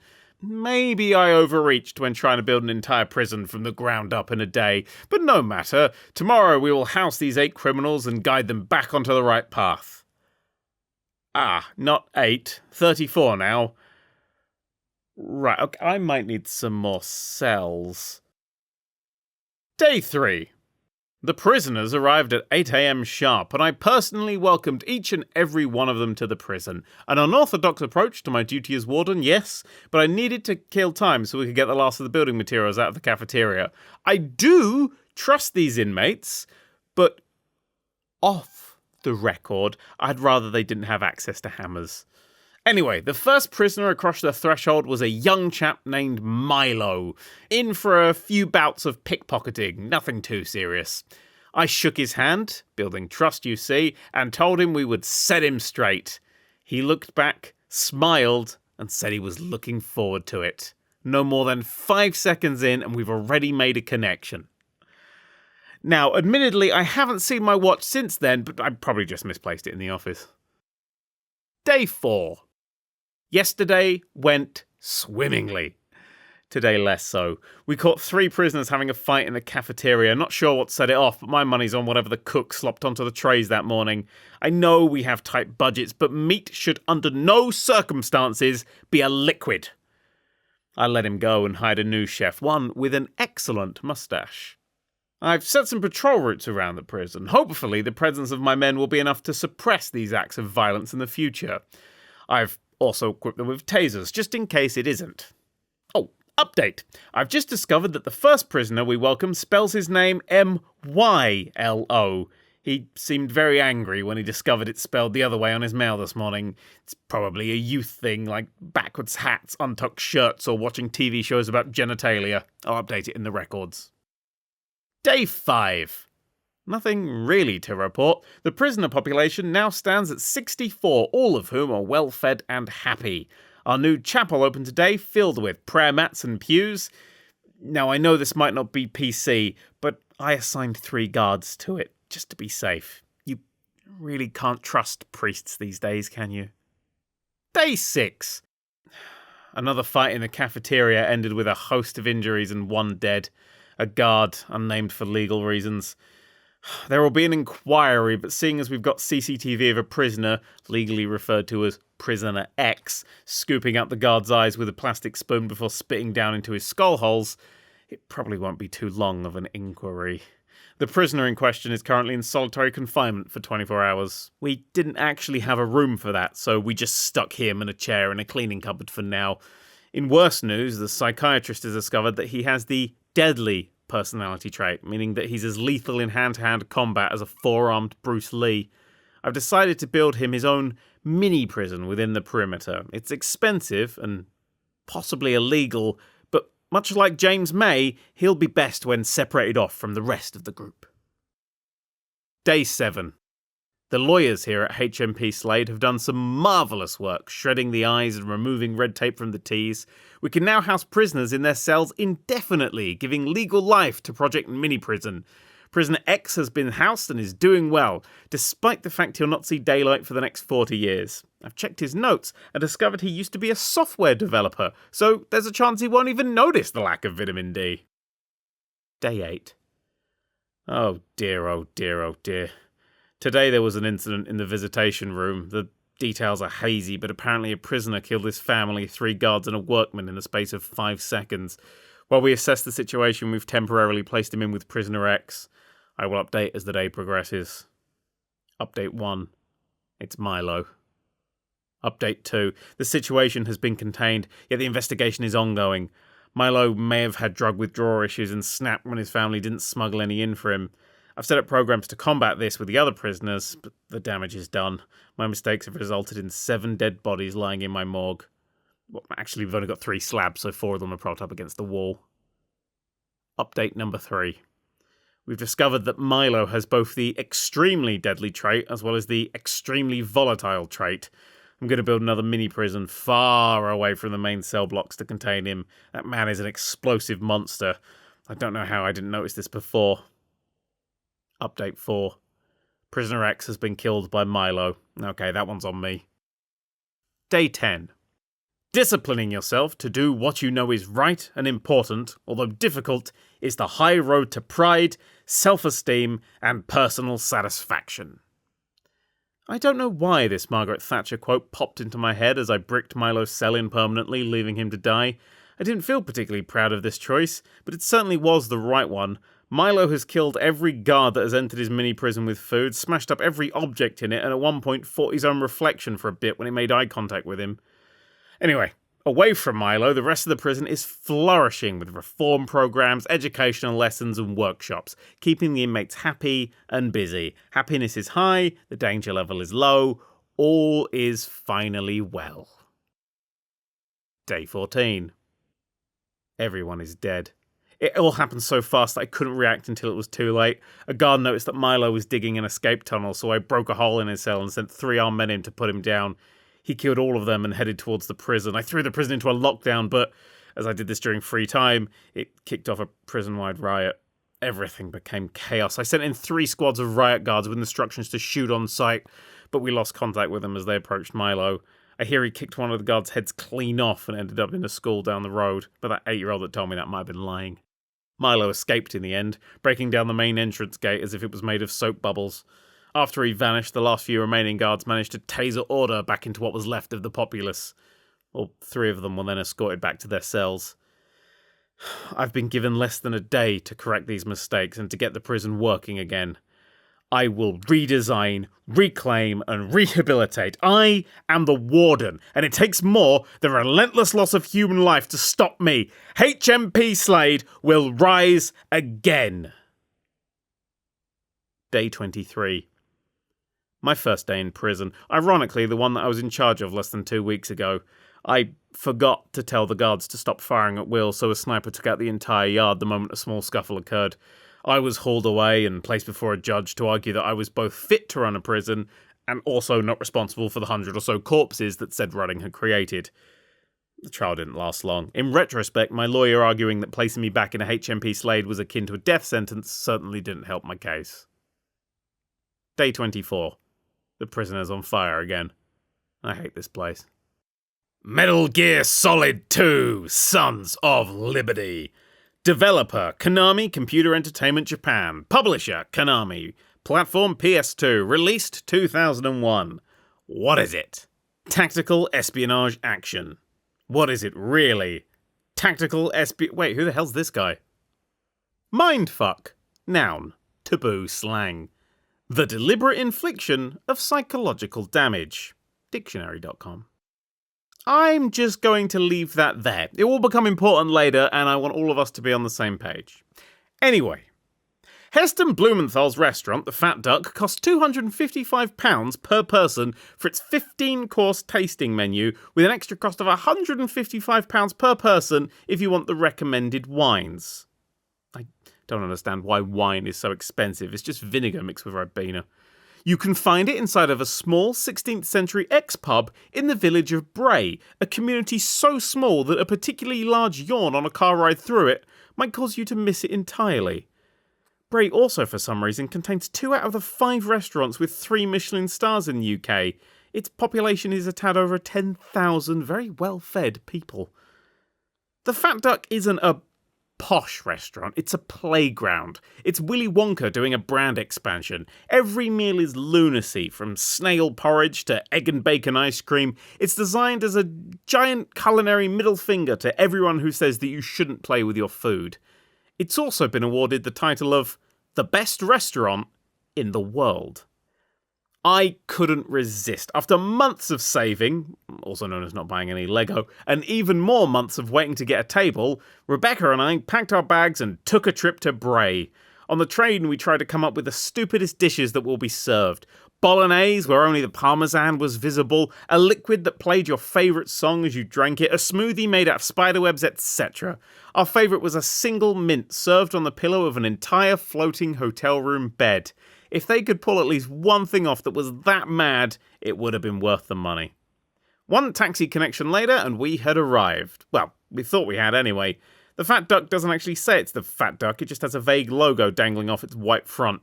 The windows are blocked off from the inside, and its door is solid, wooden, and intimidating. From the outside, it didn't look like the best restaurant in the world, it looked like your nan's house. After a small game of You Go First, a game where the winner is the first person to politely force someone into doing something they don't want to do, we entered into a tiny, entirely mirrored room where a lady stood waiting to welcome us to the restaurant. I caught a glimpse of my own face, and I hoped that somehow I was less terrified than I looked. The lady, one of 80 members of staff in this 14-table restaurant, took us out of the mirrored room and into a much more normal-looking one. We took our seats in the corner and had a look at the menu that was actually a map.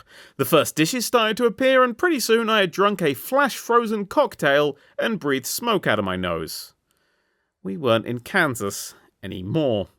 It was during the fourth course, a cup of tea that was both hot and cold at the same time, when Rebecca nudged me and pointed to another table.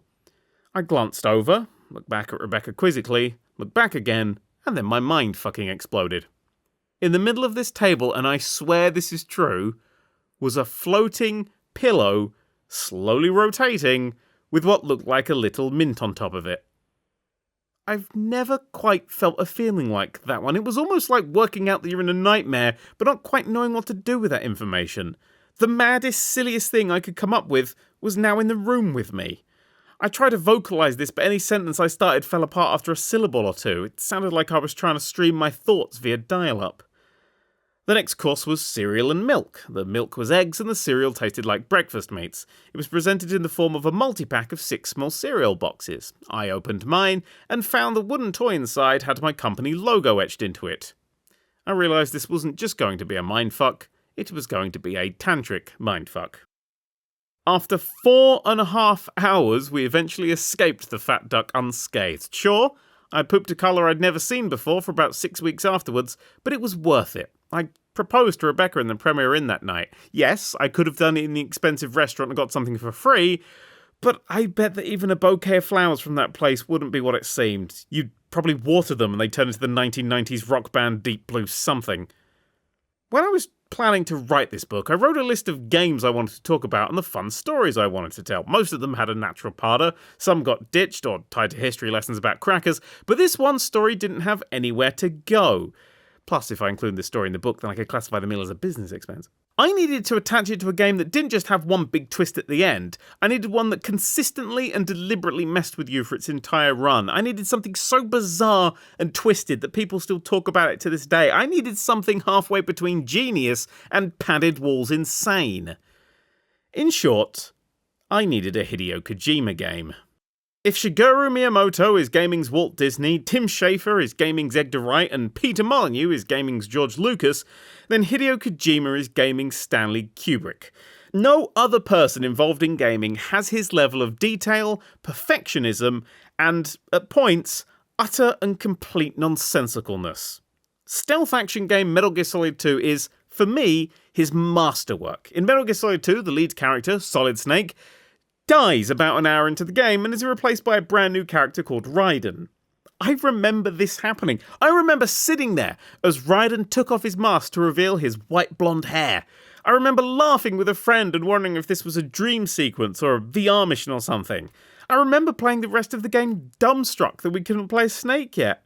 What the hell was going on? Every goddamn trailer only showed Snake. Every screenshot, every scrap of information about the game featured Snake. The bastards had even added him to levels he's not in, just for the trailers. Every review danced wildly around the topic of plot to such an extent that they sounded like they were written by politicians. It didn't stop there, though. God, no. As the game progresses, it just keeps trying to crowbar you away from reality. A Dr. Robotnik cosplayer starts bombing the place, a lady with a railgun can't be shot, and a vampire flies a Harrier for a bit.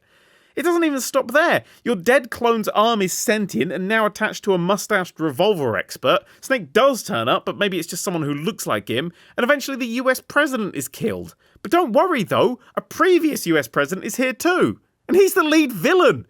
It doesn't even stop there. You get captured and escape while entirely naked, limiting your ability so you can keep a concealing hand on your gentleman's region. The guy giving you your mission starts to break down and might not even be real, and during that breakdown, your on-screen map turns into a video of a woman and the game pretends you've had a game over when you haven't. It does stop there, though. Well, after the revelation that there's a shadowy organisation that runs the entire world. Pity they all died like a century ago. The end! Metal Gear Solid 2 is a mindfuck. Where most games are happy with a rug pull right at the end, Metal Gear Solid 2 is a tower of rugs that are ripped out from you one by one exactly when you don't expect them to be. It's also obsessively detailed. There's a cup of ice cubes, and it's illegal to talk about Metal Gear Solid 2 and not mention these, in an early section that slowly melt if you knock them out. That by itself is already more detailed than 99.9% of games, but did you know that the ice cubes will melt slower if they're near other ice cubes and thus stay colder for longer? That level of detail is normally reserved for space shuttle launches and Wikipedia entries about cartoon horses.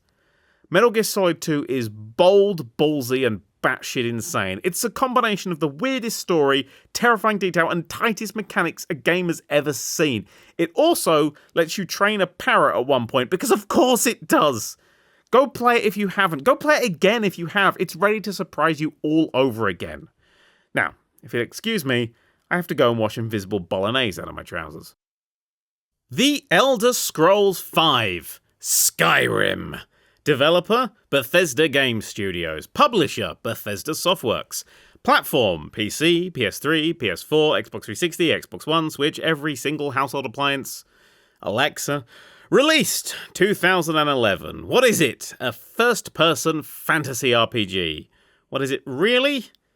A game about trying to steal all the cheese from an entire country. It started with a rumour, a hushed whisper on a quiet street. Two citizens spoke of a college of magic tucked far away in the frozen northeast of Skyrim. A place where mages from all over Tamriel come to study, collaborate, and grow more powerful.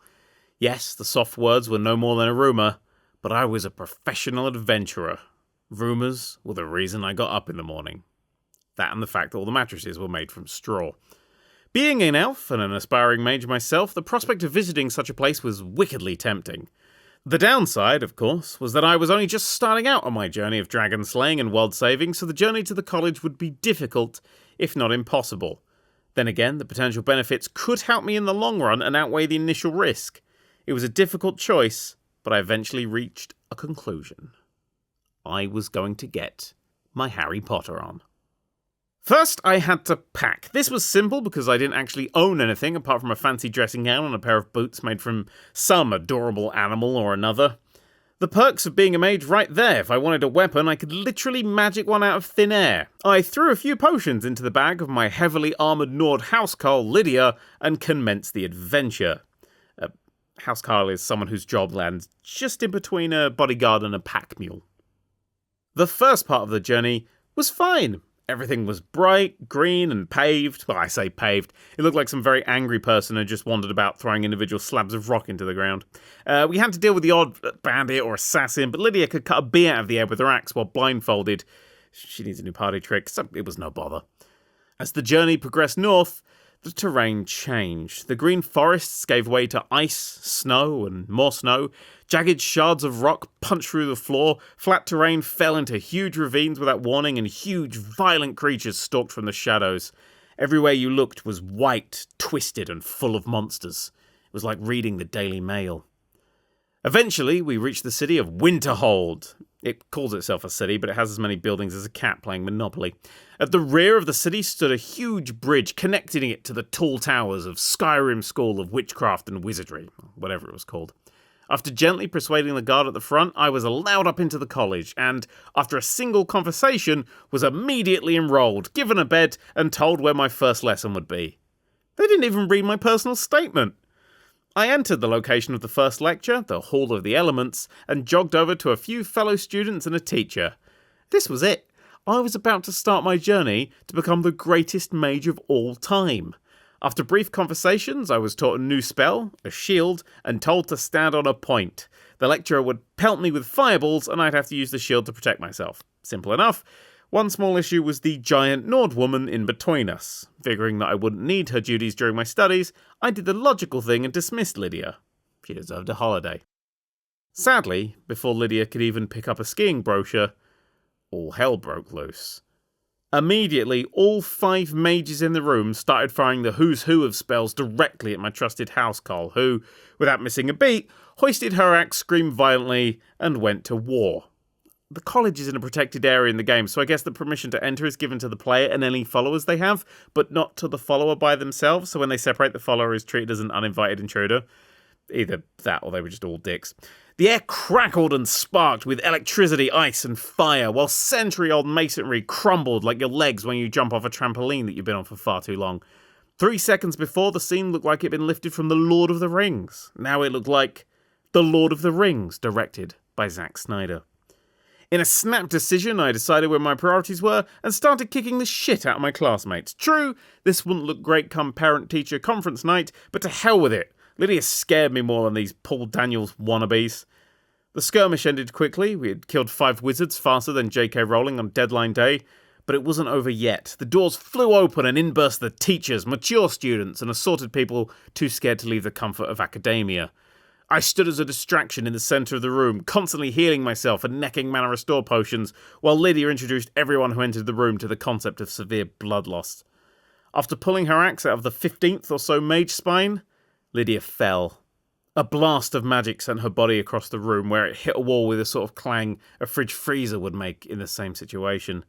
I ran to her side and, one quick looting later, leapt back into the fight, decapitating, disabling, and generally ruining the lives of anyone in a 3-metre radius with her axe. They would all pay for this. I hate carrying my own stuff. The villagers in Winterhold would talk about the day that the college burned to the ground. They say that, as they stood watching the flames, a single figure slowly made its way down the long bridge to the village, dragging a weighty axe behind it. Burned, bruised, and trailing someone else's blood, the elven figure silently walked through the assembled crowd, entered the shop, sold a lot of claret-covered mage robes, and left. Some say the elf was never seen again. Others say the elf was seen again loads, and the first people that asked weren't paying enough attention. One thing was known for sure. That elf was now, by process of elimination admittedly, the most powerful mage in the world. Bloodborne. Developer From Software. Publisher Sony Computer Entertainment. Platform PS4. Released 2015. What is it? A dark and twisted RPG. What is it really? All my nightmares at once. Here's another story from that camp I worked at for a while. It was the last day of the week and everything up to this point had gone particularly well. The birds were singing, the sky was blue, and aircraft gently released chemicals into the atmosphere thousands of feet above me. It was glorious. Something was bound to go wrong. It did. A child suddenly came pelting out of the forest, screaming for help. He and a group of friends had found something. The coach's home were due to arrive in an hour. I sighed and headed towards the forest. I'd picked the wrong day to quit eating candy sticks. I grabbed another volunteer, partly because this was a bit ominous, and partly because, running off with a kid into a forest by yourself isn't a good look in this day and age. Together, we ventured beyond the tree line. The camp was huge, 50 acres or something, whatever the fucking acre is, so as we followed the boy it started to get darker and darker. The blue sky was gone, replaced with a weave of gnarled branches and darkened leaves. I half expected to bump into Hagrid in here. Eventually we heard whispers. Around 6 or 7 other kids were standing around a solitary tree in the middle of a small clearing, giving it a wide berth. I strode up, flung some orders and questions around at no one in particular, and stopped the moment I saw it. Attached to the tree, and now would be the time to remind you that this is very much a true story, was a large and inexplicably writhing black mass. It looked like venom had jizzed on it. A lot. I fell back, joining in the wide berth the group was giving it, desperately trying to process what I was looking at. What was it? A creature? Was it alive? Well, it was certainly moving, possibly breathing, possibly watching. I took a step back, placing myself behind the children. My train of thought was derailed and replaced with a bus service by a prepubescent voice. It suggested a plan of action that only a prepubescent voice could. The plan was dangerous, foolhardy, and just 5 words long. Why don't we poke it? A long stick was found and presented to the speaker. The circle spread out, every soul seeking refuge behind a rock, tree, or friend. When everyone was settled, the child, that I would never see again, slowly began his approach. Everything went silent. Even the trees held their breath.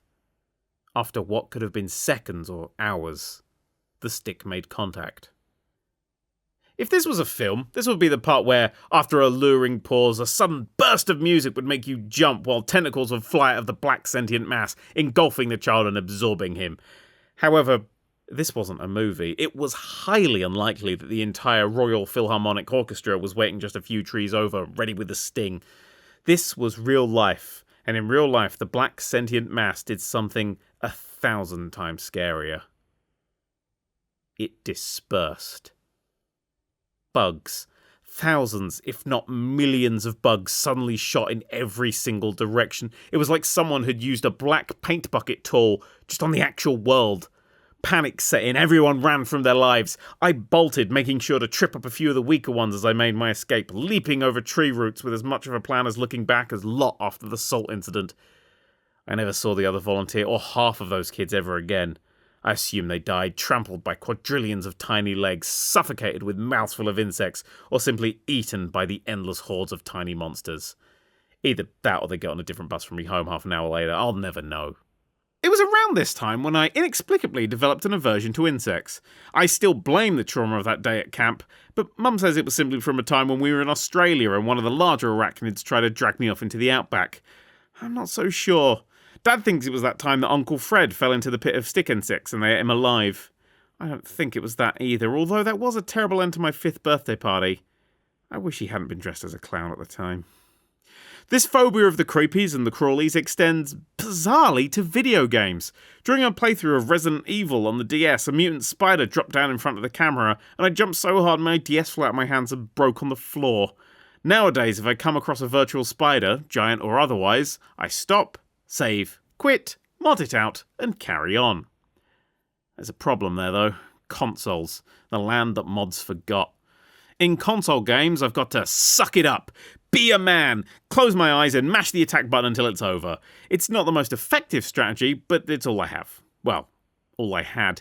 In 2015, a game called Bloodborne came along, and my plan became about as useful as tech support ran by my mum. Bloodborne is a game about... something. It doesn't directly tell you what. That would be too easy. Instead, you have to piece it together from strange conversations, the scrawlings of the mad, an architecture that looks like Tim Burton's downstairs bathroom after a fire. Instead of telling you directly what's going on, Bloodborne calls up your mum and lets you work it out via her reactions of, "No, really?" and, "Well, I never." Here are some things that I'm about 80% sure happened. You play as a hunter, wielding a gun, a foldable saw, and a rather fetching hat that you clearly nicked from a Pirates of the Caribbean movie. Something called the Great One is trying to have a baby. The populace of Yarnum, a cross between Victorian London and the apocalypse, have OD'd on the old blood and are now slowly turning into beasts. You go to a different dimension that may or may not be a living nightmare, fight a brain with eyes that drives you mad, meet someone's wet nurse, and finally kick 7 shades of Salmaki out of a monster from the moon. You then turn into a slug. Well, that's only if you've eaten 3 umbilical cords along the way. Somehow I haven't made any of this up. Look, I could dedicate this entire book to unravelling Bloodborne, but quite frankly, I value my sanity. Just know that things are happening, you're probably involved, and there are 1,000 monsters between you and the last one. Yes, I know the first one killed you, but that's just the kind of game this is. Anything and everything can and will kill you. It's like living on Canvey Island. Around halfway through the game, I got stuck. It was in a big house by the lake, and I couldn't work out how to progress. It seemed to be a dead end, but From Software games never really have dead ends. Unless they do, which is about the case half of the time. Thinking about it, I think they just hate people who play video games. It's understandable, to be honest. Eventually, an old man in the Pope's hat pointed me off a ledge. I have no idea who he was, but he dropped a nice item when I carved his spine in two. After looking over that ledge, I noticed the lake below had a slight shimmer to it. I leapt in and ended up in an infinite plane of water under a massive pale moon. In the distance, I saw a mass of life. Horrible, yet indiscernible. As I approached it, the game gave it a name. Rom, the vacuous spider. Uh-oh. Rom, it turns out, is actually quite lovely. Yeah, she looks like the pubic lice of Cthulhu, but at least she doesn't look like a spider. Too many legs, a butt made out of dandelion fuzz, and the whole vacuous title put me at ease. This was gonna be fine. Then it started to rain spiders. Yeah. I shan't describe these ones. I'm feeling faint just thinking about them, to be honest, but know that they're really quite large and unpleasant. These spindly shits made beating Rom almost impossible. It's hard to judge when to dodge an attack when you're desperately trying hard to not look at the thing that's attacking you. It took a long time, but eventually the power of squinting and sitting far away from the TV won out. Rom was vanquished. The day was saved. Well, I think Rom was somehow holding back all the serious horror, and her departure pretty much finished off a broken world, but that's for someone else to worry about. I'm pretty sure those building-sized eldritch abominations had always been there. Horrors from beyond our understanding aside, I was pumped that I conquered my fear, and now I could keep playing a game I really enjoyed. That was until I heard about the Nightmare of Mensis, a place that apparently made Rom's many-legged buddies look like friendly stuffed animals. I found it much later in the game, a cathedral filled with a spider the size of the Eden Project. I beat it in one go, laugh-crying the whole way through. I saved at the very next lantern and never went back. There may be lots of rare and valuable weapons in the area, but like the dead bodies of a few kids I was hired to look after, the spiders can keep them. Hardware history! Atari! Right, I know bugger all about Atari and have had limited access to the stuff in my life, so for this bit, I'm handing over to someone who knows what they're on about. Enter Stuart Ashen, author of terrible old games you've probably never heard of, and Attack of the Flickering Skeletons, more terrible old games you've probably never heard of. Ashen's, his online alias, is the right man for this job. He's also the only man for this job, as all the other candidates died in a mysterious bus explosion. Anyway, take it away, Stuart! A very brief history of Atari's gaming consoles by me, Stuart Ashen. Firstly, the Atari 2600, a console released in 1977. The mighty Atari 2600 is credited with popularising home video games, mostly because it did exactly that. Before it appeared, people were stuck playing the same Pong variants over and over until their teeth went grey, but the interchangeable game cartridges allowed for coloured blocks on your TV to pretend to be all sorts of different things. At this point, owners of a Fairchild Channel F shouted about how they'd already had cartridges for a year or so, but nobody listened to them. The primitive graphics forced you to use your imagination more than with modern games. For instance, whilst playing The Empire Strikes Back, you had to constantly imagine that you were controlling a snowspeeder attacking AT-ATs to avoid facing the eldritch truth that your TV was showing a leaf attacking those terrifying spindly-limbed elephants from various Salvador Dali paintings. It wasn't all Hoth-based self-delusion for 2600 owners, though. They had to suffer the infamous movie tie-in game for E.T. the Extraterrestrial. Atari sensibly gave the project to their best programmer, but less sensibly gave him about 25 seconds to design and write the game. The result is an awful boring mess which some people believe is the worst game ever, until they play through the back catalogues of the 80s home computers and realise it doesn't even qualify for the bottom 50. Much like every bloody console these days, the Atari 2600 evolved through various versions. The fake wood veneer of the early models gave way to black plastic, then later a slim version called the Atari 2600 Junior was produced for some reason. Plans for a further redesigned model with wireless joysticks was shelved at the 11th hour after it was discovered that they transmitted their signal for about 1,000 feet, and would thus interfere with consoles in other people's houses. This lack of basic planning continued throughout Atari's existence, and explains why that existence ceased. Fun fact: Atari 2600 joysticks are the only consumer electronics capable of surviving a nuclear war. Atari 5200, console, released in 1982. Essentially a slightly altered Atari 400 home computer, the 5200 was more powerful than the 2600 and was Atari's answer to the Intellivision and ColecoVision. Unfortunately, Atari didn't answer the questions consumers were asking, such as, why can't I play my 2600 games on it? Why are most of the games just new versions of ones I've already bought? And why does this system come bundled with a game that totally fails to show off its power, you twerps? The 5200 also had infamously dreadful controllers, weird analog sticks that didn't self-center combined with 12-button telephone keypads. They also oxidized so easily that they will literally break while sitting brand new in an unopened box. Great work, lads. Atari 2800. Console, released in 1983. This was just a redesigned 2600 for the Japanese market. It was released 6 whole years after the machine came out in America, by which time it was farcically outdated. It went straight up against the Nintendo Famicom, also known as the NES, and did about as well as you'd expect. Atari 7800. Console, released in 1986. A serious attempt to take on the NES and SMS, but not quite as good as either. The 7800 was at least backwards compatible with 2600 cartridges. Although as those games were nearly a decade old by that point, people weren't as bothered by that as they were with the 5200.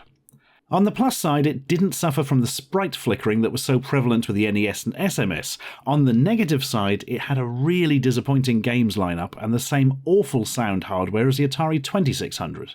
The idea was that games cartridges would feature their own sound hardware, but very few did. Ultimately, it sold under 1/10 as many units as the SMS and a tiny fraction of the NES. But it did have a great version of Ball Blazer. XEGS. Game console released in 1987. The XE gaming system, or XEGS, or ZEGS if you prefer. Atari took their best home computer, the 65XE, and removed the keyboard and tape deck to make a console that just ran off cartridges. Then they sold you back the keyboard and tape deck, or included them in a bundle with a light gun.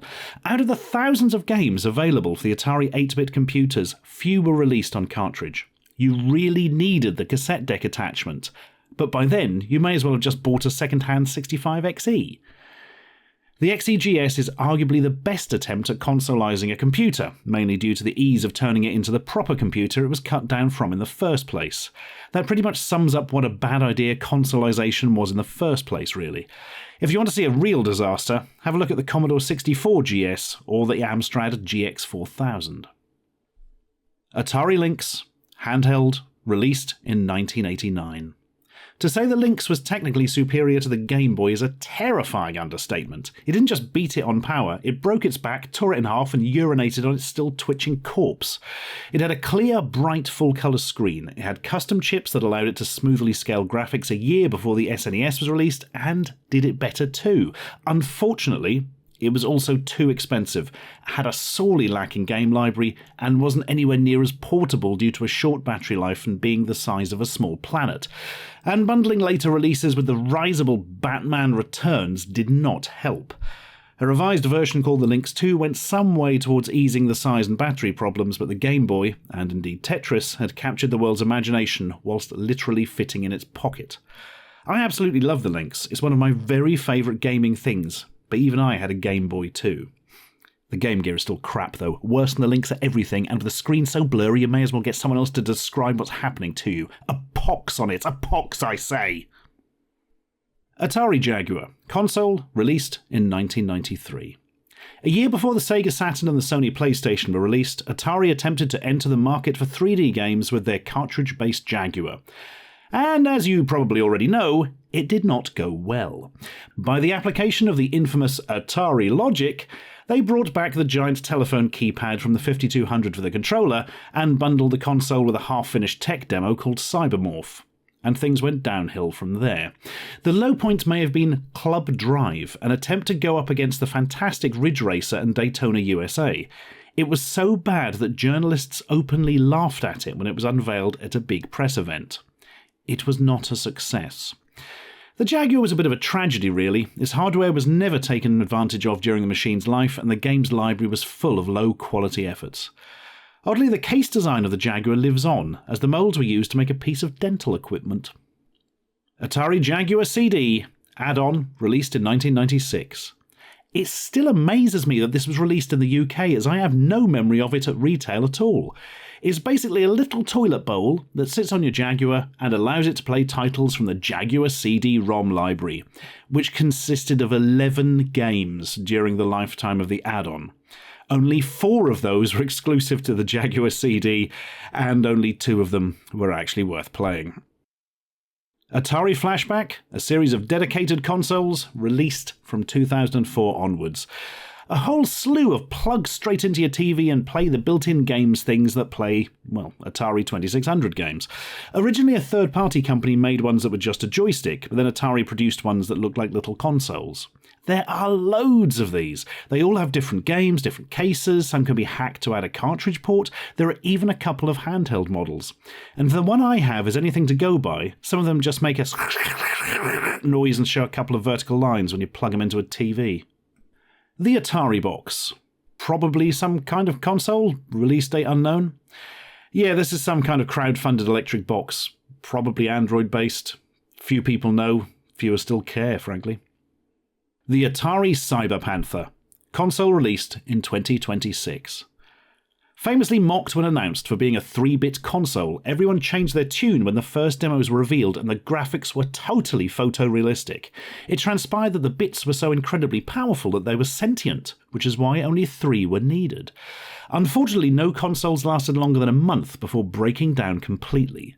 Atari eventually admitted that in fact the consoles ran on 2 bits, but the bits had a tendency to argue, so a third was installed to keep the peace between them. But, unfortunately over time, the third bit would take the side of one of the others, murdering the remaining bit and rendering the console inoperative. Atari were forced to refund all sales and burned the faulty consoles in a huge bonfire in a New Mexico desert. Witnesses stated that many of the bits were still alive and screamed and screamed and screamed for the first hour after the bonfire was lit. Atari refused to comment. SSX3. Developer, EA Canada. Publisher, EA Sports. Berg. Platform, PS2, Xbox, and GameCube. Released 2003. What is it? A snowboard racing game set on an entire mountain. What is it really? It's cocaine for the eyeballs. It's snowing outside my window right now. In fact, it's currently snowing outside of everyone's window. A snowstorm has rolled in and dusted the whole of the UK with no more than a few inches of snow.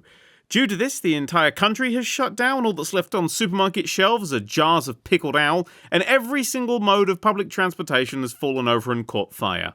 It's a magical time of year. Mid-June. I always thought that UK's inability to deal with more than 60 or so flakes of snow was limited to just work, travel, and every basic societal function. I was unaware that it also affected the individual. That was until I went skiing. Skiing is an odd sport. Who can go fastest on the slippery thing is a game you can play at home with fluffy socks and a recently polished floor. Wood preferable. I don't know why you need to go somewhere in Europe, strap 2 meter rules to your feet, wear a coat in a colour not seen since the 80s, haul yourself up a mountain via a chair on a string before crashing and shattering your femur into so many pieces that even the most avid jigsaw puzzler wouldn't know where to begin. Alas, a few years back I found myself on a mountain. Mum always wanted a skiing holiday, so as a family we traded this for a year of not having to do the washing up. And the mountain was just outside Sofia, the capital of Bulgaria. One of the very few places in Europe I've actually ever been, yet in a slightly fun coincidence, the exact place my wife grew up as a child. I love it when the universe does that. On my feet were rigid skiing boots, 2 sizes too small. On my head was a helmet, a rather fetching puce colour. On my body, hardly anything. It was 24 fucking degrees centigrade. That's 72 Fahrenheit if you're American, 297 Kelvin if you know your science, or 535 Rankine if you're insufferable. I've seen more ice on the ground when cleaning out my freezer. My skiing instructor, a man with an accent thicker than a cement milkshake, informed me that to stop myself from falling down a hill to death, I simply had to twist my feet so the skis made a triangle shape. I explained to him that my body was about as flexible as the dress code at a funeral, but he decided I was the learn-by-doing type and pushed me down the mountain. I fell over about 2 seconds later, 3 kilometers from my starting point. As I hit the ground, I bent in two, kicked myself in the back of my own head, and felt snow shoot up every exposed orifice, as well as 3 concealed ones. The impact gave me an immediate nosebleed, shooting flecks of red blood all over the white snow, and made anyone watching from a distance think that I was just taken out by a sniper. I got up, dusted myself off, fell over again, and gave up skiing forever. Happily, though, the balcony in my room overlooked the training slope, so I spent the next week eating tasty food, getting a tan, and watching people hurt themselves in hilarious ways. It's possibly the best holiday I've ever been on. As I hung up the boots designed to decapitate me at shin level, I felt a little sad. I've spent so much time playing the SSX series of games, SSX stands for Snowboard Supercross, that I thought that maybe I would have learned something along the way. With a constant banging on that video game violence begats real violence, why aren't any other skills transferable? If you hand me a gun right now, I could apparently clear a museum full of terrorists, and yet somehow I don't know how to strap wood to my feet and bomb down a hill? Something's wrong here. The SSX series focuses on snowboarding more than skiing, but that's just semantics more than anything. The only real difference between snowboarders and skiers is that snowboarders don't have to carry 2 poles around like an indecisive ambidextrous javelin thrower. Also, the shoes are actually shoes and not bomb disposal suits for your feet. Skiing stories and shoe hatred out of the way, let's just get this book on video games back on track. SSX3, my favourite of the SSX series, was set on a tri-peaked mountain deep in the heart of a country with very lax health and safety rules. You choose from a wide selection of recent escapees from a local psychiatric ward and begin your work of conquering the mountain. A quick note on that, you accomplish the conquering with winter sports, not violence. You're going to go down this mountain on a snowboard, not across it on some war elephants. Any blood spilled will be entirely your own. There are 4 main events that you'll complete in order to take over this hunk of rock. First up are the races. They start up simple enough, more long straights than an exclusively heterosexual basketball team, but before long you're grinding down massive glaciers as they crumble away from you, and leaping over ravines so large you could easily hide the Titanic in them without anyone noticing. This mode culminates in a giant race down the game's entire mountain. It takes half an hour. On a vaguely interesting side note, Yuichiro Miura, the man famous for being the first to ski down Mount Everest, went down roughly a quarter of it in 2 minutes 20 seconds. That means that the mountain in SSX is about 3 times taller than Everest. That's maths! Next up are the big air events. These are pretty much just massive ramps in front of cliffs that are about as sheer as the Emperor's new clothes. You'll gain speed, fly up in the air, and then plummet for about 7 times as long. Don't mess up the landing though, or the only score you'll record will be on a seismograph. Half-pipe events are next. These are great places to practice the biggest, baddest and rotationiest tricks in your arsenal. Try to combo the entire round into one single massive trick and snap your controller clean in 2 when you bugger it up with less than 10 seconds left to go. Finally, it's slopestyle events. Featuring more ramps than an MC Escher painting with wheelchair access, these events combine everything you've learned so far about racing, pulling off huge tricks, and punching your opponents the moment the event starts for a special move boosts. This move, like so many other in the era of couch co-op, was something you only told the other player how to do after you nailed them with it. Usually twice. Slopestyle events are my favourite by far, but that's mostly down to the seemingly infinite fireworks budget that these event organisers are working with. Fireworks make everything cooler. Fact. Quick disclaimer, fireworks are not toys and can cause serious harm. Please be cool responsibly.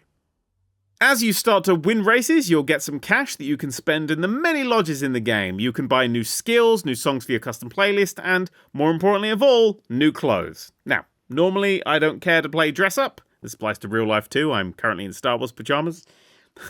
True in the writing and the audiobook recording. But SSX3 features the greatest costume item of all time, bar none. You can set your own head on fire. Screw increasing my top speed. I want to ignite my own face. Now I think about it, maybe self-immolation would have helped during actual skiing. No, really! Everyone would get out of my way, the heat would make the snow melt, increasing my speed, and when I inevitably crash into the wilderness, I'll be able to cook any deer that I hit for dinner. Safety, speed, and survivability all in one package. You know, I should patent this. Update. It's been 6 months since I wrote this, and I'm sad to say that the patent fell through. Turns out it's already been done. Remember the skier during the opening theme and Malcolm in the Middle? He's had the patent since the 70s. Bastard. I knew I hated skiing. Tom Clancy's Rainbow Six Rogue Spear. Developer, Red Storm Entertainment and Ubisoft Milan. Publisher, Red Storm Entertainment. Platform, PC, PS1 and Dreamcast. Released 1999. What is it? A first-person shooter with added mission planning. What is it really? Endless proof that I'm not the next Jack Bauer. Do you ever wonder who sets the waypoints in your video games? You know, those floating, almost omniscient arrows that tell you exactly where to go, even in uncharted enemy territory. Down the elevator shaft, into the secret laboratory, past the experiments where the voice in your ear will go, "My God, what are they doing down here?" And then left into a room to trigger the cutscene where the Colonel betrays you? Who knew all this? Who's controlling you? In Rainbow Six Rogue Spear, the answer is simple. It's you. At the start of each mission, you're told the objective, free the hostages, neutralize the terrorists, etc., and then you're given a big layered map of the whole level and told to plan a mission. You have up to 4 teams of 4 and have to plot where they come in, where they go, where they need to wait, what rooms they need to hit, how they have to hit them, who sacrifices themselves for the greater good, where they extract from, who calls Mrs. Chavez to tell her about her husband, and whose turn it is to clean out the gutting back at Rainbow HQ. Remembering to designate someone to set the VCR to record The Simpsons at the right time was always the hardest part. Suffice to say, I was never very good at Rainbow Six Rogue Spear. I loved the planning stage, but sadly sent many counter-terrorist offers to the death while fiddling with it. I flung so much human life into the unknown that Dr. Mordred wrote an official letter of complaint. On one glorious occasion, I sent 3 whole teams into a single room from different entrances at the same time. They all died. To this day, I have no idea what killed them. Probably crossfire. For any of you concerned about my nerd credentials, fear not! This next sentence is a doozy. I used to print out screenshots of my plans so I could check and annotate them mid-mission. Am I the most boring man in history? Possibly! It gets worse. I found them all in the loft recently. Hundreds of pieces of paper in those plastic bags with colourful zips. 1 bag for each mission. I did this as a child. Fear me. Anyway, here are the highlights. Operation Pandora Trigger. The Museum of Art in New York City is under attack. There are several hostages, including the daughter of the French Prime Minister. On top of that, the walls are adorned with millions of dollars worth of masterpieces. Precision is crucial. Crucial, but apparently not essential. Basically, I looked like I ran everyone into the hostage room and out again. Not my finest hour, especially as I'm sure that there was a whole bunch of trial and error before I found that room, but it can only get better from here on out, right? Right? Operation Arctic Flare.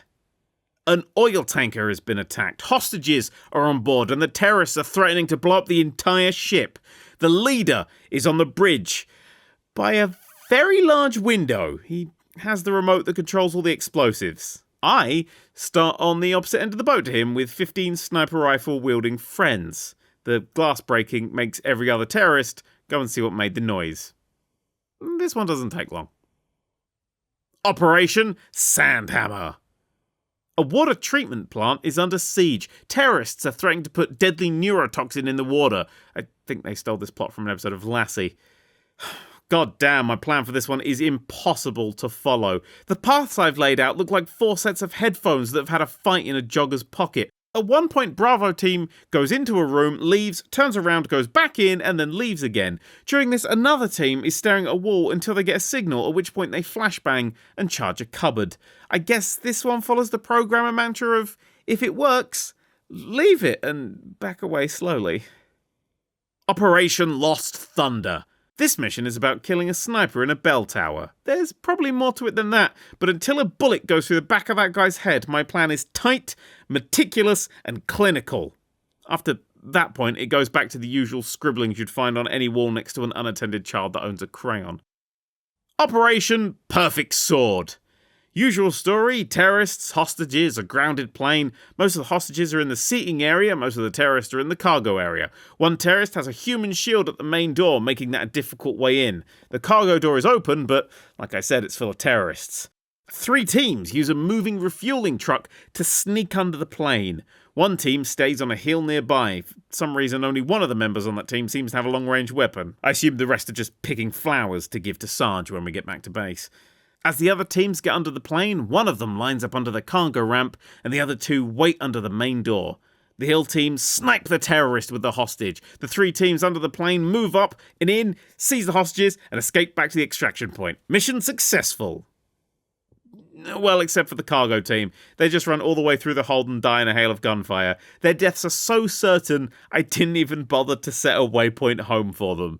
No hope, no chance, just a one-way ticket to death on board a 747. On the bright side, their families will probably get a good handful of air miles out of it. Oh, don't look at me like that. Every plan requires a suicidal distraction. Well, every one of mine does. That's actually probably why they've stopped asking me to host the church fete. Operation Crystal Arc. There are 18 missions in Rainbow Six Rogue Spear, and this will be the last one I cover in this book. No, I'm not holding out for a sequel. I just never finished this level. Ever. In 18 years. It's simple enough, a stealth mission to plant surveillance bugs in a large house in the country. Detection means failure and the probable downfall of civilization as we know it, blah blah blah. It took me far too many goes before I realised that I probably shouldn't be sending 16 men in to do this. I get the feeling that a team of poorly trained geese may have performed better at this than professional counter-terrorism team Rainbow. Super terrifying name there, by the way. I ploughed on, throwing away plan after plan, and one of the printouts for this mission has a large splatter of blood in the dead centre of it. I'm not sure where this came from, probably a concentration-based nosebleed. It does, however, explain the sheer amount of bats that we have in the loft. Anyway, sometimes I get caught planting the bug, sometimes I get caught round the blind corner, and on one wonderful occasion, I just fell right out of a goddamn window. This mission required the stealth and patience of Batman. Shame I bought the Hulk. I never did finish that level. My dad, who I was taking it in turns with for most of this game, didn't either. He got damn close, though, planting both devices before being scuppered by a guard with a mustache just waiting outside the house. That moment taught me a few new swear words, let me tell you. Now, for this book, I actually went back and played that level again, and I did it with ease, watching and waiting for guards to come and go, planting both devices and legging out the front door. Moustache Face nearly spotted me, but I took cover in a nearby bramble. A few minutes later and the mission was done. My white whale of a level conquered disappointingly easy. I assumed I'd fail and this bit would end with hilarious japes. Instead it ends on a rather dull note. Sorry about that. You were right, Thomas Wolfe. You can't go home again.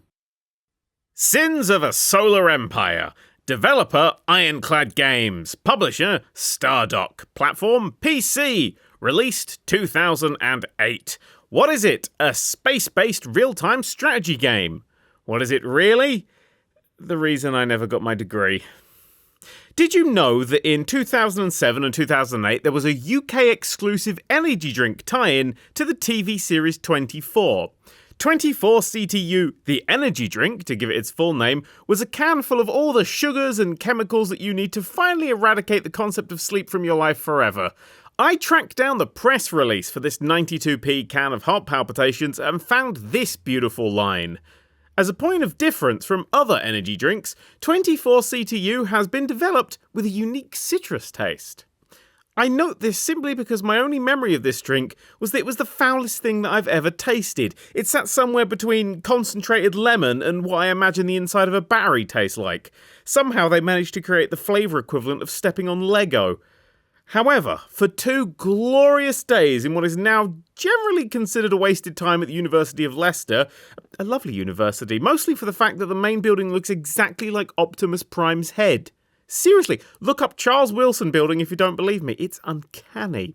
Yes, for 2 glorious days, it was all I drank. No water, no coffee, just something that tasted like it was bottled in Fukushima. The counter to this influx of caffeine and B vitamins was a tower of around 20 Domino's Meteor pizzas, a pizza of such heavily condensed meat and cheese that any attempts by the 24 drink to speed my heart up would be ruthlessly countered by the sheer amount of fatty build-up that the pizzas would cause me to develop. God, I miss LAN parties. 2 dorm rooms in the university. Well, I say in the university. My dorm was actually a 52-minute walk away from the university itself. My attendance in my first year was 26%. I wonder why. The 2 dorm rooms had been overrun by 4 beefy LED-filled PCs that were doing their best to bring about localized global warming. A single LAN cable ran out the window of my first floor room, down the building, and into the enemy territory of Team Downstairs. At 8 PM sharp, the game began. Then, at 9:12 PM, we finished troubleshooting why one of the PCs couldn't find the game, and we began. Again. Goddamn IP forwarding. Sins of a Solar Empire is a whopping great space strategy game. Your objective is to conquer your way across one or more solar systems, taking over planets, blowing up people with different flags to you, and generally dealing with all the red tape that comes with running a galactic government. Last person to have their planets turned into molten slag wins. We fine men and women of Team Upstairs started quickly, agreeing to focus on expansion first and worry about defense later. Our scout ships found a set of 4 planets in a line, around 2/3 of the way across the solar system that we started in. The map was across 2 systems, but the only way to travel to the other was via the sun in the centre. If we raced across and stole the planets, then we could cut Team Downstairs off from the rest of the map and the other system. We quickly assembled our colony fleets and sent them out into the black, hoping that Team Downstairs didn't have the same idea. And they didn't. A short while later, the planets were ours. This was a huge advantage. We'd achieved it with no resistance. No resistance whatsoever. It was quiet. Too quiet. Even for space, and that's pretty bloody quiet. I was just unpacking my last few planetary moving boxes when they turned up. An enemy fleet that darkened the sky. Admittedly, it may not have been an enemy fleet that did that. Space is sort of dark by default, and it was night at the time, but it was still a lot of ships. They opened fire. My planet fell almost immediately. The rest of Team Upstairs scrambled a defense and attacked back. Teams Downstairs seemed surprised at this. I'm assuming they didn't know we had other planets in the area and retreated. I managed to recover the planet, but it was clear that the wheels were looking to come off our plan. If they attacked again, we were finished. They didn't attack. In fact, it was 4 hours later when we next even saw them. We spent the time taking over the 2/3 of the solar system we cordoned off and had built a rather huge armada to defend it all. We sent a few scouts through to their side to see what was happening, but they got shot down instantly, like the geeky lead at the start of a coming-of-age film. Maybe they were lying in wait, ready to spring a huge trap on us. Maybe they'd all died of heart attacks or energy drink poisoning. One thing was sure, we needed more information. We just didn't know how we'd get it. Cheating is a word with far too many negative connotations. Hacking and things like that take the fun away, but there's that fun, inventive level of cheating that in my opinion gets a bad rap. Creative cheating is an art, and as I lowered the desktop microphone out of the window to listen in on Team Downstairs' conversations, I couldn't help but wonder which famous artist would probably appreciate this level of cheating most. Probably Caravaggio, he was a bit of a lad. For the next few hours, I monitored every word from that room like sci-fi radar O'Reilly. Strangely, nothing they were saying made any sense. They were talking about planets that weren't on the map, resources in abundances that made no sense, and fleet movements they weren't making. I thought they might have made it to the second solar system, but they couldn't have without getting past us. Then again, the little tracker on the bottom of the screen placed their team in the lead in economy and military strength. The hell was going on? The sun started to rise. I was about to pull the microphone back up when I heard a word. One word that had the potential to be our complete downfall. Wormhole. They were in the other system. We'd not bothered to research the technology needed to take us over, so we'd never checked. We thought we'd been clever and had taken 2/3 of the map, when in actual fact we'd locked ourselves into just 1/3 of it. We pushed forward hard, obliterating the defences they had abandoned there, and found the wormhole. A few scouts were sacrificed to discover the massive armada on the other side. Our defensive lines moved, covering the wormhole and the sun. We both dug in and waited for the other to make a move. Sadly, words that would make even an Australian blush filled my ears. It was morning, and I hadn't brought the microphone back up. They'd seen it. This meant war. For the next 24 hours straight, we engaged in trench warfare. Sleep was caught in between skirmishes, toilet breaks were rapid, and the pizzas had formed a thin layer of grease over every surface in the room. Thousands of ships were designed, dispatched, and decimated. Nerves started to fray, mistakes were being made, and arguments sprang up like pyramid schemes from your Facebook friends. Finally, the pressure pushed Team Downstairs too far. Late on Sunday, the door to my room opened, a hand appeared, and a cockroach was thrown in. I'll never understand people who cheat. I think it's morally wrong to try and use outside forces in a friendly game like this, especially when you know everyone in the room is terrified of bugs. Anyway, this wasn't a time for ethics. There was a huge creature in the room that needed addressing. After around 10 minutes of freaking out, my citrus flavour-addled brain came up with the incredible idea of smashing it with a bin, the result of which was a dented bin and an unharmed cockroach. It flew out of the window shortly after that, presumably to go and leave a bad review of my room on the cockroach internet. I checked the cockroach internet, but it looks like it's still in beta. Loads of bugs.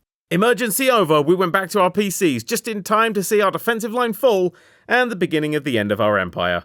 It held on bravely, but finally collapsed in the early hours. We met up with Team Downstairs, had some laughs over breakfast, and then all slept for a few days straight. I like this story because it shows how good video games are at bringing people together. This wasn't just an excuse to skip lectures, this was the forming of an unbreakable bond that would last forever. Thanks to caffeine and fat, we'd all lost a few years off our lives, but isn't that a fine price to pay for something as wonderful as friendship?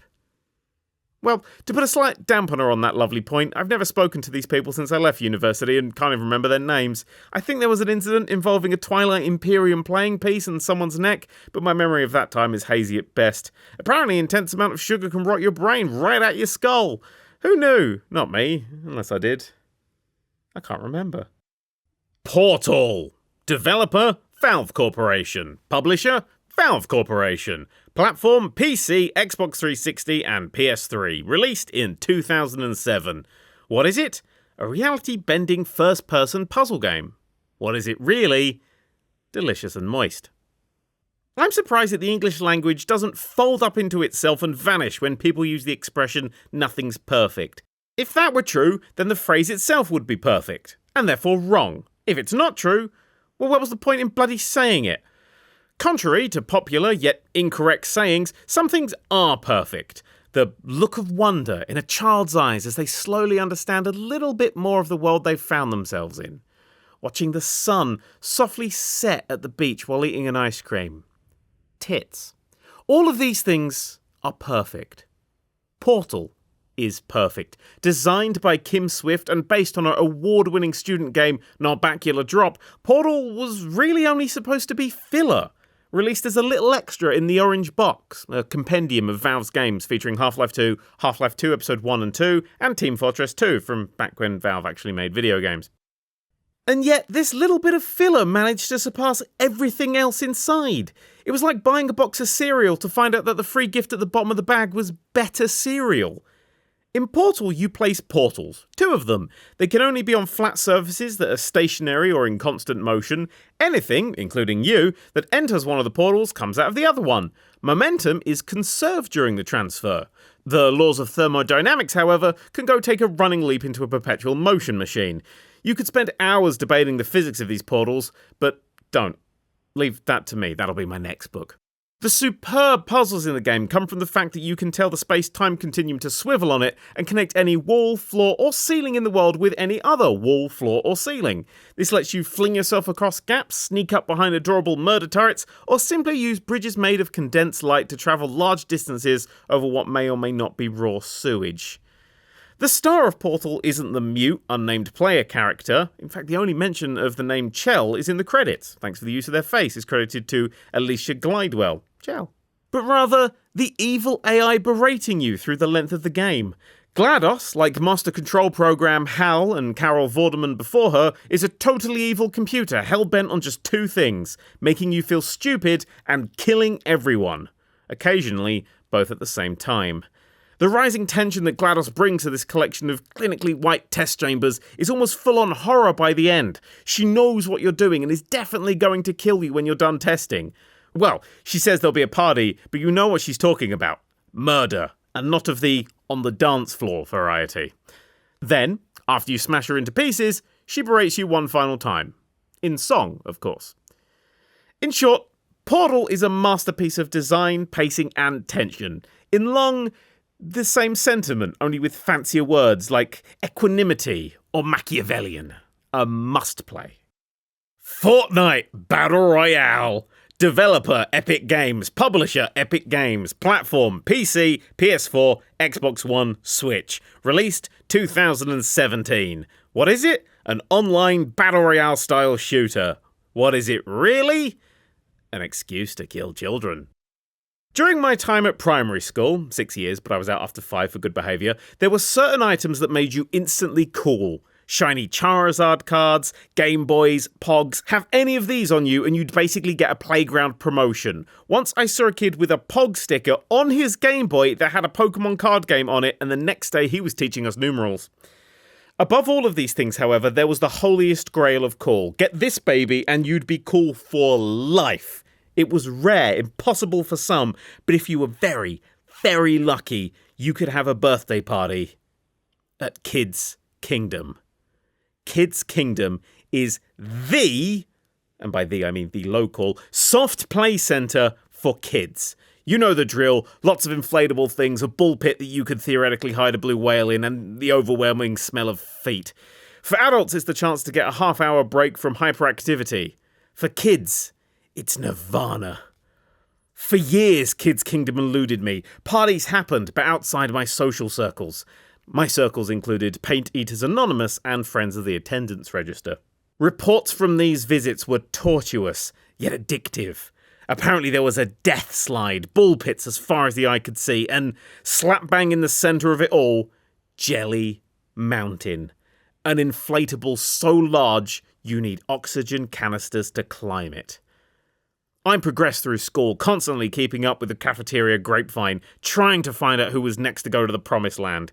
I'd make friends with anyone, even if they were years below me. I just had to go. I had to see its beauty with my own eyes. As I approached double figures, I started to worry. Pretty soon, my knees and back would give out from old age. I'd not have the energy for the full 30 minutes, and I'd have pubes that would snag on the rope swings, whatever pubes were. I was in crisis, and in a moment of madness, I took a final, desperate shot at happiness. I decided to make friends with girls.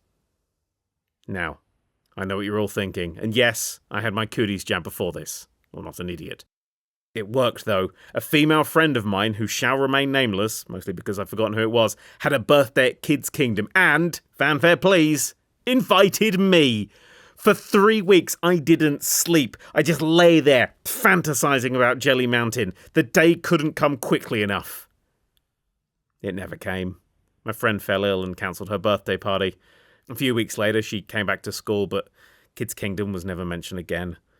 I was hurt. I couldn't believe she'd done this to me, even after I wrote all those nice things about her on the inside of my science textbook.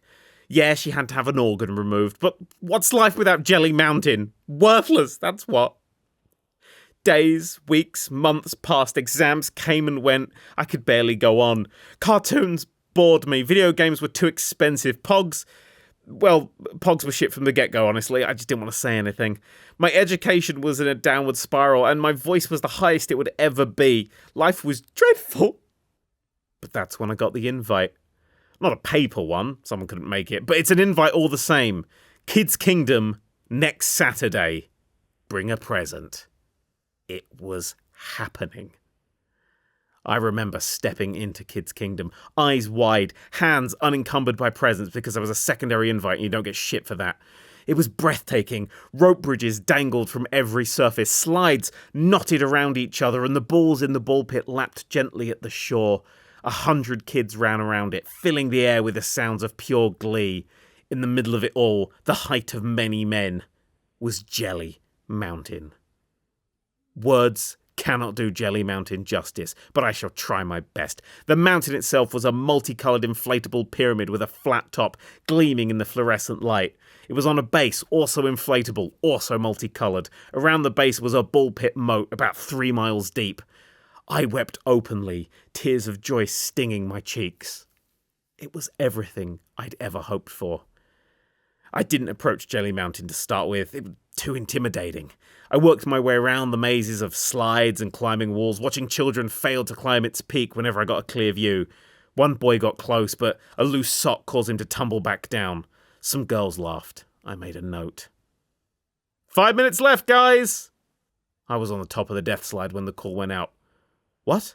No, impossible! I shot down that vertical slide and was on my feet before the momentum was quite on my side. I had to get to the mountain, and fast. I must conquer it. It was my destiny. Alas, it seemed that every other kid in the world had the same idea. By the time I got to the mountain, it was nothing more than a huge pile of bodies. Undeterred, I leapt majestically from the entranceway to the base of the mountain. The impact caused 3 children near me to fall into the bull pit, never to be seen again. By this point, I'd seen a few children make it, but they didn't last long at the top. I watched as someone tried to pull his friend up, only to be betrayed and cast into the ball pit below. Things were getting dirty. I don't mean in the fun, mud pie sort of way. I flung myself at the mountain, trying to climb its ice-smooth surface. It was no good, nothing to grip onto, and zero friction from socks made it impossible. I needed a better opening gambit, and as a fat kid fell next to me, I realised that God herself wanted me up this mountain. I leapt, propelled by the air displacement of Porky Roebuck's landing, my arms extended, fingers outstretched. Boom! I managed to grab onto the very edge of the mountain's peak. Sadly, I didn't have the arm strength to go any further. If only I'd spent more time on the monkey bars. God damn you, Jungle Jim! God damn you! Distraught, but still holding on, I looked around. It was carnage. Bodies everywhere, limbs pointing every which way, huge tidal waves of balls flying around from impacts. And then I saw her. Everything stood still and got very, very quiet. A strange feeling threw itself against my chest. I'd never felt this way before. I caught her eye, and she caught mine. We smiled. I placed my foot on her stupid, appendixless face and pushed hard. She fell into the balls. I pulled myself up. The view from the top of Jelly Mountain was exquisite, made even more so by the failure of my peers surrounding it. I stood, raised my arms to my side, and basked in the warm glow of victory. I had won. I had finally won. They say you never hear the bullet. I didn't. 1 minute I was on top of the world. The next I was falling, catching the hollow plastic ball that just bounced off my skull out of the corner of my eye. I landed on the base, but the height of the fall made me ricochet into the ball pit. I lay where I landed, slowly sinking beneath the wash. In the distance, I heard a member of staff blow a whistle and tell my assailant off for the throw. It didn't matter. The damage was done. I had my Icarus moment. I'd flown too close to the sun. Now was my time to burn. I slowly sank beneath the balls. So yeah, Fortnite Battle Royale is basically that, but with guns. God of War. Developer, SIE Santa Monica Studio. Publisher, Sony Interactive Entertainment. Platform, PS4. Released 2018. What is it? A hack and slash set in Norse mythology. What is it really? A funeral procession. I don't like children. The reason for this is simple. I keep getting asked to make one. So, have you thought about having kids? Yes, I've thought about having them. I've also thought about what would happen if my house were to suddenly fall into a volcano. To be honest, I'm not sure which is worse. You can probably get insurance for the latter. Kids by themselves are fine. I look upon their struggle to learn about our complicated world with a certain fondness, much as I would a dog with a blanket over its head. My personal issues with them come from the societal siege they inflicted on my life from the moment I was married. Between I do and the first sliver of confetti slamming into the ground, we've been asked about them no fewer than 126 times. At my age, 29 part 2, every fucker, friend, I know, follow on Twitter, is shitting out a kid experiencing the miracle of childbirth. Interesting, fabulous people are now all endlessly posting the same pictures of unaware gormless flesh lumps alongside captions such as, "Ooh, look, Maggie's asleep." Of course Maggie's asleep, she's a baby, it's what they do. If she burst out the speech from Act 5 of Love's Labour's Lost in between levels of shitting that would rival someone with lactose intolerance drowning in milk, feel free to let me know. Let me put it another way. Kids are like Harrier jump jets. The Harrier is fun and important, but I wouldn't want to own one myself. They're loud, take up loads of space, and are wildly expensive. They can also levitate using only strong bursts of air, but I feel to further expand on that point would lower the tone of this book to the point of crassness. Violently segueing this back onto topic, video games are slowly starting to include more parents as lead characters, and, therefore, more kids. A decade or two ago, developers went out of their way to avoid having children in games. Half-Life 2 features an energy field that suppresses procreation. The closer you get to the point of climax, the more the field makes you think about every English teacher you've ever had. The Elder Scrolls Online seems to have perfected birth control, yet not invented the mattress. And for a city built and named after sin, Vice City citizens seem to be getting about as much action as the Apostolic Palace. However, times are changing. During E3 2016, Sony revealed that one of their classic characters was now a dad. It was God of War star Kratos, a man who we'd last seen punching his father in the face so many times that what was left looked like a watermelon that had been thrown off the London Eye. This wasn't going to work. Making Kratos a father is like hiring a blender full of knives as a babysitter. Kratos isn't a man, he's solidified anger. On his first 3 adventures in PS2, anyone who stood up to him ended up as pate. The series starts with him killing his wife and daughter, somehow without even noticing, and ends after he's destroyed the whole world by accident. He's about as ready to look after a kid as a top-heavy cabinet that isn't attached to the wall. But there he was, bearded and now living in Norse mythology, probably because there wasn't any Greek mythology left alive to live in, and out hunting with his son, Atreus. Gone was the zoomed-out camera, replaced with an over-the-shoulder number. Gone was his iconic weapon of choice, the Blades of Chaos. Gone was pretty much every identifier that this was the same game series, and even bloke. This really wasn't going to work. Eventually, 2018 rolled around, and I'm pretty sure 2016 lasted about a decade, and God of War was released. It reviewed exceptionally well, so having a schedule about as packed as the inside of a blimp, I picked up a copy to play over the weekend. 50 hours later, I watched the credits roll on my favourite game of this generation so far. Somehow, director Corey Barlog took a character whose main hobby is making people headless and humanised him. It's all still there, the eviscerating, the butchering and the deicide, but that all becomes B-plot to what is, quite frankly, one of the most enthralling relationships in gaming history. You see, video game relationships have never been great at love. Romantic relationships peak with a 20-second cutscene of some squelching, and 95% of that looks like it was shot by a cameraman who only has interest in a nearby wall or lampshade. That's probably for the best, though. When 2 characters kiss during a cutscene, more often than not it looks like mannequins that have accidentally fallen onto each other in the front window of a Debenhams. Parental love is somehow even worse. If your character even has a parent, then they're either the secret baddie, are dead to add some angst, or have a mysterious past. Usually all 3.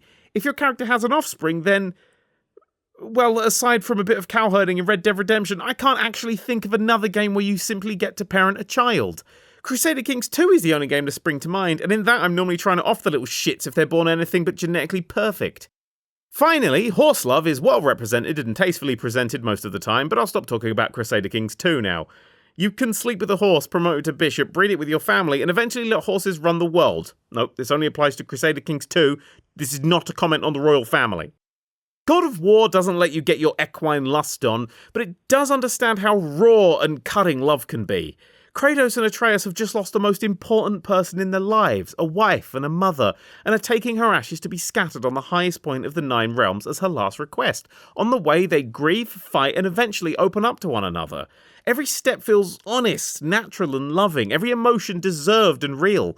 This isn't a story about saving the world or murdering gods. It's a funeral procession. The gods just get in the way a bit, much to the dismay of their own necks. Right, enough blubbing on about that mushy stuff like love, emotions, and anything that isn't shouting. Let's talk about weapons. Atreus' go-to is a bow and arrow with his mum's dagger on his side. He's basically an unkillable distraction, like a fly in a meth lab, but watching him stab a nether demon in the nethers always brings a proud tear to my eye. I literally taught him that. The game has RPG elements. Kratos has a magic axe that he throws away more times than you do those plastic bags local charities post through your letterbox. Then, when the time is right, he recalls it, causing it to detach from whatever entrails it happens to be nested in and fly back to his waiting hand. This is up there with Spider-Man 2's web swinging for the most satisfying game mechanic of all time. The feel of weight this axe has when returning is simply delightful. I spent many hours throwing it into trees and bringing it back, while my son sat there wondering why I'd play catch with a bush and not him. It's because you can't throw it at the kid. Oh, fuck off like you didn't try to do it too. The enemies are a nice varied bunch. There's bastards, big bastards, double bastards with wings, sneaky bastards, and magic bastards. There's a boss fight with a right bastard very early on in the game that I'd argue is the greatest superhero battle ever captured in any medium, and the secret Valkyrie bastards are some of the most bastardly bastard to ever bastard. I can't write a chapter on this game without talking about the camera work. From start to finish, the entire game features one single shot. No cuts. You're with Kratos from the opening menu to the closing credits. Some moments, like the arrival of the whoppingly massive world serpent, Jorgmundur, took my breath away for minutes at a time. I don't think we'll see a game past this level of visual flourish and care until the next console generation. Maybe not even then. Did I mention I really like this game? You should play God of War. Buy or rent a PS4 if you have to, but just go play it. Life is good, and the fact that God of War exists is proof. Battlestar Galactica composer Bear McCreary outdoes himself with the soundtrack. Stargate SG-1's Christopher Judge scores a second career-defining performance as Kratos. I met Christopher Judge once. He's as lovely as he is massive, and he's seriously fucking massive. And I've just thought of about another 40 more things I want to mention, so I'm going to stop now before the book title has to be changed to Fuck Yeah, God of War. To conclude, I found out something interesting. In 2015, the Daily Telegraph, a paper for the sort of people who think recycling would make them too liberal, said that the average cost of raising a child in the UK was £230,000. In 2011, a Harrier sold on eBay for £70,000. In 2014, one sold at auction for £105,800. With that $54,200 left over, you could rent a hangar at about £850 a year, and I called my local airport for this piece of information, and fuel them for just a couple of grand, and the guy at the airport knew a lot. Also, I'm definitely on a government list right now. So, in summary, I was wrong. Kids aren't like Harrier jump jets. They're far, far more expensive. Afterword. About a decade ago, I was roaming around America. This was my gap year, and somehow I'd found myself heading to Tucson, Arizona. Long story short, I'd had to flee a film set due to a funding mishap and a little bit of a visa issue. I think by this point I'd headbutted at least one TSA agent, maybe more. The sun was starting to set as I drove down that long desert road. My vehicle was a stolen blue Ford Mustang Boss 302, already stolen when I stole it, and I had Christian rock on the radio. If the radio's dial hadn't been shut off, I'm sure I would have been listening to something else. I just finished yet another solo game of I Spy when I noticed a man at the side of the road. He waved me down, and as I pulled up, I noticed that his parked car was more than a little bit on fire. He asked if he could borrow a phone. I explained that a large scorpion had run off with mine some 20 or so miles back, but I'd be more than happy to give him a lift somewhere. He thanked me endlessly, grabbed a few things out of his burning husk of an automobile, and took the seat next to me. As we drove along the Dust Bowl that makes up half of America, I realised something. I'd seen this man before somewhere. I just couldn't place him. I mentioned this, and to my surprise, the man said the same thing back to me. We'd met somewhere before, but he couldn't remember where either. For the next half an hour, we sat there, trading places, names, and events, trying to find the connection. Brother's wedding? No. The traditional Christmas piss-up after work last year? No. At that time, someone gently bumped into me on the London Underground on the 12th of August 2003 at around 3:10 in the afternoon?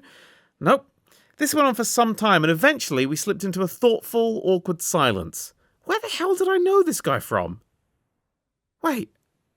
That was it! I worked it out! Stacey Monroe's birthday in 1994. I'd had a bit too much Ribena, and I was deciding if I wanted to cut the hair off of a favourite doll. He convinced 6-year-old me to do it. I knew I recognised him. He was the devil. Satan laughed and slapped his rotting knee. How could he have forgotten that? She cried for hours.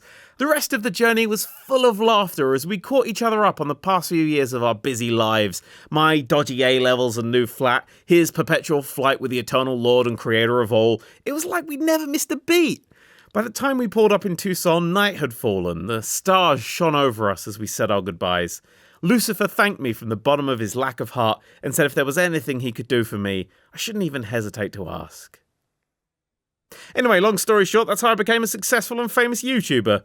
Some of the details are fuzzy, but I'm sure that's it. Oh, and also if you're reading this after the year 2020, YouTube was a website that hosted the videos of egomaniacs. And also successful and famous compared to, say, a Victorian juggler.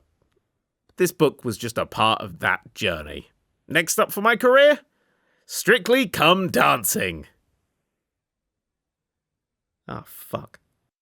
Afterword. Hang on a second, I'm not quite done with you yet. You can find out who someone really is through how they play a game. Any game. Video games, board games, a sandpit with a bright red bucket on top. Play is the ultimate expression of creativity and personality. Let me prove it to you. My mum is the loveliest person I know. She's kind, brilliant, and definitely getting me a massive Christmas present after this sentence. I gave my mum the controls to Grand Theft Auto 5 once, and she played tennis, dressed the characters up in fancy suits, and complimented every person she walked past on the street. Basically, a loveliness overload. However, at one point an NPC tried to steal a car right in front of her. In response, she shot at him to make him back off, stole the car herself, and chased him down in that car while he was still on foot for over half an hour. It was like a horror movie, yet for some reason hearing this guy plead for his very life was also strangely familiar. Then it clicked. The guy was feeling exactly how I used to when I hadn't done the chores I'd promised to do as a kid. Dread it, run from it, Mum finds you hiding under the duvet just the same. Let's take some more examples from the rest of my family when they play games. My soulmate Rebecca panics during every single battle, yet wins them all anyway through steely determination and handwritten notes. My sister can kick the shit out of me at anything, even if she's never tried it before. And my dad just likes to do his own thing. This is why I've spent the last year and a half writing a book about video games, and then 1 year editing. Fuck, I should have updated that. They're fucking amazing. Not only do they bring us together, giving us great memories and lasting friendships, but they help us understand each other a little better. Games are about connecting people, whether it's the people on your couch, friends you've made online, or even the people who make them to share the stories in their heads. This world of ours is better when we work together, when we understand each other, and games are brilliant at helping us do just that. One final example, and then I'll get out of your hair until the next self-indulgent book of mine comes along. I'm writing a memoir at 29. What the fuck is wrong with me? The best thing about playing games for a living, aside from the sheer look of jealousy when I tell that to children, is the money, poontang. People! Pretty much every single person I've met has been polite, delightful, and further reinforced my own belief that this world is a brilliant place that we are lucky to be a part of. One of these people was a kid called Jay. We met Jay through the Starlight Children's Foundation, a Make-A-Wish type charity for ill children. Jay had beaten cancer and simply wanted to play some games with me. During the process of setting this up, Jay had a relapse, beat cancer for the second time, and years after the initial email, was finally ready to play. I've never met anyone like Jay. While I react to a single paper cut as if a shark has just bitten me in half, Jay beat off cancer twice like it was a bit of a headache. The only evidence of cancer ever being in his life was the fact he had a wicked dark sense of humour about it. He was an absolute blast to play with, and we ended up becoming friends. Sadly, Jay's cancer returned for a third time, and this time for keeps. I visited him in hospital, not entirely knowing what to expect, but fearing the worst. As my friend Watt points out, a cancer ward for terminal children is basically the ultimate Cards Against Humanity card. I entered Jay's room and was taken aback by how much the cancer had destroyed his body. He didn't look like my friend anymore. Then, Mario Kart was put on the TV. And the cheating prick gave me motion controls instead of actually usable ones, and I spent the next few hours in the company of the exact same mate I'd always known. We ended up having a really fun day and just kept playing games online together until he died a few months later, outliving every fucking life expectancy goal he was given just because he could. I am really going to miss that kid. I've said it before, and I'll say it again as I'm wrapping up. Video games connect people. While writing this book, I lost two good friends from my life. Jay and fellow creator and critic John Total Biscuit Bain. Both of them taught me so much. Both of them showed incredible strength, and both of them came into my life because of video games. These silly little programs that go blip have connected me with so many fantastic people all over the world. People I'll love forever. People I'll never forget. Plus, in some of them, you can attach rockets onto cows and fuck them off to the moon! Fuck yeah, video games! Forever may they reign! The end. Appendix 1. The top 101 games of all time. If I was going to include every single game that I wanted to, this book would have been thick enough to beat a mountain to death with. To make up for all the ones I missed, here's a list of the games that I genuinely think are the very best. Your homework is to play them all. Enjoy. And as a quick note, it's about mid-2018 when I compiled this list, so if the greatest game of all time has come out since then, just pencil it in yourself. 101. Evil Genius. Play as an angry bald man, a seductive lady, or a racial stereotype and try and take over the world from the insurance nightmare that is a volcano base. 100. World of Goo. A puzzle game where you smush blobs of goo together and pray that the bridge they make holds while knowing in your heart of hearts that it won't. 99. Pokémon Red and Blue, and sure, why not Yellow too? Force animals to fight each other unconscious in a world where doing that is not only socially acceptable, but actively encouraged. 98. Armadillo Run. Help a balled-up armadillo get home by building elaborate Rube Goldberg machines in a place where a simple bridge would genuinely do. 97. Burnout Paradise. Race in a city where cars don't have drivers, corners must be driven around sideways, and Axl Rose is still somehow relevant. 96. Star Trek Voyager Elite Force. An FPS where you help Captain Janeway defend Voyager from the Borg, Klingons, and giant blue moths that communicate by shooting you in the face. 95. Pixel Junk Shooter Ultimate. Fly your ship around levels filled with different types of fluids, get a gun that fires lava, accidentally kill yourself and anyone you're playing co-op with, over and over again. 94. Thomas Was Alone. A lovely story about a rectangle and his friends, filled with more wit and warmth than a hug from Stephen Fry. 93. Resident Evil 4. Spanish Gap Year Simulator 2005. 92. Gunpoint. Experience the life of a spy with spring-loaded trousers, a rewiring kit, and a penchant for throwing themselves through double glazing. 91. Far Cry 3. Visit the beautiful Rook Islands, soak in the sun on the glorious beaches, meet the local murderous cult, kill all the wildlife you encounter just to make a rucksack from skin. Call now! Number 90. Just Cause 2. Bring peace to a nation by systematically setting all of it on fire from a parachute. Number 89. Broforce. America's greatest action heroes gear up and band together to kill Satan, terrorists, and anyone in the way.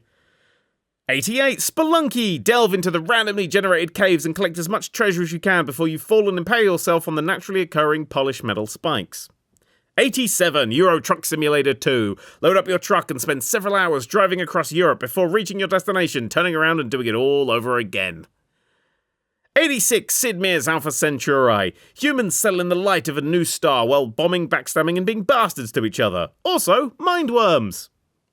85. Beyond Good and Evil. A female reporter and her pig of an uncle, literally, fight an alien invasion using a kendo stick and investigative journalism. 84. Batman Arkham Asylum. Enter a prison for the insane and beat up all the inmates while playing as everyone's favourite fridge with a cape attached. 83. Star Wars Battlefront 2. The year 2005 gave us My Humps, the terrible War of the Worlds reboot, and Camilla. However, it also gave us the best Star Wars game, so I'll forgive it. For now. 82. Tomb Raider 3. Lara Croft returns with a globe-trotting adventure that sees her fighting tigers, T-Rexes, and ticket barriers. 81. N++. A clean, crisp, and pure hardcore platformer that currently has over 4,000 levels. Rumour has it that they used actual ninjas to beta test it. 80. Revolt. Race remote control cars around cul-de-sacs, supermarkets and toy shops before weeping into the tax forms you now have to put up with as an adult. 79. Driver. Undercover cop Tanner must travel across 4 cities, solving crimes, running away from the police, and making cool, edited videos of it all. 78. Far Cry 2. Visit Africa. Burn to a crisp in some desert, dig a bullet out of your arm with a knife, or simply keel over because you forgot to take your malaria pills. Cool now. 77. Soul Calibur 2. Large men, larger weapons, and even larger breasts do battle in this tale of swords and souls. Ignore the bendy bondage guy. He doesn't like eye contact. 76. Grow Home. Explore the complicated relationship between a boy and his mother. Also, the boy is a robot and the mother is a spaceship. Also gardening. 75. Scott Pilgrim vs. the World, the game. Egder Wright's cult hit is turned into a side-scrolling beat-em-up in one of the rarest types of games in the world, the good movie tie-in. 74. Age of Empires 2. Build a town, an army, and a very large wall and watch it all collapse because an enemy priest has invented the most potent form of religion ever recorded. 73. Plants vs. Zombies. Horror meets horticulture as you defend yourself from zombies via the teachings of Alan Titchmarsh. 72. Terraria. Uncover the riches of the earth as you delve deep underground in search of fortune, power, and the one particular type of enemy you need to kill to finish a chair. 71. Stacking. Explore a society made up entirely of Matryoshka dolls by going inside people, possessing them, and using their abilities. It's somehow not as dark as it sounds. Number 70. Dragon Ball Z Budokai 3. Start a fair fight, and across the space of 30 seconds, power up so much that even Thor would struggle to beat you, then blow up the entire Earth. Fun! 69. Hitman Blood Money. Stealthily infiltrate the darkest corners of the globe to find and put down targets before they even know you're in the country. That or kick the doors down while wielding 2 AKs. It's up to you, really. 68. WWE 2K16. Oil up and throw down with the most extensive character creator this side of actually being God. 76. Animal Crossing New Leaf. Buy a house you can't afford, make friends who will never love you back, and then go to bed, boot up your 3DS and play Animal Crossing New Leaf to numb the pain. 66. Dishonored. A man with the same powers as a Vive controller must stab or not stab his way across the list of targets set on a backdrop of Victorian depression and rats. 65. Tom Clancy's Rainbow Six Rogue Spear, a terrorism-stopping tactical shooter that strikes the careful balance between failing to prepare and preparing to fail. 64. Ratchet & Clank 3, a cat thing with a wrench and a robot celebrity have to save the galaxy from a different evil robot with a green fish tank for a hat. Standard PlayStation 2 plot there. 63. Rocket League. Rocket-powered cars playing football set in the future. Sequel to the terribly named supersonic acrobatic rocket-powered battle cars. Seriously. 62. Wario Land 3. The heavier yin to Mario's yang falls into a magical music box, fight monsters and saves the day. Guess Mario is the evil twin after all. 61. Left 4 Dead 2. Recreate the feeling of being a security guard during Black Friday with this FPS about 4 survivors, some pills, and a billion fast zombies. 60. Black. Fire a gun and watch as the enemy flies away, a nearby building collapses, and everyone in a 1-mile radius is immediately deafened. That was just the pistol. 59. Spore. Construct wild and wonderful creatures and then send them off on adventures like it was New Year's Eve party at the local genetics facility. 58. Lirio. Wrong pronunciation, but it's what I've always called it. 2 worms made of pixels and gallons of blood go to war underground. Turn off reload times and watch the unmatched cartoon carnage. 57. Tearaway. A little envelope man has a sweet adventure across a land made of paper where the only rule is to have fun. Oh, and no open flames. 56. Metroid Zero Mission. Head to the planet Zebes, the only planet in the world to invent the elevator before the staircase, and shoot a big brain in the face. 55. Castlevania Symphony of the Night. Beat the game, boast about that a decade later, and find out that there's a second secret map that doubles the size of the game. Also, angry books. 54. The Prince of Persia, Warrior Within. Parkour your way across crumbling ruins, fall into a spike pit, die, rewind time until you just stumbled, and die again. Occasionally stab demons too. 53. Psychonauts. Run away from the circus to a summer camp for psychics and get into the heads of everyone around you. Literally. 52. The world ends with you. You've died. Now you have to work out who killed you, battle multidimensional beings, and keep up with all the latest fashion trends in the heart of Tokyo. 51. Spec Ops: The Line. This is just a normal war shooter. Nothing special about it. Nope, just a normal shooter. You should play it. It's totally normal. Yep, play it. It's normal. Yep. 50. City Skylines. A fighting game. Yes, I know it's a game about building a city, but considering you'll be fighting traffic issues for most of it, I stand by my initial classification. 49. Antechamber. You look into a room. You see a floating abstract shape. You turn around and then back. You are now in a new room. Welcome to the antechamber. Solve it. 48. Theme Hospital. Bloaty head, invisibility, 3rd-degree sideburns. My hospital is exactly where you want to be. Don't forget to bring your wallet. 47. Metal Gear Solid 3 Snake Eater. Crawl through the mud, strangle a man, and eat a raw snake for sustenance. It's like being back at Butlins. 46. Devil May Cry. Imagine Die Hard, but John McClane is an angsty half-demon, half-angel, and Nakatomi Plaza is a big gothic castle. Then add swords. 45. Tony Hawk's Pro Skater 3. Flip, trick, revert, fall on your face, and destroy a 1,000,000-point combo in what is considered by many to be the peak of this skateboarding franchise. 44. Just Cause 3. Ever wanted to strap small rockets to a cow and watch it fly off and explode a train as you wingsuit down a mountain? Well, this game is an alarming coincidence. 43. The Stanley Parable. This is the story of a man named Stanley. Stanley realised that he couldn't quite convey the point of his game in a few lines, so he gave up. Stanley then ate a small sandwich that he brought from home. 42. Time Splitters Future Perfect. Single player, a brilliant time-twisting, genre-bending romp. Multiplayer, I hate monkeys! Death to monkeys! 41. Crush. Move around 3D levels by crushing them into 2D ones. Play as a man called Dan who cannot sleep. I connect with this game on a very spiritual level.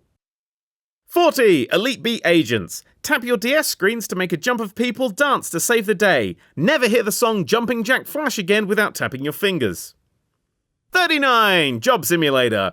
Enter the peaceful world of menial jobs, reimagined a little bit wrong by robots from the future. Imagine Office Space meets The Matrix. 38. Watch Dogs 2. An intelligent, bright and fun playground set in the scary technological future that we're all catastrophically hurtling towards. 37. Worms Armageddon. What do an old lady, a banana and a sheep with a cape glued on it have in common? Nothing, but throw them at the opposing team anyway. 36. Little Big Planet 2. Take one cuddly mascot, one ridiculously packed level editor, and the ability to share those levels, and what are you left with? That's right, no free time. 35. Kerbal Space Program. Learn about aerodynamics, orbital mechanics, and interplanetary travel by sending small green men to hilarious fiery death. 34. Minecraft. Punch a tree, get some wood, build a pickaxe, get some minerals, continue on like this until you've recreated New York City on a 1-to-1 scale. 33. Sonic Mania. Take a high-speed trip to the glory days of Sega with tight gameplay, redesigned classic levels, and one of the best soundtracks of all time.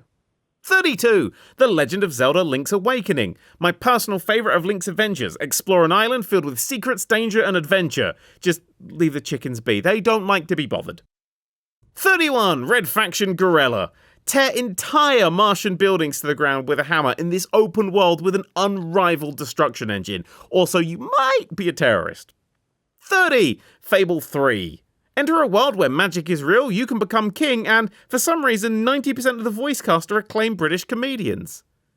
29. Yu-Gi-Oh! Tag Force 5. One of my most played games of all time. Collecting almost 5,000 cards spread out across 60 different packs takes a long while. 28. Burnout 3. Takedown. The game that taught me that the difference between a car going 200 miles per hour and a hunk of scrap metal by the side of the road is a well-timed nudge to the back wheel. 27. Sins of a Solar Empire. Expand out into the dark reaches of space to conquer the galaxy. It'll all be over by Space Christmas. Space Christmas AD 3776, that is. 26. Spider-Man 2. Play with proper web swinging in the best superhero game ever made. Also, pop the balloons of crying children because they're annoying, with great power, etc, etc. 25. Prison Architect. Build a prison, run a prison, watch prisoners escape the prison, crack down on the prison, accidentally kick off a riot in the prison, get put in your own prison. 24. Mirror's Edge. A pure white city dashed with vibrant colour has a dark underside. You are a runner. That means you're paid to try to not fall off things. You won't be paid much. 23. Red Dead Redemption. The US and Mexico of 1911 come to life in this game about cowboys, horses, and a good man who occasionally ties people up and leaves them on the train tracks for fun. 22. Bloodborne. It's the night of the hunt and that pesky old blood is acting up again. Explore the darkness of man, the darkness of nightmares, and various other assorted darknesses. 21. Papers, Please. Play as an immigration officer for a fictional dystopian country without first having to read the complete works of Clarkson. 20. Metal Gear Solid 2. Sons of Liberty. When the protagonist is killed off and replaced an hour into the game, you know you're in for a wild ride. With Metal Gear Solid 2, you have no idea how wild that ride will be. 19. Bastion. A narrator with a voice like melted sex and a stunning soundtrack draw you into a beautiful and breathtaking world. Pity it ended yesterday. 18. Saints Row 2. A perfect mix of silly and serious, Saints Row 2 is the only game I know where you can spray exhibitionists with liquid sewage. Why isn't that in more games? 17. Heat Signature. Get egotistical whiplash when your heist attempt backfires and you're launched into space for the 17th time that day. 16. The Witcher 3 Wild Hunt. A country ruined by war, beasts straight out of your nightmares, and a lead character as attractive and gruff as a buttered Jeff Goldblum with a cold. 15. Grand Theft Auto San Andreas. Somehow, Rockstar managed to crush an entire state onto a PS2 alongside all-American pastimes such as monster trucks, corrupt cops, and weight gain. 14. The Binding of Isaac Rebirth. Religion meets violence for the first time in recorded history as a young boy hides from his mother and her new best friend forever, God. 13. Fallout 4. I hear that this RPG features a story, but I didn't realise. I was too busy building, decorating, and defending my adorable, if a little drafty, post-apocalyptic towns. 12. FTL Faster Than Light. The captain is dead, and 3 seconds after you unpause, a missile will destroy your ship. Hope Dwayne can run to engineering and get the shields back on in time. Shame he's literally a slug. 11. The Sims. Look after tiny people and help them to love, laugh, and put out near endless fires in the kitchen. Read a goddamn cookery book, Susan. Christ! 10. Dungeon Keeper. Nothing beats slapping around an imp that won't do your bidding. Well, one thing, possessing that imp and directly and slowly walking it towards an enemy dragon. 9. Super Mario Odyssey. If you flung 2 copies of Super Mario Odyssey around the Large Hadron Collider, the resulting collision would leave nothing but particles of pure fun. That's science. 8. Roller Coaster Tycoon 2. Build rides, overcharge for toilets, and clean up vomit in a game that's about designing roller coasters that occasionally don't even kill people. 7. SSX 3. A pumping soundtrack, breathtaking visuals, and a cast of probably insane stunt junkies combine to make this epic, deep, and satisfying snowboard 'em up. 6. Grand Theft Auto Vice City. Vice City is a smoothie made from neon colours, glam metal, and shoulder pads. Also cocaine. Lots and lots of cocaine. Number 5, Planet Coaster. The team behind Roller Coaster Tycoon 3 took that template and updated, improved, and revolutionised every single bit of it. It's like having a second, far better baby. 4, God of War 2018. An angry man and his boy lead a funeral procession up a mountain, across several realms and through piles of recently created dead bodies. 3. Portal. A mute test subject and an evil computer do battle via the usual mediums of comedy, puzzles, and a gun that bends the properties of space to its will. Number 2. Shadow of the Colossus. A mysterious boy travels to a mysterious land to save a mysterious girl by defeating mysterious giants for a mysterious guide. Mysteriously. And number 1. Bully. Relive your school days, except this time you're popular, you'll get into fights, you'll kiss girls, you'll kiss boys, and you'll pass all your classes. Appendix 2, or B, or whatever I said the first one was. Glossary of terms. AAA. Games made by thousands of people, millions of dollars, and eventually get a 7 out of 10 on Metacritic. Achievement. So you've just killed 550 enemies with a hammer made from jam. Here's a picture of a trophy and a half-second sound effect for your trouble. Action-adventure, the Hufflepuff of game genres. If people don't know where to put you, you'll go here. AI, artificial intelligence. Thousands of lines of code that control exactly how your digital opponents will run into a wall. Alpha, an unfinished game that's about 5 years away from being abandoned. Ambient occlusion, no idea. Anti-aliasing, makes your games look like you're squinting at them. Arcade, where video games used to live before they got a real job. Avatar, a self-created, yet better-looking digital version of you. Battle Royale, what they call the Big Mac in Japan. Beat 'em up, just you, an opponent, and their knowledge of 100 times combos. Beta, a game that's finished enough so people can look at it, but not finished enough that people can look at it for too long. Bethesda, a company that releases games that are more open, more luscious, and more buggy than a safari park that specialises in insects. BIOS, an operating system's dad. Bit, video game atoms. Bonus stage, a secret area filled with lives, money, and fun. Basically every party you've never been invited to. Boob physics, the scientific pursuit of accurate breast tissue. Unfortunately, all we have so far looks like water balloons under custard. Boss, that big guy at the end of the level who just wiped you out in 3 hits, even though he had the sword of Mega Smush. Braking, a mechanic in racing games where you can slow the vehicle down. Utterly pointless. Bullet Hell, where NRA members go when their child inevitably shoots them. Camera, the dark magic portal that allows us to see into the realm of video games. Camping, the art of not enjoying a video game so that you can win at a video game. Capture the Flag, a well-named multiplayer game mode where you capture a flag. What you do after that is a mystery. Cartridge, a prison for bits. Casual game, a game you play on your phone while half listening to a DVD box set of Cheers. Cheats, because sometimes having a character with a big head is fun.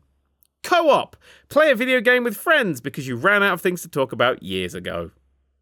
Console, that shiny black box under the TV that makes the magic happen. Controller, the middleman between your fingers and a spinning plastic disc, alarmingly aerodynamic. Cover system, press a button to make a character attached to a wall and never work out which button unattaches them. CPU, central processing unit, does stuff. Cutscene. That bit where the game writer decides that his job is more important than your fun. Dance pad. A way of playing video games and not looking cool at the same time. Dating sim. Talk to anime girls about their high school troubles until you get to see cartoon boobies. Deathmatch. Black Friday, but there's only one 4K TV that's 50% off, everyone is armed, and reincarnation is real. Demo. The tiny slice of cake you have before you say, oh, go on then, and end up dying of diabetes. Developers.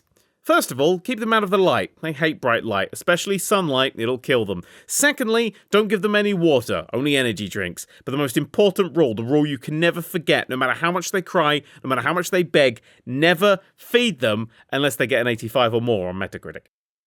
Dev kit, a software development kit, basically a specially built PC that matches no more than 30% of a console's inner workings for stress-free development process.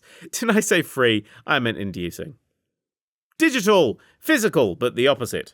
DLC, downloadable content, a bit of a game that fell off during production.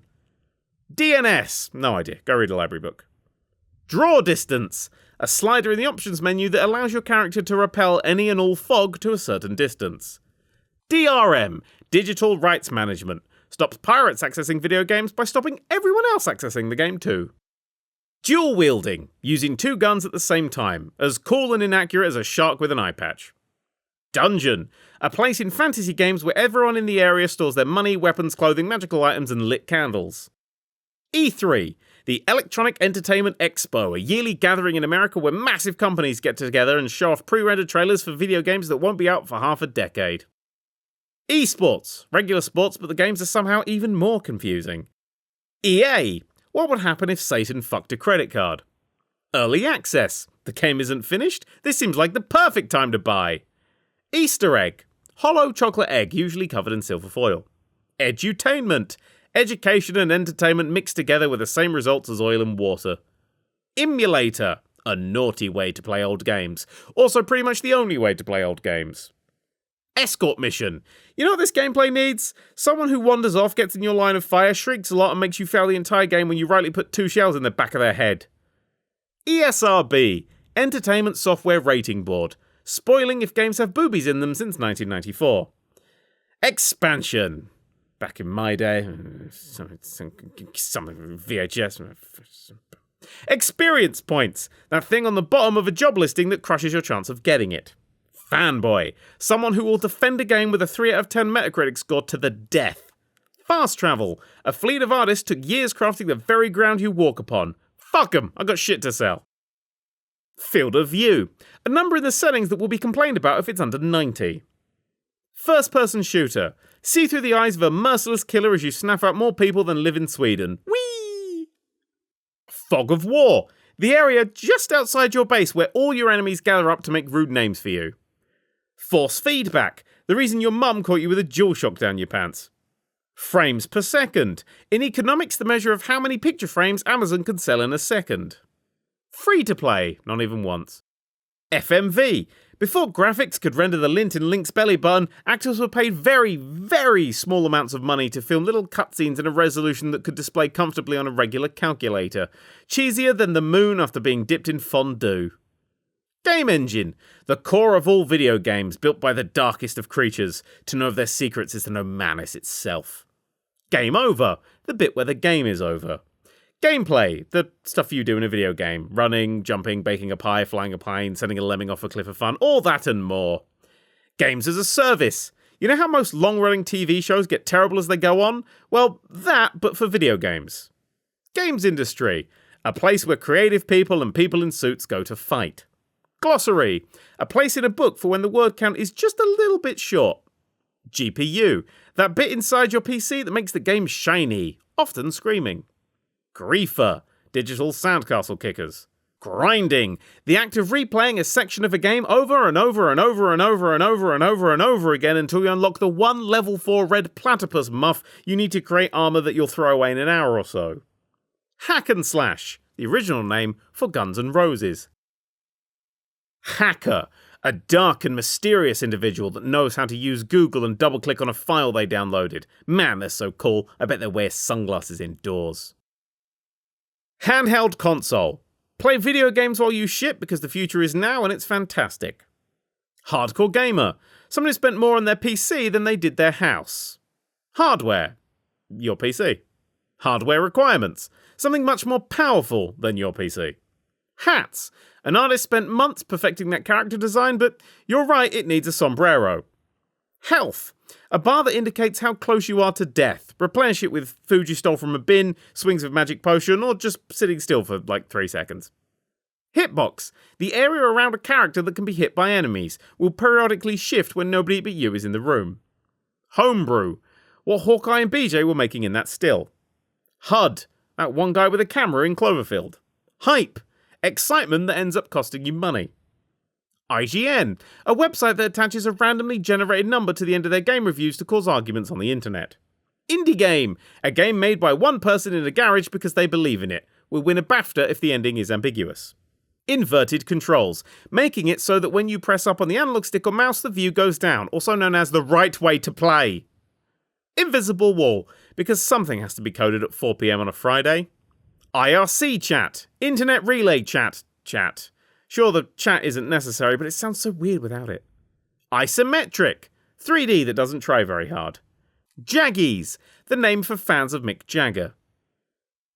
JRPG, Japanese role-playing game. People with spiky hair have to leave their idyllic village after a disaster and go and kill God. Also, cleavage as far as the eye can see. Kotaku, the sort of gaming website that would bring a guitar to a party.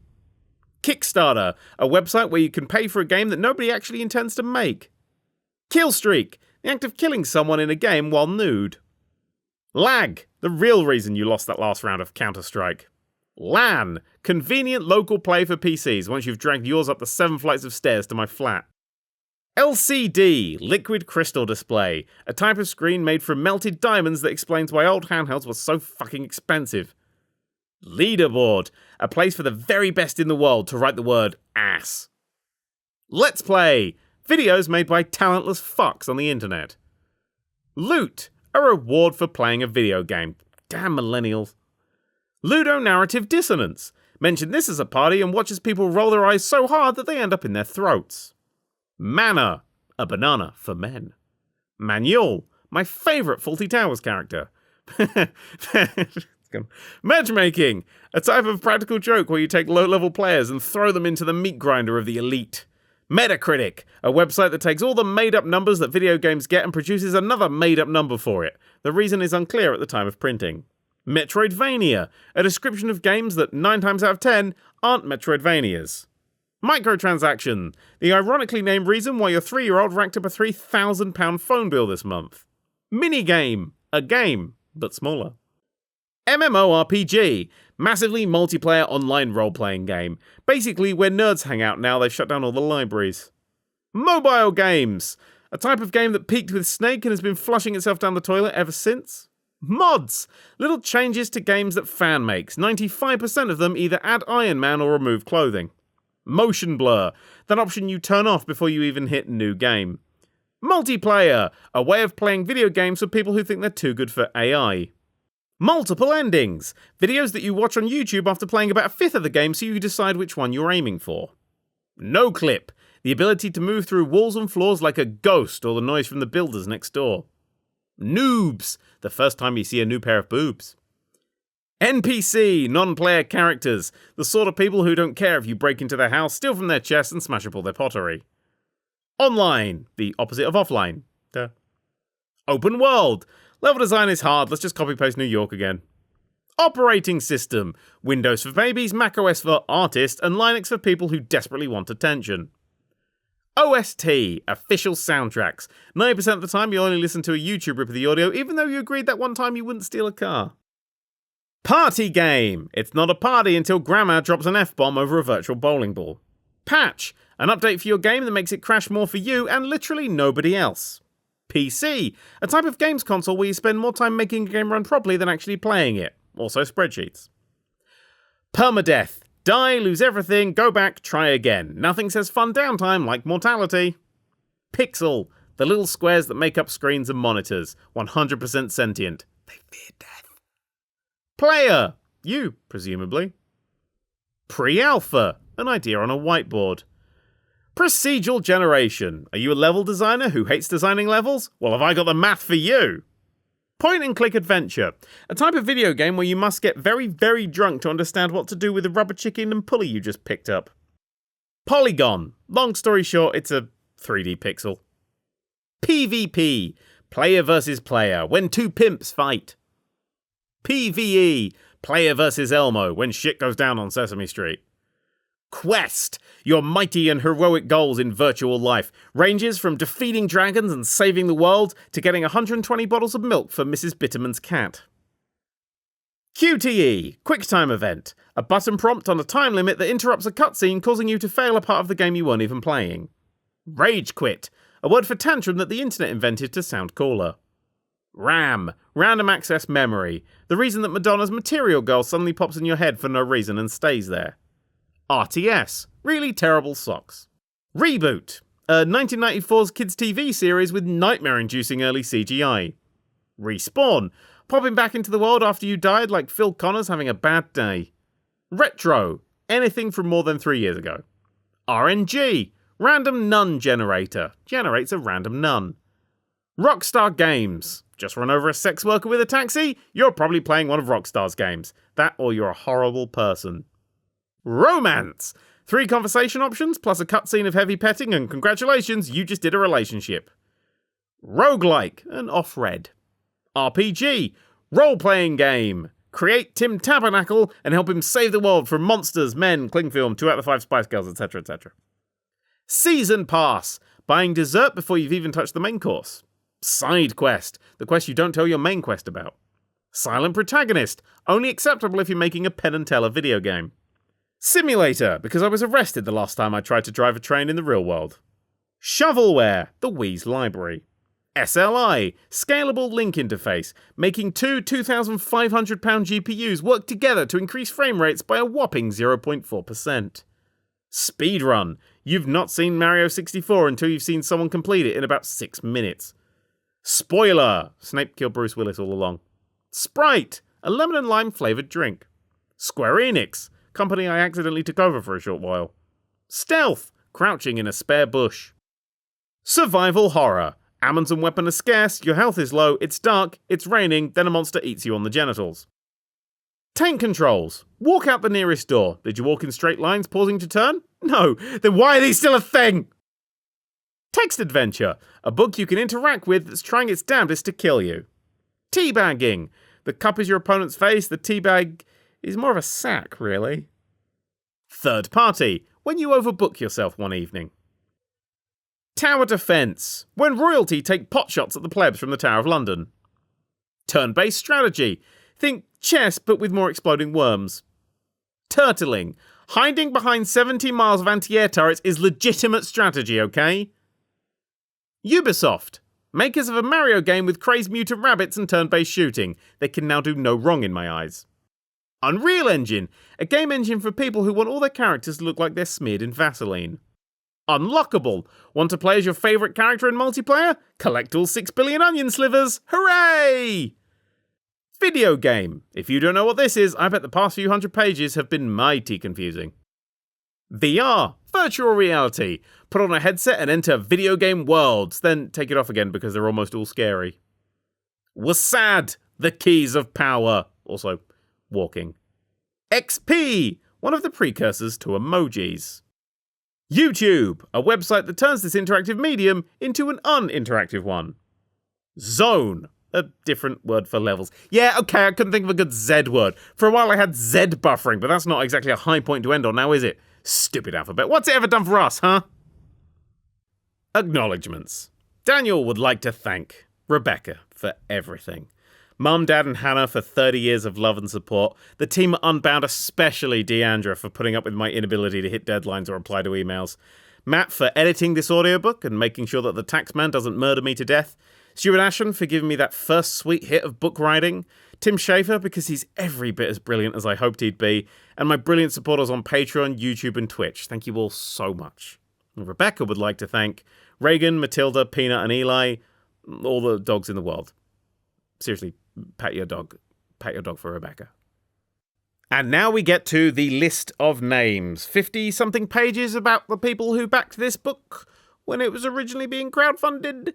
I'm not going to read 50 pages of names with no spaces. What I'm going to do is I'm going to scroll and I'm going to pick a person out, a completely random. I literally am just scrolling.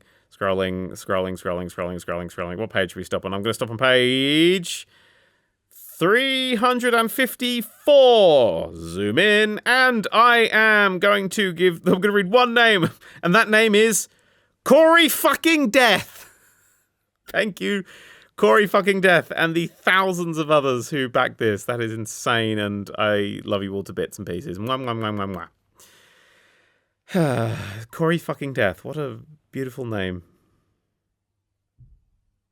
I hope that's not your real name. Okay, I know I've got more endings than Lord of the Rings, but one last thing here. This is a sneak peek of my next book, The Paradox Paradox. 3 months after killing himself, Austin Lang was sitting in his flat, absent-mindedly stirring uneaten cereal around in his bowl. With a heavy sigh, he stood and tramped over to his kitchen, dust spiralling around in his wake. He scraped the majority of the gradually cementing stodge into the bin, filled the bowl with water, and lied to himself that he was leaving it to soak. Austin returned to his chair, sat heavily, and stared up at the camera in the dustiest corner of his small living room. It stared back at him, unblinking, digitizing the light rebounding off him and flinging a mathematical representation of it at a nearby computer, which in turn shot it towards several live streaming servers across the planet in less time than it took Austin to sigh. There wasn't a single inch of his flat, bathroom included, that wasn't covered by several cameras, nestled between books, taped to the ceiling, and even 2 or 3 under the bed for good measure, all of them broadcasting Austin to the world. Receiving this footage were thousands of people, all transfixed by a man who silently live-streamed his life, never leaving his grotty little flat, never even speaking.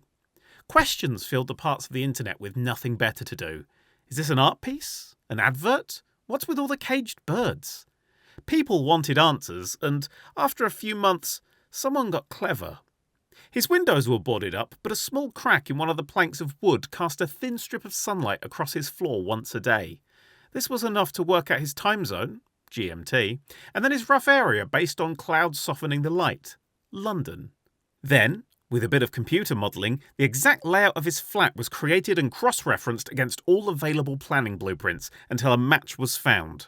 A small block of flats right at the arse end of the Isle of Dogs and just outside the outskirts of the disaster that had levelled the majority of London earlier that year. Less than 2 hours later, a group of fans was outside Austin's apartment block, wearing the required gas masks, holding up placards and live-streaming the gathering to thousands more. On the feed, Austin didn't react. He didn't even seem to notice when they let off fireworks. After a while, one of the particularly popular and floppy-haired live streamers forced his way inside the building and waltzed right up to Austin's door. With his live chat egging him on, the influencer knocked on the door and triggered the automated warning about the sheer quantity of explosives hidden in the basement. Everyone made it out, blue hair singed, but the building, one of the last in the area, was razed to the ground.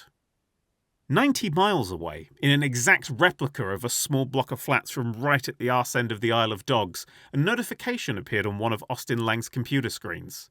He shuffled over to it and read the notification. As he did, a thin strip of light from the fake sunlight system he'd built illuminated a smile on his face. The block of flats wasn't the only thing to explode that day. Austin's viewership shot from the thousands into the millions as his existence hit the mainstream. One of the websites he was streaming to, after quite a bit of pressure from several hashtags, decided to cut his feed off. Within 5 minutes, they'd received a warning. Within 10, their headquarters collapsed mysteriously, as did the houses of the majority of their shareholders. Austin's face became inescapable. For the next 24 hours, it was all anyone could talk about. TV stations broadcast his feed, newspapers slathered his face onto their front pages, and 3 streaming platforms announced a movie about all of this. Out of the almost 8.9 billion people on planet Earth, 1 billion of them were watching. It was now or never. Austin stopped staring into the small camera that sat inside his perpetually empty fridge and started to cover his bird cages with whatever fabric he had lying around. As he lifted the cover of the last cage, one containing 3 tawny owls, the feed skipped. Every camera, every stream jumped, and Austin went from raising up the blanket to being doubled over in pain on the floor. He screamed, silently obliterating a camera as he lay there, smashing it over and over again against the hardwood floor. A few moments later, the pain seemed to have passed. Austin stood, his face thunderous, and climbed up onto his bed, yanking out the power cables of every camera he could grab. Slowly, methodically, he made his way across the apartment, killing feeds as he went. The streams started to go dark. While wrestling with the last camera, a wide-angled number which was tied to one of the blades of his broken ceiling fan with a USB cable, Austin paused. He scrunched his eyebrows and cocked his ear before turning to look at something off-camera, an expression of surprise on his face. After a moment, the fan rotated, revealing what Austin was looking at. A man was standing in Austin's flat. He took a step forward, holding out his hands to show that he was unarmed. He spoke briefly, but even lip readers couldn't work out what he was saying from the grainy footage. Austin, now only seen from the back of his head, nodded at the stranger's words, walked over to his cutlery drawer, pulled a gun out, and blew his brains out, live, in front of billions of people. The feed died with him.